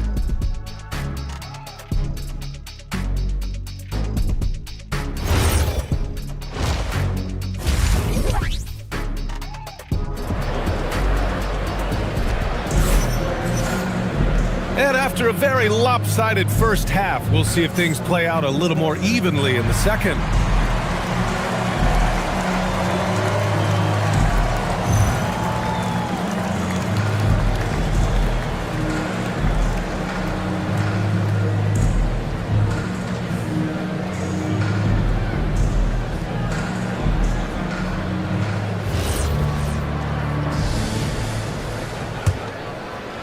The Cavaliers trail by 12. Kicking off the second half, here's Kenny Atkinson's 5. We've got Sarr. And it's Lanier in at the center, filling out the middle. And yep, it's good. Christopher's got 27. Well, sometimes you need more than just your stars, though. They've got to run something to get the other guys good looks.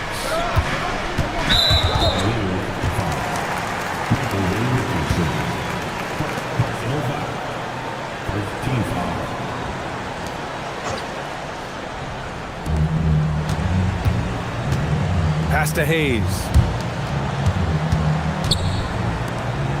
Miller on the wing, 5 on the clock, and it's off from three-point range. And for the Cavaliers, they're shooting 40% so far in this one. Here's Lanier. No good there. That would have cut it to single digits.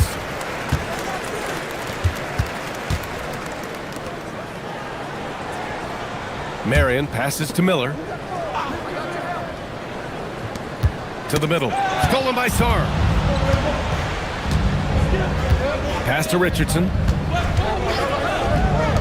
Here's Christopher. Three-pointer, no good. The Pelicans lead by 10. Miller, right side. Here's Marion. Back to Miller.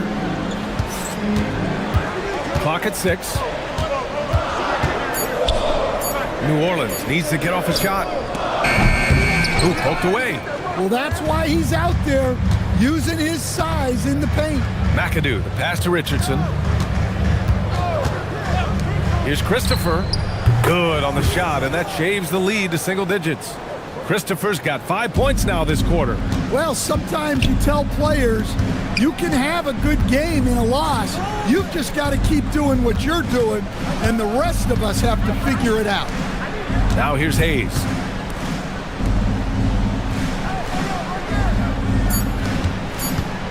To stop the drought. There's the block. Stumbling to start the second half. 3 straight misses. The 3. And the rebound goes to the Pelicans. Miller's got rebound number 8 now. Takes it up with both hands and rips it down. Oh, excellent way to pad the lead. Yeah, especially when it's your one throwing it down like that. It shows you're able to attack the rim from any position. Sarr passes to McAdoo. And the dunk to finish it off. A beauty.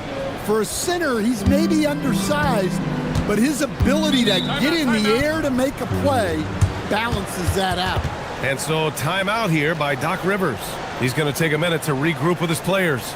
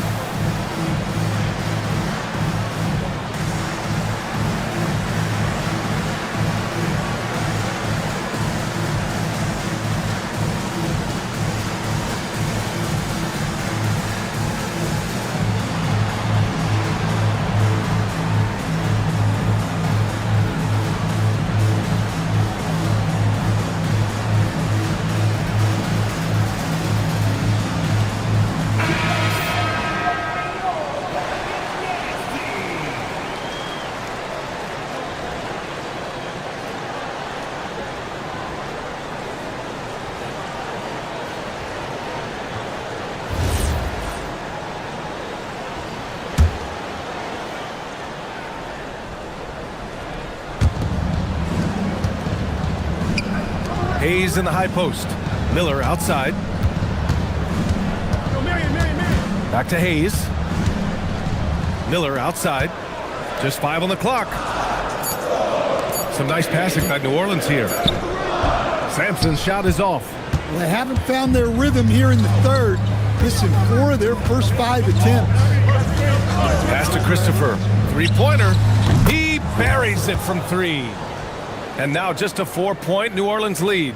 Look, in that first half, he was hot from beyond the arc. And that's now his second in this half. Miller. And finished off by Hayes. And B.A., he takes his rebounding so seriously. This dude is such a grinder. His teammates appreciate the effort. Just goes all out on the glass.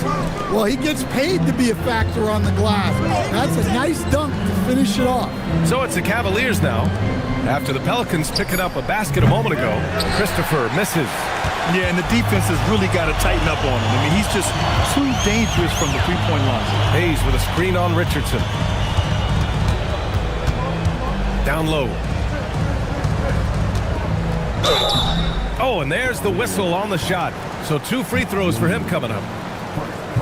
Well, that was clearly a foul.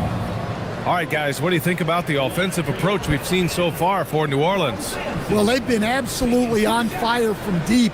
And until the defense offers more resistance, the coaches are going to keep encouraging them to let it fly. And you have to talk about the passing, too. I mean, the ball has been zipping around on the offense, and they've kept that extra pass mentality the whole way. Both teams will make substitutions.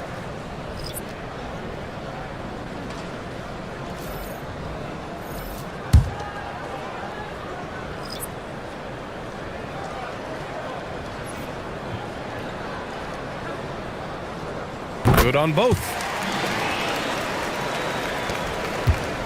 Now Richardson. No points so far. Pass to Christopher. The 3-ball. Knocks down the triple. Well, even though they're struggling, his solo efforts on offense have really been something. Here's Kuzi, guarded by Richardson. Here's Kuzi.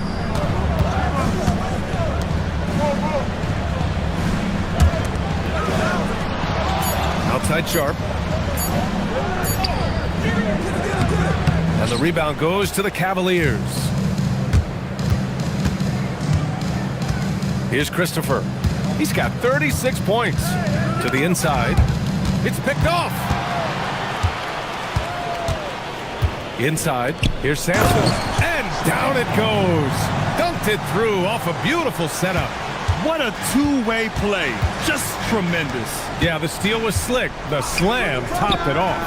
And that is why you want to run off turnovers. Get down the floor before the defense is set. And so timeout here by Doc Rivers. He's going to gather the troops and talk it over. Let's give Coach credit. He's trying to find a way to squeeze the most out of every possession. Well, that's the job, right? Your duty as a coach is to finesse your lineups so your guys get the best chance to succeed.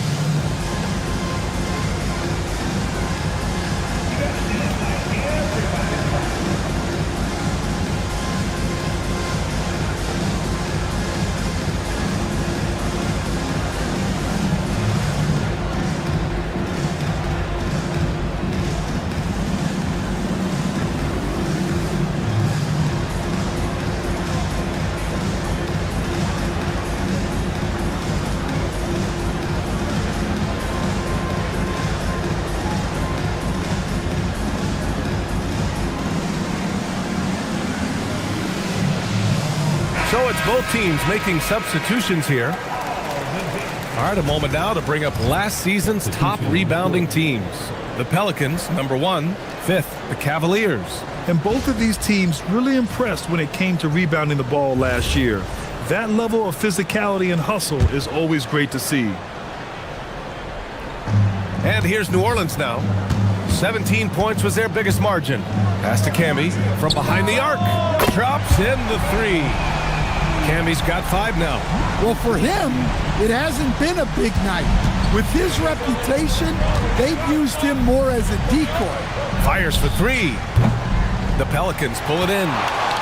Miller's got 9 rebounds in the game. Boy, he's getting it done. High arcing shot. It's rebounded by McHale. McHale's got 4 rebounds now. Pass to Bailey. Back to Garland. Takes a three. And Camby pulls it down. The Pelicans lead by 7.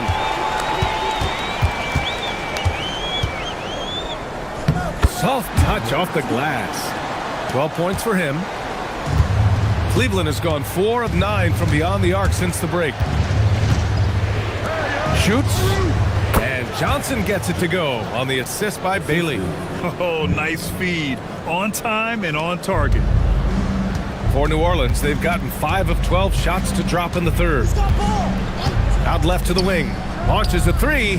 Knocks down the long J. And the Pelicans lead by 10. Well, that's now his 3rd triple of the game. First here in this second half. McHale, the pass to Christopher. The Pelicans pull it in.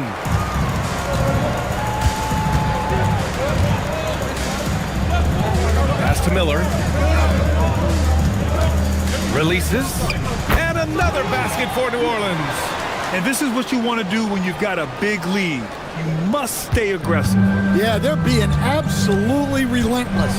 Building this lead in every way possible. Here's McHale. Deflected.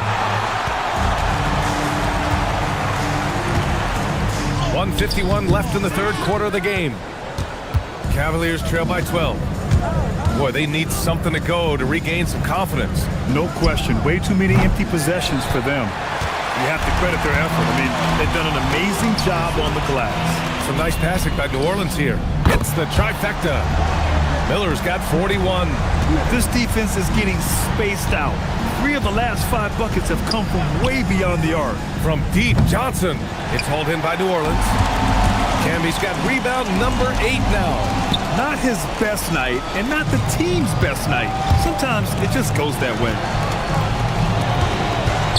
Bailey, the pass to Johnson. Looking to win the run. Miller pulls it in. And here's Miller. He'll bring it up for the New Orleans Pelicans. The lead is 15. Again, the Pelicans good for 2. He is the story for them offensively, and a big reason why they're ahead. Outside Johnson. The Cavaliers again cannot hit. The other team just looks more in sync and is riding the momentum. Their body language does not look good right now. They're deflated and unable to stop this run. Count the basket. And the Pelicans lead by 19. They're really dictating the tempo on both ends of the court. You love it. Absolutely. They're playing their game and executing at a real high level. Everything is working for them right now. You kind of wonder where his head's at. The shot selection hasn't been there, and of course that one was just crazy. Rebounded by Johnson. Pass to Garland. From downtown, it doesn't go for him. And as we end the third quarter, a double-digit deficit will make it tough to come back. Pelicans ahead, up 19. And we're coming back in just a moment. Get ready for the fourth quarter when we return.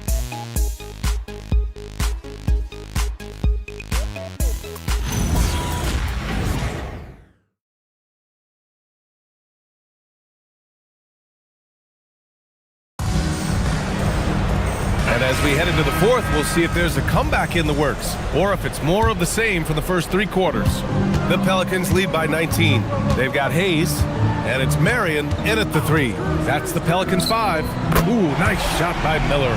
He's been in total control offensively, and the defense has had no answers. Well, the Cavaliers shooting just 37% in the game. Now here's Richardson. And they come right back with their own three-pointer. Christopher's got 17 now, just in the second half. Here's Miller. And again for 3.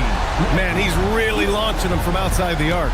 Man, so locked in, feeling confident in his three-point shot tonight. Pass to Christopher. Fires the 3.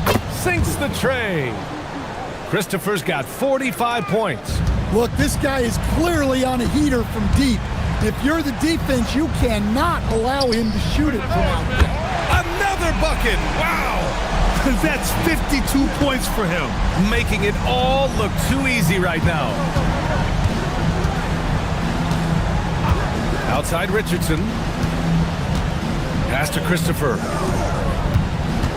Outside Richardson. 6 on the shot clock. Let's go with a 3. It's hauled in by Sampson. Sampson's got 5 rebounds in the game. And they're up considerably because of their efforts on the glass. Here's Hayes. The rebound by McAdoo. McAdoo's got rebound number 10 tonight with that last one. And look, he's had an off night, but it won't matter as long as they hold on to this lead. Here's McAdoo. Pass to Lanier. From the arc. Fires in the triple. Christopher's got 48. Just incredible. I mean, he's really making it rain out there, knocking them down one after another. Well, what I love about his three-point shooting is the spacing that he's adding. It makes things a lot easier for everyone else. Over 2.5 minutes in the books here in the fourth. And it's good. He hits another one. My goodness, 50 for the game. Just putting on a show. Miller outside. Pass to Marion. Over to the wing. Some nice passing by New Orleans here. Here's Miller. Tipped. Here's McAdoo. Here he goes. As players get bigger and faster, you think the league will have to widen the court at some point? Well, B.A., I just don't think that's realistic, to be quite honest. And I think the reason is the league's all about money, right? I mean, it's a business. We've got to make money. And the arenas were all laid out. If you start making the court wider, you're going to take away rows of seats. Those are high-priced seats, B.A. We're not taking those away. I don't think widening the court is really realistic. And Kenny Atkinson has called a timeout. He was quite emphatic, demanding the timeout, clearly wanting to address strategy with his team.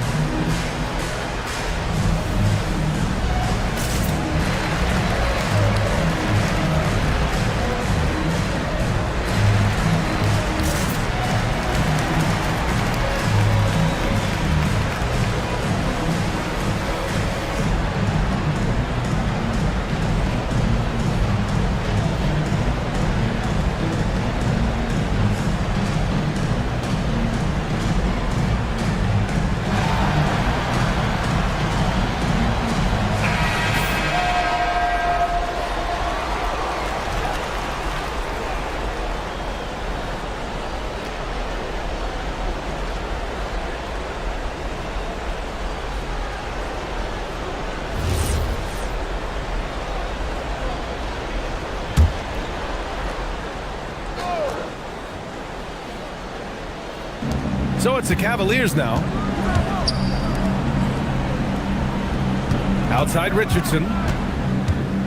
Pass to Christopher. Back to Richardson. Shot clock at 6. Here's Christopher. There's the triple. The Cavaliers again cannot hit. Now here's Miller. One thing you hear coaches like Steve Kerr say, let's not get foul calls that you'd never tolerate in a pickup game.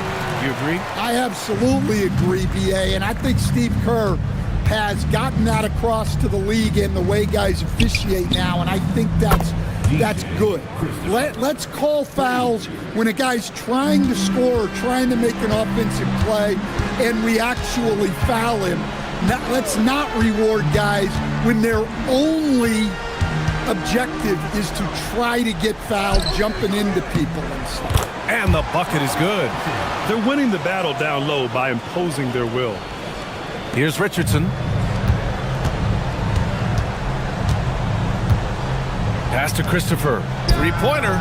Connects again from distance. And what a fireworks display he's shown us tonight. Just keeps hitting from deep. Man, he's just exploded from deep tonight. That last make, tying him for second in most threes in a game. Ooh, nice shot by Miller. Well, he has owned this quarter. A major reason they're up right now. Here's Christopher. Beyond the arc. Good! Another from three. And he's topped his own personal best. A new second-place mark for most single-game triples. He is never shy when it comes time to launch. Not at all. Casting away and making a little history in the process. What a privilege to be here to witness this. He's as good as it gets from long distance. And as it goes out of bounds, New Orleans will keep possession, and Cleveland making a change here. Miller's checked in.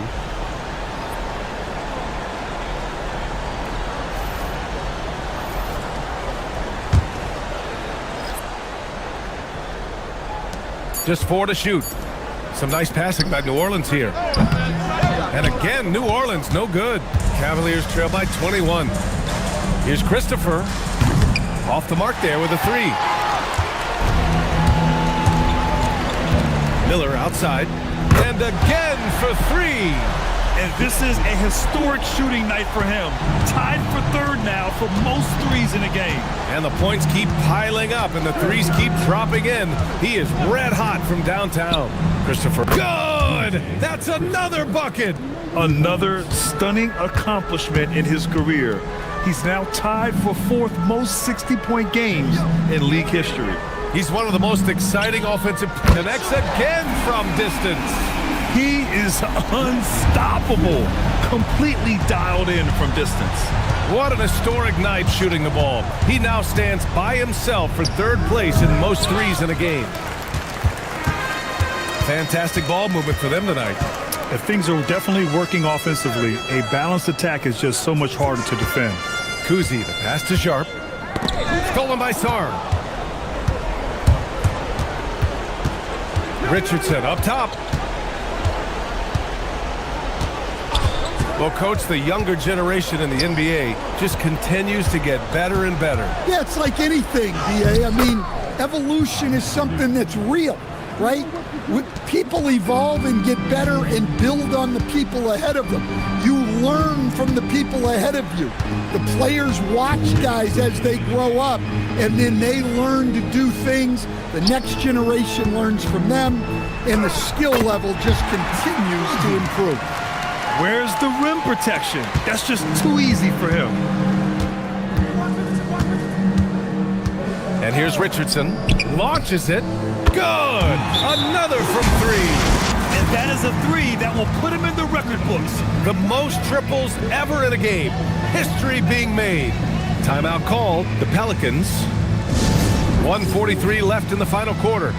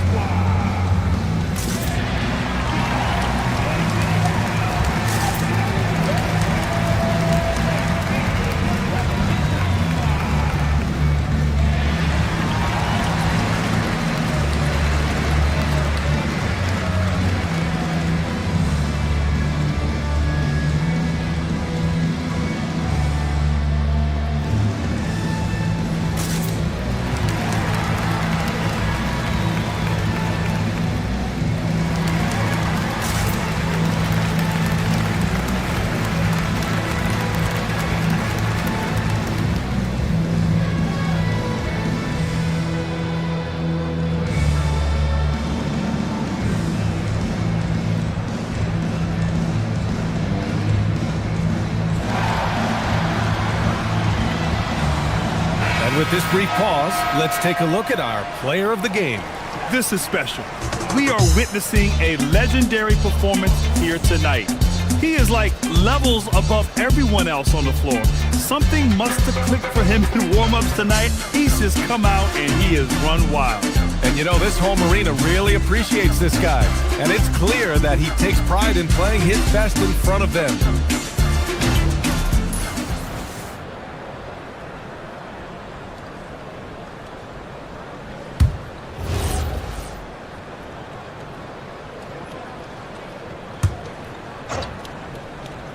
Here's Bargnani. Pass to Camby. Here's Kuzi.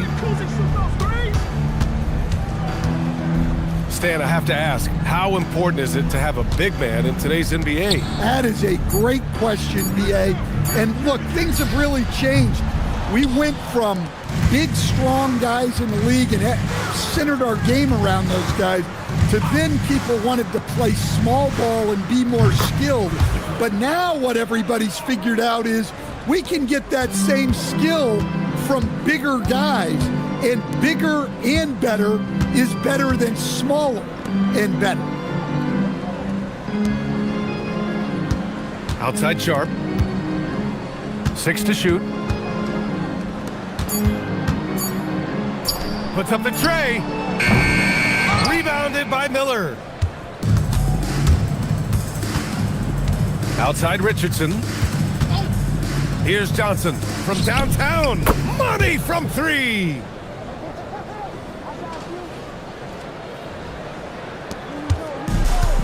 This is why you want ball movement and player movement. And that's made it hard for the defense to key in on any one individual. 6 seconds separating the shot and game clocks.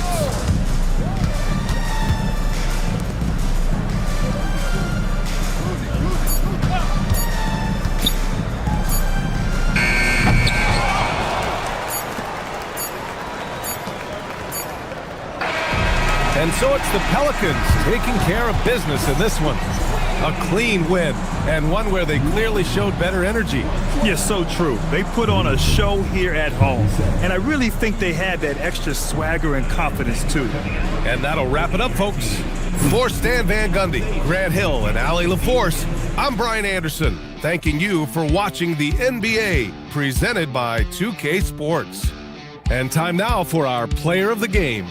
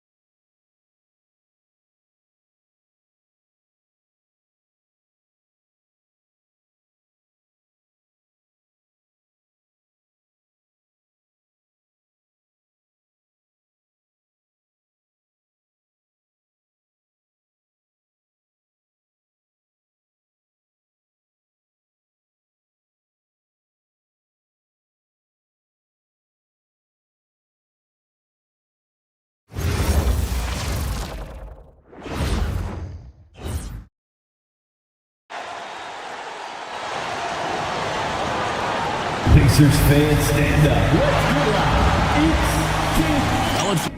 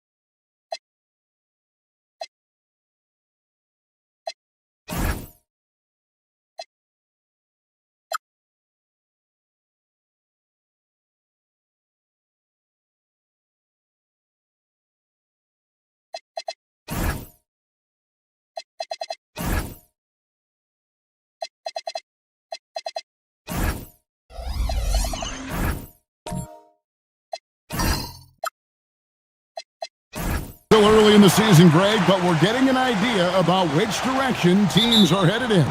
So true, but so much can change between now and the end of the schedule. So the most important thing at this stage, building momentum heading towards midseason. So with Harden on the bench, here's who Brett Brown's going with. Rodriguez out there with Jalen Brunson. Then there's Banchero. And it's Pettit in at the 5, roaming the paint. Now here's Rodriguez. Back to Brunson. Shot clock at 5. Back to Rodriguez. Connects from three-point range. And you see how Brunson's fine-tuned his playmaking ability. That pass on time and on point. Brunson against Maravich. Robertson. And the rebound goes to Louisville. This game against Indiana, the first time they've met this year. Brunson scanning the floor.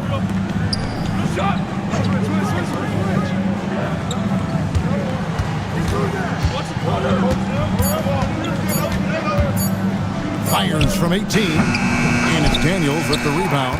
Yeah, but the hand in the face. It's critical that you contest his shots every time down the floor. Indiana moving the ball around. Here's Robertson. Misses from close range. I thought he had that one. I think he did too. Back to Rodriguez. Brunson outside. No good from the wing. I guess even he has to miss one of those once in a while. Outside, Maravich. Willis up top. Three from Robertson. Good. And the nice assist from Willis. And generally, Robertson's a guy that likes to play free throw line and below, but here's a time where he steps out and launches from beyond. Now here's Rodriguez. Here's Bibanovic. And they come right back with their own three-pointer. And an eye for an eye. Both teams working to stretch the floor. Nothing like answering back. One team gets 3, you fire 3 of your own. Boom. Great positioning on the putback. Oh, what terrific hustle. He's got a nose for the rebound. Great. He's ferocious when the ball goes up. That's what they've got him out there for, fella. Now here's Rodriguez. Back to Brunson. Three-pointer, and again, it's Louisville from deep. And Brunson more than comfortable shooting the 3, and boy, is he efficient when he lets it fly. Second-round pick back in 2018. Stardom wasn't expected for Jalen Brunson, but he's always been a winner.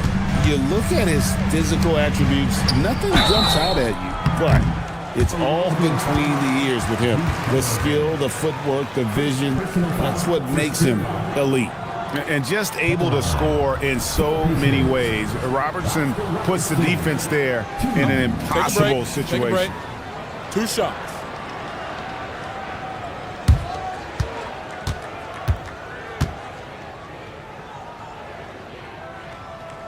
first one falls for him.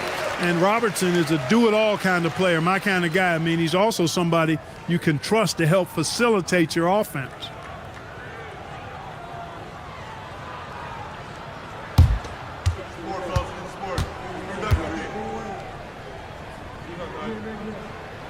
Both shots good from the stripe. When you send somebody like him to the line, it's pretty much easy money. Rodriguez passes to Pettit. Here's Biberovic. And again, it's Louisville converting. That is what we talk about. Make the next pass. Fantastic feed. Outside, Willis. Pass to Robertson. Pettit grabs the board. He can't get anything to fall, at least not this quarter. Rodriguez kicks to Brunson. Back to Rodriguez. Brunson outside. And it's in there. Brunson's got 5. Just a reflexive move by Brunson, putting complete trust in his mechanics. Pass to Robertson. Back to Mirovic. To the middle. Here's Daniels. Uses the glass to finish the layup. Great job of screening there. Nice job to take it to the rim and get the finish. Brunson outside.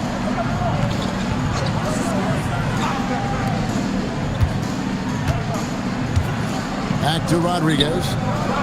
And he's good on the 3 ball.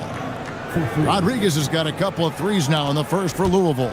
Yeah, the D with very little pressure on their perimeter shooters. 3 of the last 5 baskets they've allowed have been from beyond. So the Pacers call timeout, their first of the game.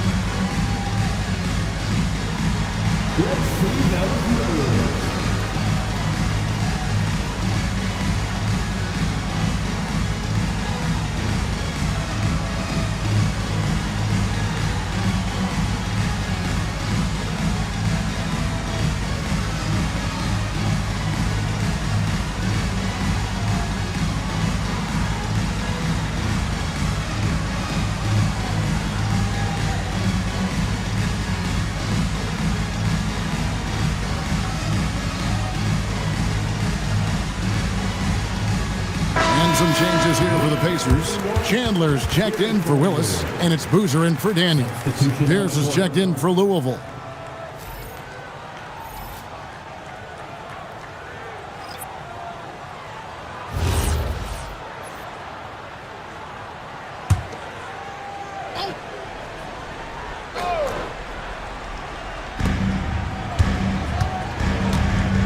Now Mirovic. Fires the 3. The rebound by Pierce. Louisville leading by 5. Here's Brunson.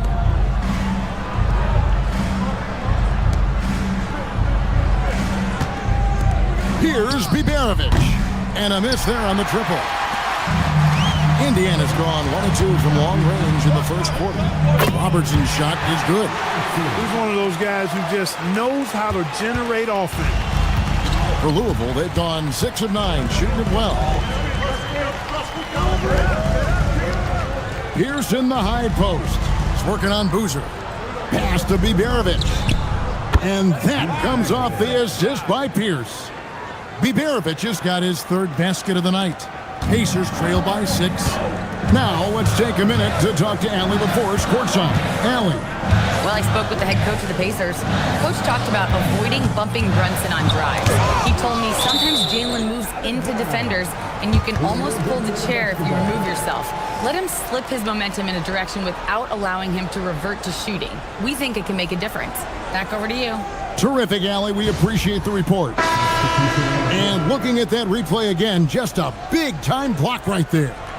And a block like that sends a message. One that says we're not giving up this lead. Evans, he's checked in for the Pacers. Wiggins comes in for Maravich. Now here's Evans. Shot clock at 6. Fires at the elbow. And the jumper is on the mark. And how about the efficiency Evans has shown in the paint? Once he's got his position, he's looking to score. Rudy Gay on the wing. Covered by Evans. Gay, that's a two-pointer. Chandler with the rebound. And Indiana shooting well right out of the gates here at around 50%. Louisville leading by 4. Up top, Reeves, covered by Wiggins. Reeves the pass to Gay.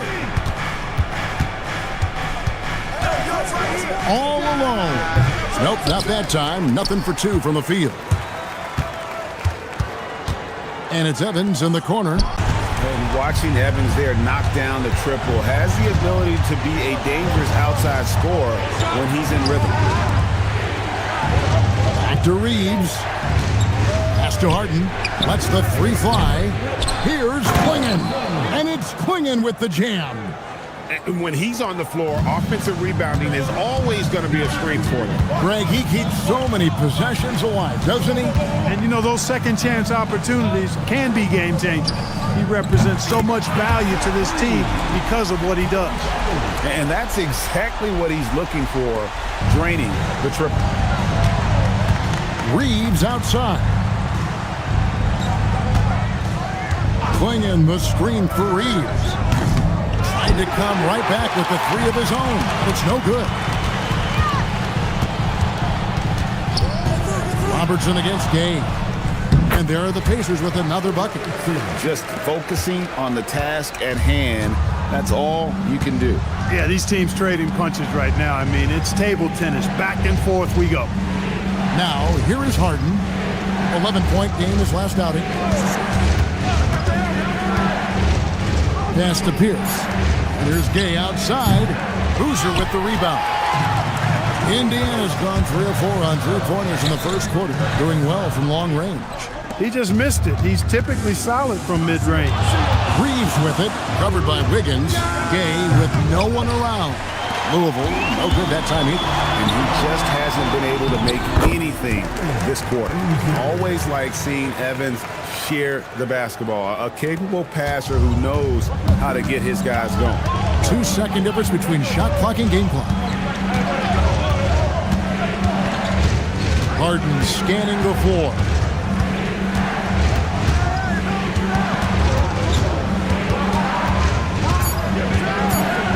They need this, and that one clearly a foul. Gets the whistle, and 2 shots coming up. That one on Robertson. Louisville shooting their first free throws of this game.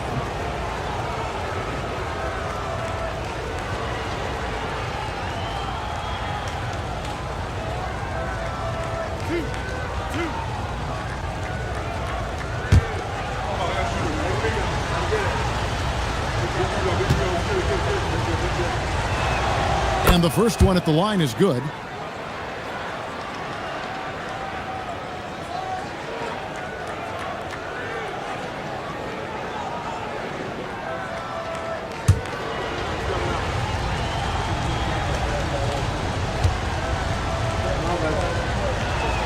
And so he makes both from the line. Just 4 seconds left in the first quarter of the game. At the end of one, a closely contested game so far. Indiana out in front.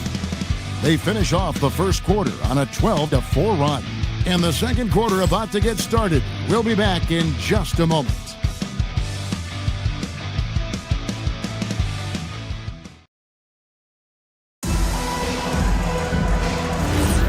And if you're just tuning in, it's been a pretty even game through the first quarter.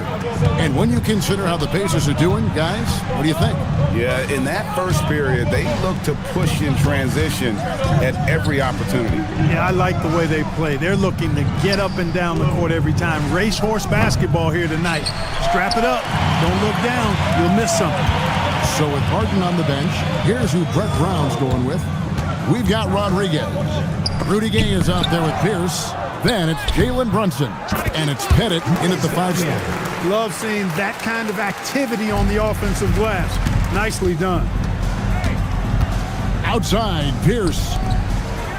That's in, and the Pacer lead is cut down to 2 on the bucket from Pettit. And points in the paint are a sure thing when Pettit's on the floor. He's just got too much game down low. He may not have the bulk of some of the other guys, but it doesn't matter. Now here's Evans. 8 points for him. Gay with the block. Here's down low. Evans is there, and it's blocked. Maravich with it. Gay picks him up defensively. Rodriguez against Wiggins. Back to Maravich. That falls. Nice feed that time from Wiggins. Maravich has got the lead up to 4 now for the Pacers. Down low, and stolen by Daniels. To the middle, here's Evans, and Evans with the stuff. And Evans there showing the ability to elevate. When you let him get near the bucket, he has the ability to hurt your feelings. Now here's Brunson. His last outing, he had 18 points.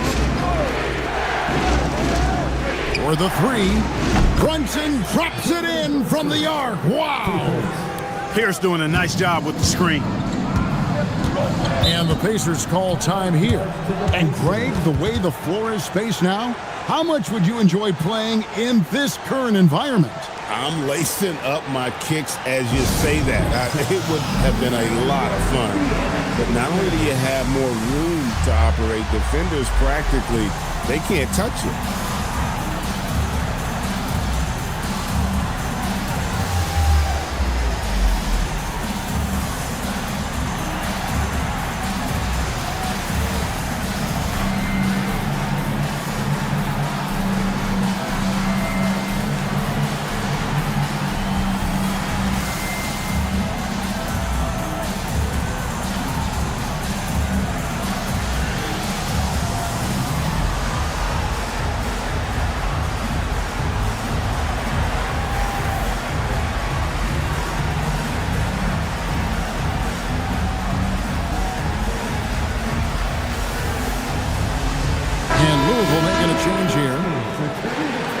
November, and let's see how things are going out east in the early season. You look at the Pacers. They're still struggling, trying to string something together, getting a lot of wins. The competition, though, so tough. And, of course, Louisville, 3 games behind. I think for the Pacers, they have been one of the major surprises in the NBA this season. Unfortunately, for the wrong reasons. And, you know, any fixes they've tried during the season have only compounded their problems. From that in-between range, they've been the much better team. Well, when you knock down jumpers like that, it opens everything else up as well. The shot by Rodriguez, no good. After knocking down 2 threes in the first quarter, he's been a non-factor from deep. Back to Wiggins from downtown. The rebound by Maravich. Louisville trails by 5. Rodriguez kicks to Brunson. Rodriguez outside with the shot, and Brunson gets it to go. Brunson's got 5 points now this quarter. That's his game. Brunson is dangerous from just about everywhere. And he gets it to go. And he can time his passes so perfectly. Wow, what an assist. And here's Brunson. He'll bring it up for the Liberty. Outplayed in the previous game on their schedule, losing to Sacramento. Bad outing offensively. You break that game down, their issues were pretty clear. Yeah, the offense was AWOL. It just wasn't there. No rhythm, no flow, just a tough day. Now Wiggins, after Jalen Brunson missed it on that last 3-pointer. There's a screen by Willis. Hands it from downtown. And now an 8-point Pacer lead. How can you forget about him? I mean, he's not going to miss that open of a look. Brunson the pass to Rodriguez. Back to Brunson. Launches a three. And a great assist by Rodriguez as that one goes in. Rodriguez has got 6 assists here tonight. It's stolen by Banchero. To the paint. Here's Pettit. Powered down after the assist. Let him into the lane. Yeah, you got to respect the size of Pettit. Not petite, Pettit. When he's deep inside, he's looking to dunk it every time. And you watch Paulo Banchero. GA offensively, he is a load to deal with. Yeah, I mean, he can cross you up, hit you with a spin move, score over either shoulder. This young man is a force. Back to Brunson. And again, it's Louisville converting. And started hot, and he's only gotten hotter. Timeout called the Pacers.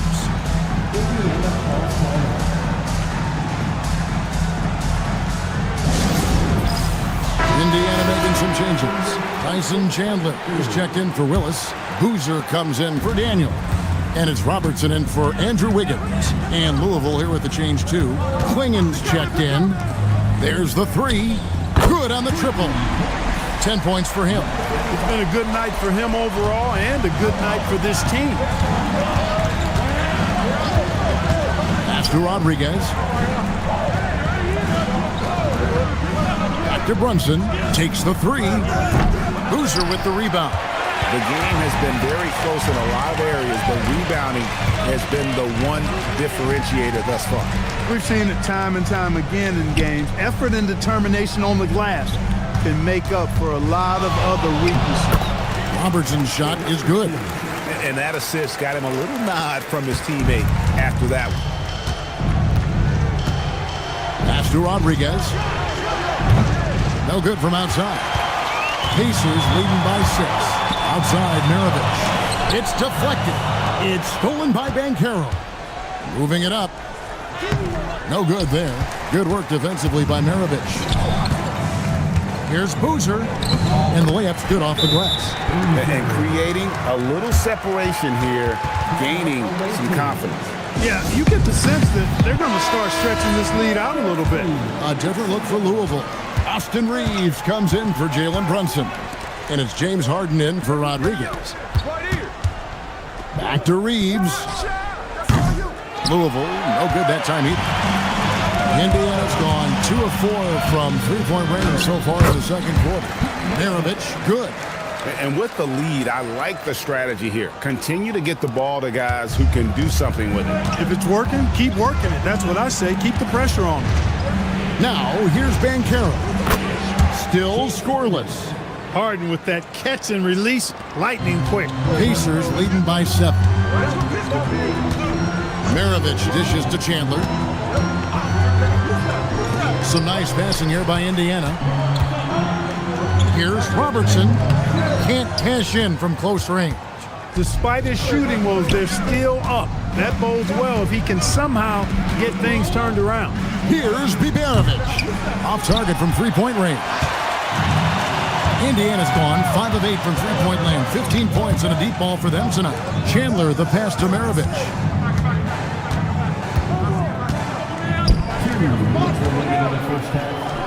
That's another one for him. His 5th in just 7 shots. And not hard to see why they are giving up points on this run. Just too many good looks from in close. Here's Bibanovic. Chandler with the rebound. Chandler's got his 5th rebound right now in the game. Maravich the pass to Robertson. Back to Maravich. 6 on the shot clock. Chandler with the screen on Harden. Indiana needs to get a shot. And Chandler throws it down. Chandler getting it done. Nice job setting the screen and then roll to the right spot at the right time. Pass to Reeves. Banchero is screened for Reeves. Over to the left wing. Banchero against Boozer. To the inside. And the dunk by Boozer. Well, you know, if you're playing Robertson to score, not a bad idea, but that means you're going to leave other guys open, and he'll find them. There's 47 seconds left in the second quarter. Hayden with it. 5 points in the game. Louisville, no good that time either. The edge on the glass is the difference. It's allowed them to build this lead. And really a reflection of their superior effort level to this point. And it seems to me they've gone after this win a little bit more. Robertson tips it back in. Robertson's got 4 this quarter. Well, if it ain't broke, don't fix it. They keep getting it in the paint and continue to score consistently. Outside, Maravich. And the dunk by Chandler. And the pass there floated it up to the precise spot it needed to be. And no messing around on the finish. He powers it through. And that's an alley-oop that'll be loop-to-loop all day long on the highlight reel. And so it's the Indiana Pacers out in front by 17 points at the end of the quarter. And we'll see if they can keep up their tremendous shooting they've been dialed in so far from the field. We'll take a quick break and then back to the action here.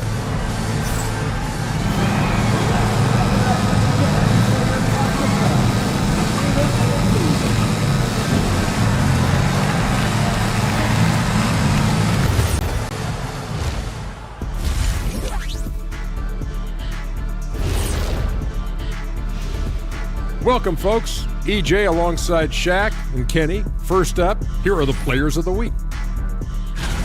In the East, Derrick Rose. I've been really impressed watching him. I mean, he's facilitating this offense, making plays for his teammates and for himself. Yeah, he's been the best player on the floor most nights. Really has. Let us take some time now to talk about the first half. A commanding performance for the Indiana Pacers. Man, this offense is in rhythm right now. They're moving the ball, moving without the ball.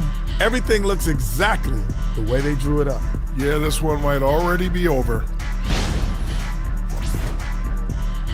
That is more than enough of us. Let's send you back to the game. Kevin Harlan and crew with the second half.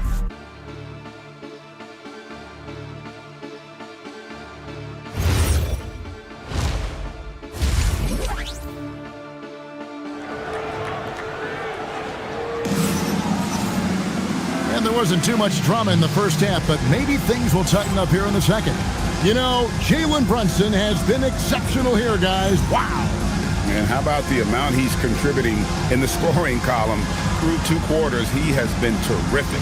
And you know what? They've come at him a few different ways defensively, and nothing has slowed him down.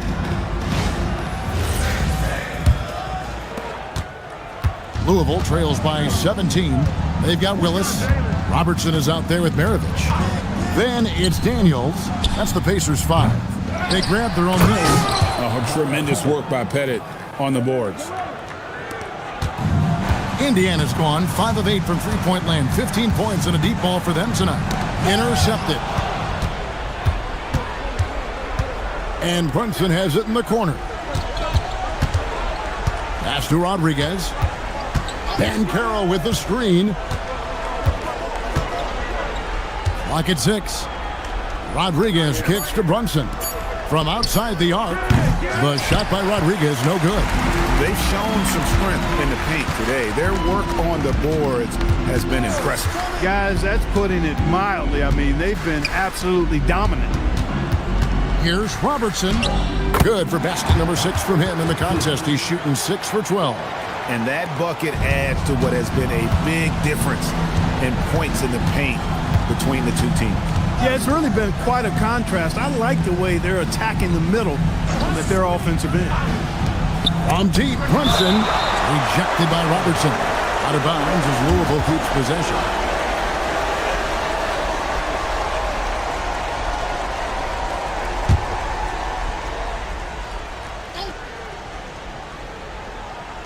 Third quarter of basketball, about a minute and a half in.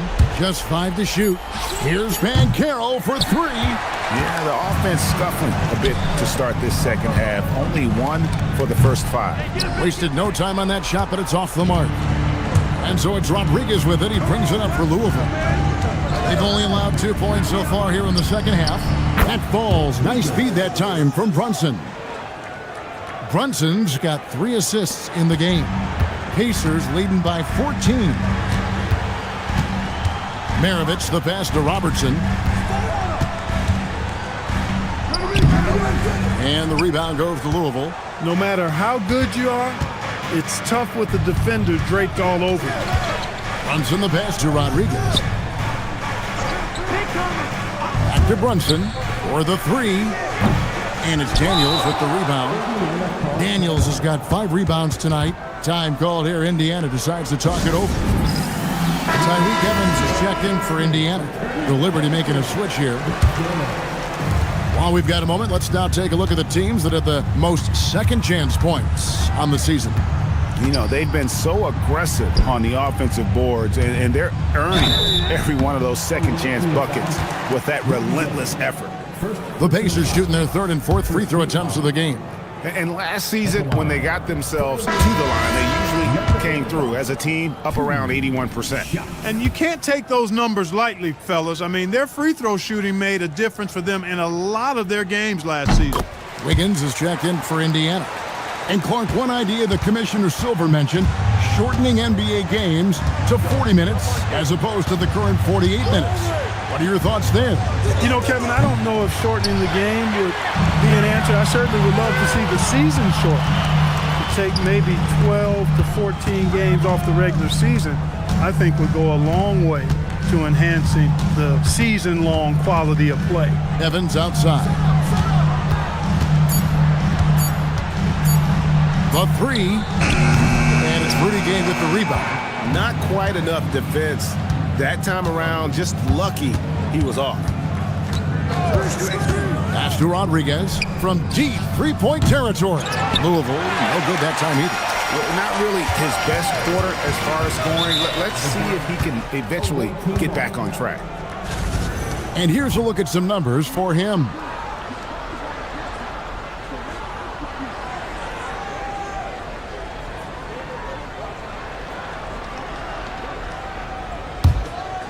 Here's Rodriguez. 9 points in the game so far. Puts up a deep 3. It's rebounded by Indiana. Willis has got his 5th rebound in this one. If he were just a touch more efficient tonight, I think the score would look a lot different. Gets it to go from beyond the arc. Evans has got 13 points. It's an improving skill for Wiggins, moving the ball, but he's focused on improving that aspect of his skill set. Brunson the pass to Rodriguez. Back to Brunson. The tray. Good. And Rodriguez gets the assist. Rodriguez has got assist number 8 here in this one already. Here's Daniels. And the layup is good after a nice lead pass. 8 points for him. When you allow good scorers to get uncontested shots at the rim, no wonder you're losing. You know, he should be getting extra attention from the defense, not less. Here's Rodriguez. The Pacers pull it in. Nothing seems to be going his way this quarter. To me, it appears he's starting to lose his composure a little bit. We'll see if he can regroup and get back into a better rhythm. And guys, he's not an easy man to stop when he's got the rim in his sights. Never has been, never will be. He is a determined finisher. And guys, I like the fact that he chose the one-hand tomahawk slam because you get a little higher when you go off one hand and 1 foot. 6 to shoot. And it's Gay with the rebound. Louisville trails by 19. Rodriguez passes to Brunson. Back to Rodriguez. Brunson outside. Louisville, no good that time either. And it's Wiggins with the ball for the Indiana Pacers. 19-point lead, which is the largest margin in the game.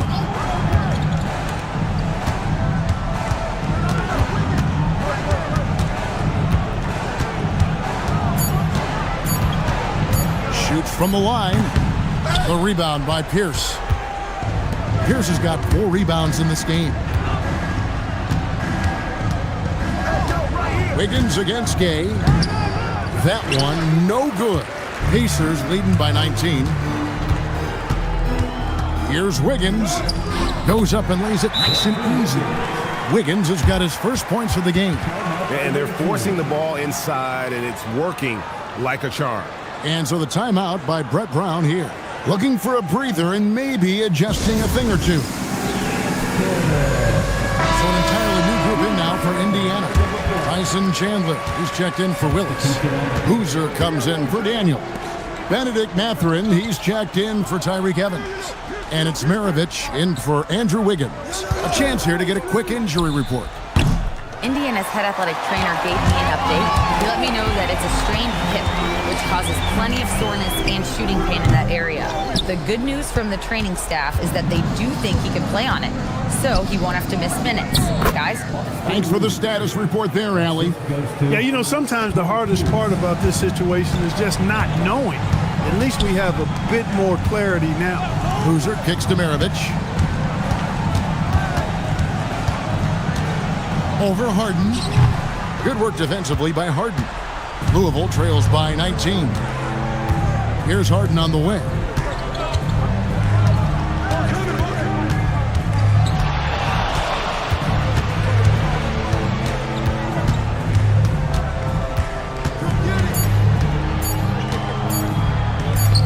Sinks that one from the post. Harden's got 7 points. When he's not killing you on the perimeter, Harden's doing it inside. He does it all, folks. Maravich against Harden. Shoots from the elbow. No good from Maravich. And for Louisville, their shooting has been a little ragged, just 38% from the field. It's tipped. Pierce down low. He's covered by Boozer. And Boozer with the block. 1:31 left to play in the third. Count that bucket. And an important part of every team's game, a look at the hustle stats for the Pacers. Phenomenal work on the defensive end so far. That stands out the most. They've made it their mission to block shots and make things hard for the opposition. Another place they've had the upper hand tonight is in transition. They've gotten a bunch of their points off the fast break. Pierce feeling it out a bit. From deep, Gay, good, and Pierce gets the assist. Pierce has got his 4th assist with that last one here tonight. Indiana leading by 16. Chandler's shot, good. Chandler seeking out his offense is a pleasant sight, especially when he's able to post up deep. Back to Harden. Gay, that's a 2-pointer. Can't nail the jumper. Well, he's kind of deflating their chances, and I know he really wants to help the team, but this is not the way to go about it. Louisville trails by 18. And Boozer with the block. And the ball goes out of bounds. Last touch by Boozer. And we have to take another glance at that powerful rejection. And big defensive plays like that will help them stay in control of this one. The Pacers making a switch here. Robertson's checked in.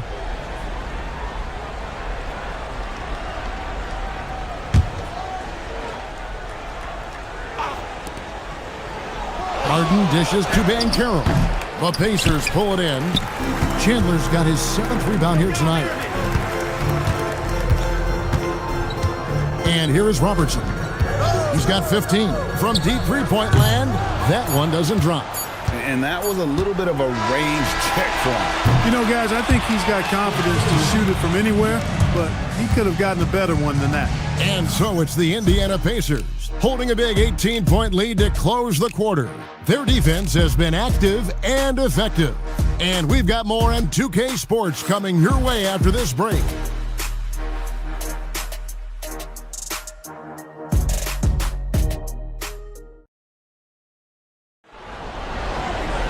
And we reach the 4th quarter in a game that may be already out of hand.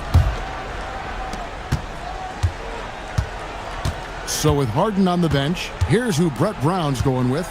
Austin Reeves out there at Rodriguez. Then there's Banchero. And it's Biberovic in at the small forward position. you know what, just a little fancy on that possession there. Just go up in rhythm.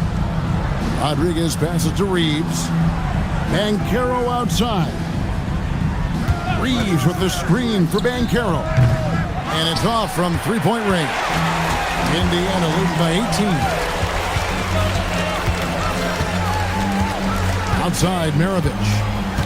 Back to Robertson. Here's the hook. And the shot is long. And so it's Rodriguez with it. He brings it up for the Liberty. Banchero draws the double. Counted. Inside, Banchero has everything he needs to make it happen. He's got size, strength, agility, and a nice touch, too. Pass to Willis. For three. Banchero grabs the board. After knocking down a couple in the first half, he hasn't gotten a three to fall since. Rodriguez passes to Pettit. Now Reeves. Maravich defending. Wing shot on the way. Reeves gets the bucket. Pick works well there. Not much resistance from the D. Yeah, that's not the defense you need. You got to be tougher defensively. Maravich kicks to Willis. Kicks it out to Robertson. Buries the long-range jumper. That's his second made three, first of this half. Louisville trails by 17. Pass to Pettit.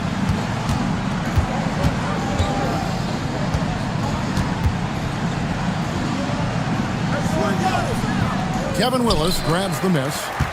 Willis has got his 7th rebound here tonight. Maravich the pass to Robertson. Over Reeves. And there's Robertson. That's good on the assist by Maravich. Maravich has got 9 assists in the game. Great passing.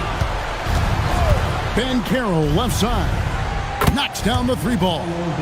Banchero's got 5 points now in the quarter. And that's how Banchero creates driving lanes. That shot right there, knocking it down, opens the floor for him.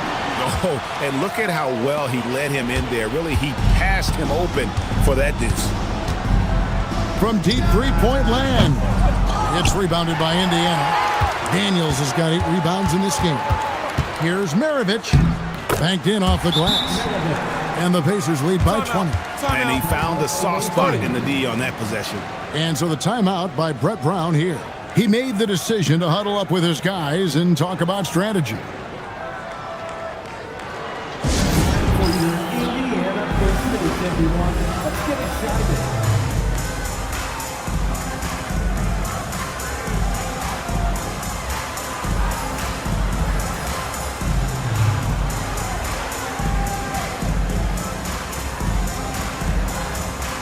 Jalen Brunson, who's checked in for Austin Reed. Louisville trails by 20. Brunson outside. Clark, you're so familiar with the college game. What's the biggest adjustment for guys coming into the pros? I think the strength of the NBA players, Kevin, and the pace of play, and then also the number of games. I mean, that's just a lot more than what you see in college. And how you go about preparing for that type of schedule, that type of physical talent, that type of physical wear and tear is something that no college player is usually ready to handle until he goes through it. Bucket is good. And man, can Brunson get going in a hurry? He's got his fingerprints all over this one. Outside, Maravich. Pass to Robertson. The rebound by Biberovich. Biberovich has got his 5th rebound in this one. Brunson the pass to Rodriguez. Brunson outside. Here's Biberovich. Covered by Robertson. Just 4 to shoot. On deep, Brunson. It's rebounded by Indiana. And not allowing the shooter even an inch of breathing room on that one. And guys, that's exactly the kind of high-impact defense they want to see out of him. Pettit grabs the board. Louisville trails by 15. Banchero finds Brunson. And here is Rodriguez. Fires from way outside. And it's Daniels with the rebound. Daniels has got 9 rebounds now tonight. Indiana again missing. Banchero passes to Brunson. Rodriguez outside. No good with the triple. I didn't care for his shot selection that time. He needs to let the game come to him a little bit. Just relax, take your time some. Here's Daniels. Another miss, and they desperately need a bucket. The Liberty have gone 5 of 11 from the field in the fourth quarter. That's in, and the Pacer lead is cut down now to just 12 on the basket from Rodriguez. The ball movement on this run has been fantastic and is a big part of why they've been able to get these good looks. Pass to Robertson. The hook, and that one drops. Robertson's got 9 points now in just the second half. And, you know, for the Big O tonight, doesn't really matter inside, outside, well defended or not, he's scoring at will. Rodriguez passes to Banchero. There's the pick. Out to Brunson. Brunson on the move. Can't overplay Brunson to shoot. He will go right past you. Pacers leading by 12. Outside, Maravich. Here's Robertson. It's deflected.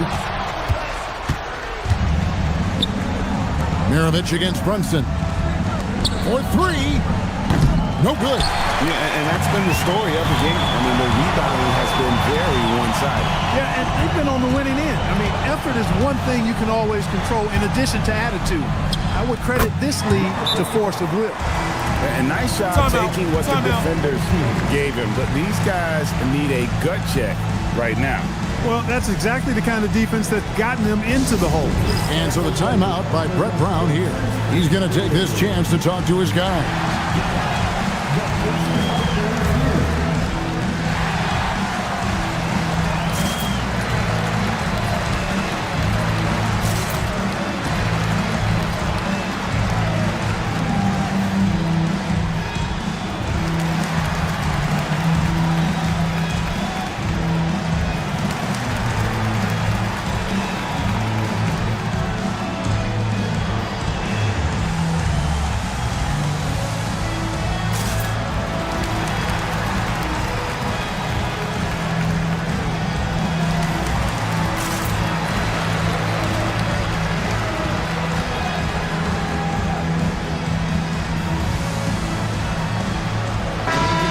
Check in now with our Allie LaForce, who's got a story for us. Allie? Thanks, guys. I was able to hear the Liberty head coach go over their plan during the break. Coach telling their players, let's play with urgency. This is the game. I know we'll win if we play hard. Let's see how the team responds. And as always, Allie, great job. Thank you. And that one misses. Pacers leading by 12. Tries it from 19. Banchero vacuums it in. The Liberty have got a pretty good rhythm going offensively, shooting 8 of 15 for the quarter. And down goes the 3. So many of the plays they're running designed to create opportunities from deep. Well, you know, that's exactly their plan here in the fourth. Work to find space behind the arc and then bury some threes. The Pacers call timeout.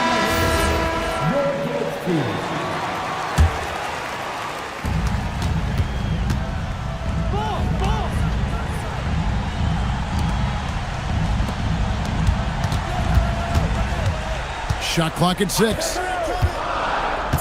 Tries it from 16. Banchero vacuums it in.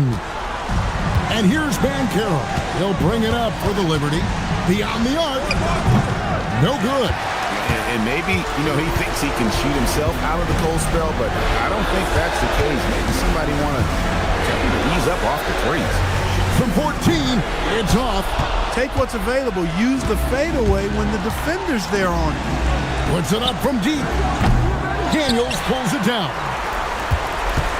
They can take their time on this possession. It wouldn't be a bad idea. Just give themselves a little bit of a break. Plays it in off the window. And at this point, just sort of running through the paces as it appears it'll be a nice win here for the Pacers. Starting five must have been happy to get so much help from the reserves in this game. And they not only lightened the load, the subs did nothing less than guarantee a win. And it'll mark their 4th win on the year, actually their 5th win on the year. There's 37 seconds left in the 4th quarter. Outside, Maravich.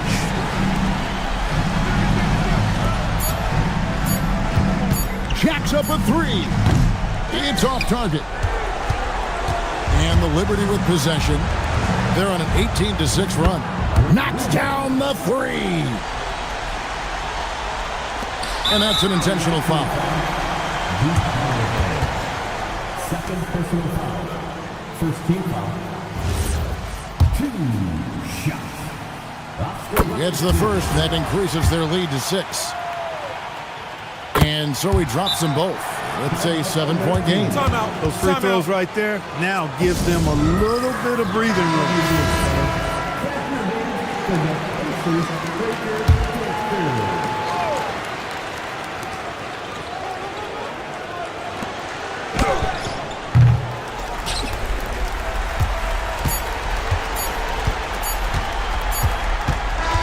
So it's Indiana picking up the win. It was a fantastic ball game, and they did a great job making sure it didn't get away from them late. Yeah, I mean, they faced some challenges, but really held firm when they